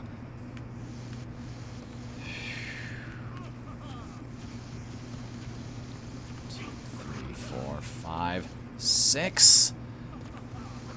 Oh, 1 hit left. And if I remember correctly, bit of an anticlimax there, but hey, the rest of his pattern was pretty hard to dodge. Cortex incapacitated. Yeah. Are you going to stream the other 2 crashes? Maybe. Monday didn't start as a free day this week, but it is now, unfortunately, if I can't get this game downloaded in time. I'm gonna try, but if not, we will stream Crash 2 tomorrow night, Crash 3 the night after that, and maybe later we'll try to 100% all of these. Although, you and I did say we were going to do Let's Plays of these, so for the... Should I have said that out loud? What should we do about that kind of thing? Like, Should we record something else for the channel instead of these if we're just going to play them all on Twitch? That's a good question. Actually, I might have something. I found a little something online that I think you, more than most people, would really appreciate. Ooh? Also, seen the updates for Slime Rancher? No, because I don't own that game yet. I have a personal policy that I don't buy a game until it's out of early access. Is it out of early access, though, is the big question. I don't remember seeing any news stories about that. If it is, I'll definitely check it out because the Steam sale's still going on.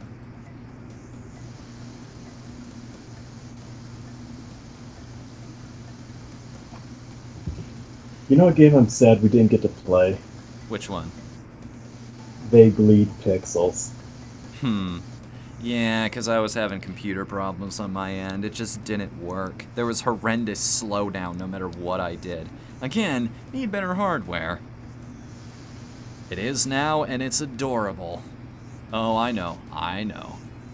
Alright, cool. That means I can actually spend money on it now with a clean conscience. Good to know, thank you. But yeah, I saw that. I just went, that is an Armand game. I mean, a Drawn Man game.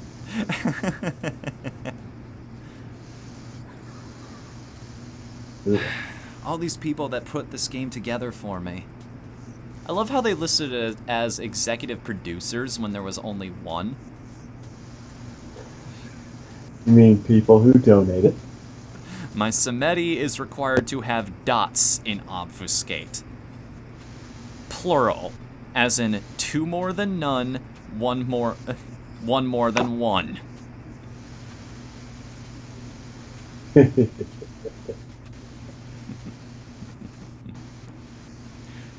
Do you get that joke, or? What's that again? It's one of the things Mr. Welch is no longer allowed to do in an RPG. Oh, I love those. Basically, the Samedi are a version of vampires in Vampire the Masquerade. They're based off of sort of voodoo zombies in the sense that they are rotting away. You can see them, you can smell them coming a mile away, which is why one of their basic skills is obfuscate. If you have two dots in obfuscate, you can move around a city, no problem. Nobody can see them or smell them, it's good. If you have 1 dot in obfuscate, your skill is that nobody can perceive you as long as you hold skill. Not exactly the most useful character on Earth. What kind of art do you do for Whatthefnu? Scroll up. That kind of art. Yes. Where did I buy this game and how much? GameStop, don't worry, it was a brand new copy, and because of that, it was $39.99. That's also a fair response, Quez. To be fair, there has been some of that too, but it was only for like birthdays or Valentine's Day or something along those lines. I draw what is asked of me. And sometimes I go a little bit further than what I should. I'll tell you what, you did a really good job on the Patreon art. All of those bumpers, the entire team being there too, you went above and beyond. Thank you. I really appreciate that. I am really glad I got that done on time, too.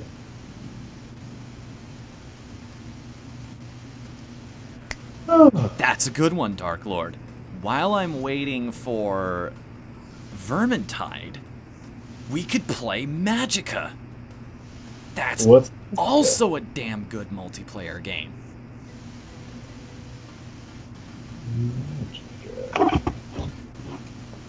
It's basically a comedic, create-your-own spell kind of game. You mix a few elements together and see what they do. You could shoot an ice beam, or you could freeze an enemy and then use a smashing spell to split them apart. Or you could get someone wet and then shock them with lightning, that kind of thing. Just mix things together and see what happens. It's great. You're as much an alchemist as you are a wizard in that game. If you know what I mean. I like.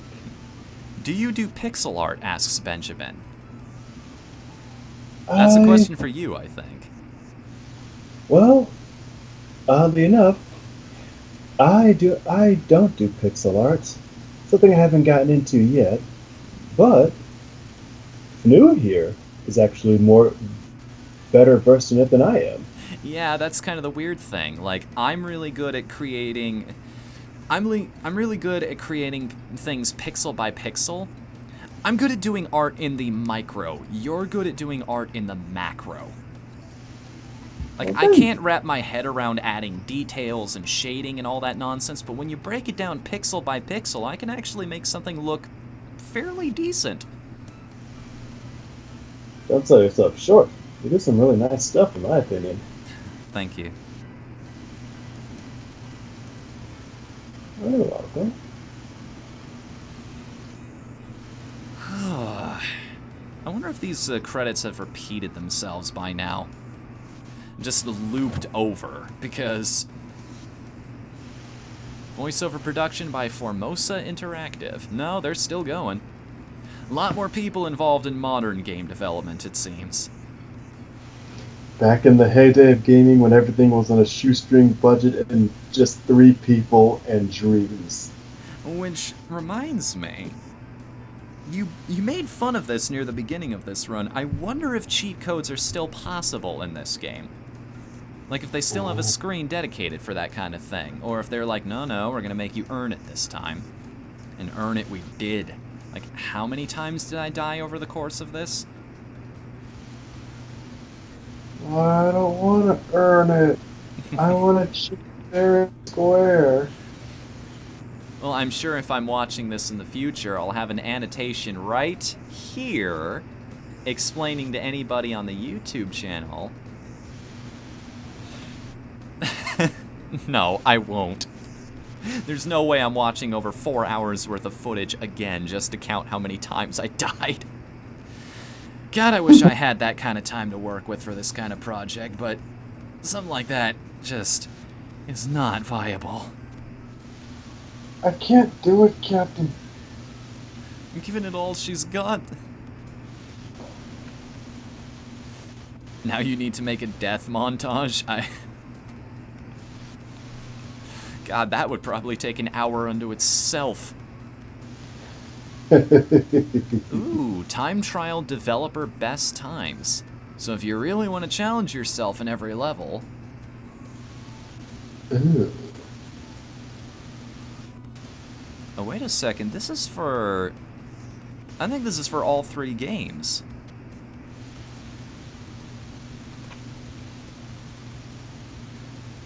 Okay. Yeah, because Toad Village is the first level in the 3rd game. So I think this same credit sequence plays no matter which game you beat. Ah.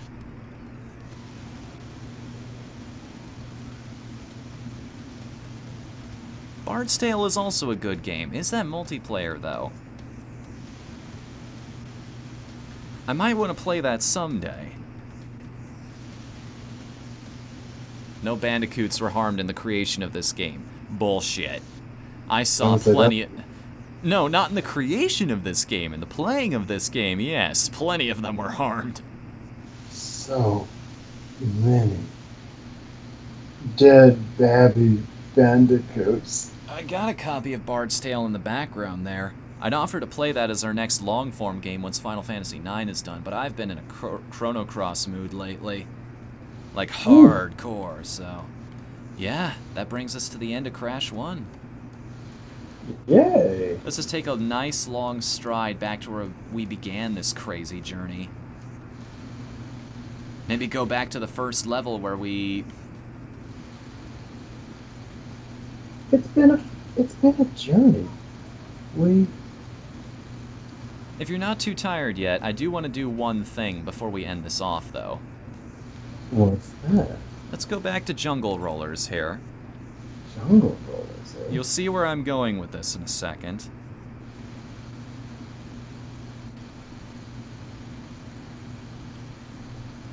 Because remember how we kept going through all of these levels, and it's like, well, this sucks. I can't get this right now.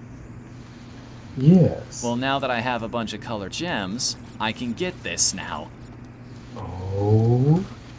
Just one. I'm not going to go for all of the gems now that we've... now that we're returning back to start, if you will.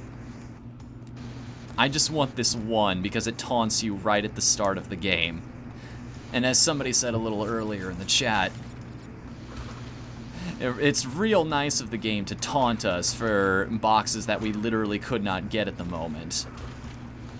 Oh yeah, that. Yes. So I'm going to taunt it back. See how it likes it. Yeah.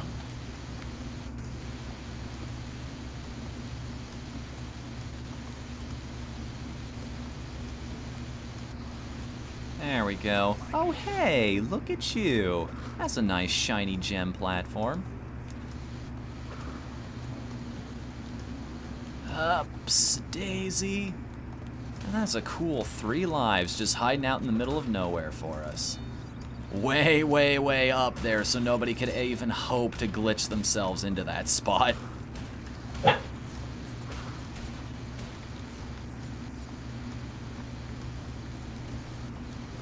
Nice. It's so great too because compared to everything else I've been doing, like this is peanuts by now. Exactly. This is just really freaking easy, and he says right before he blows himself up, no, need to give myself a bit more credit. Just a bit, not a terrible amount.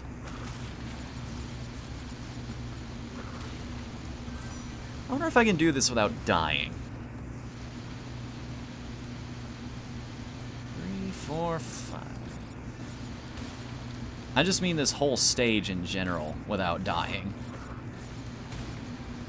If I can do it old school style, I can beat the whole game without the whole level without losing a single life and get the gem. Try to max your life counter. I already did at one point and it gave me an achievement for it. 99ers, I think it was.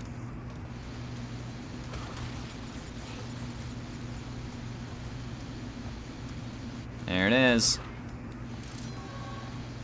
Good to go. Peace. That'll bring us up to a solid 75% complete.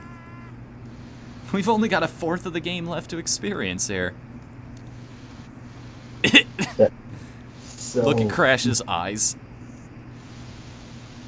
I did it. You, I did it. you gonna press the button? You gonna press the button or what? I want to move sometime, buddy. This position's getting kind of uncomfortable. I have to get back to my family. All right. That's going to bring us to the end of that. Thank you all for coming out to this stream tonight. It's been a blast. And please join us again tomorrow night when...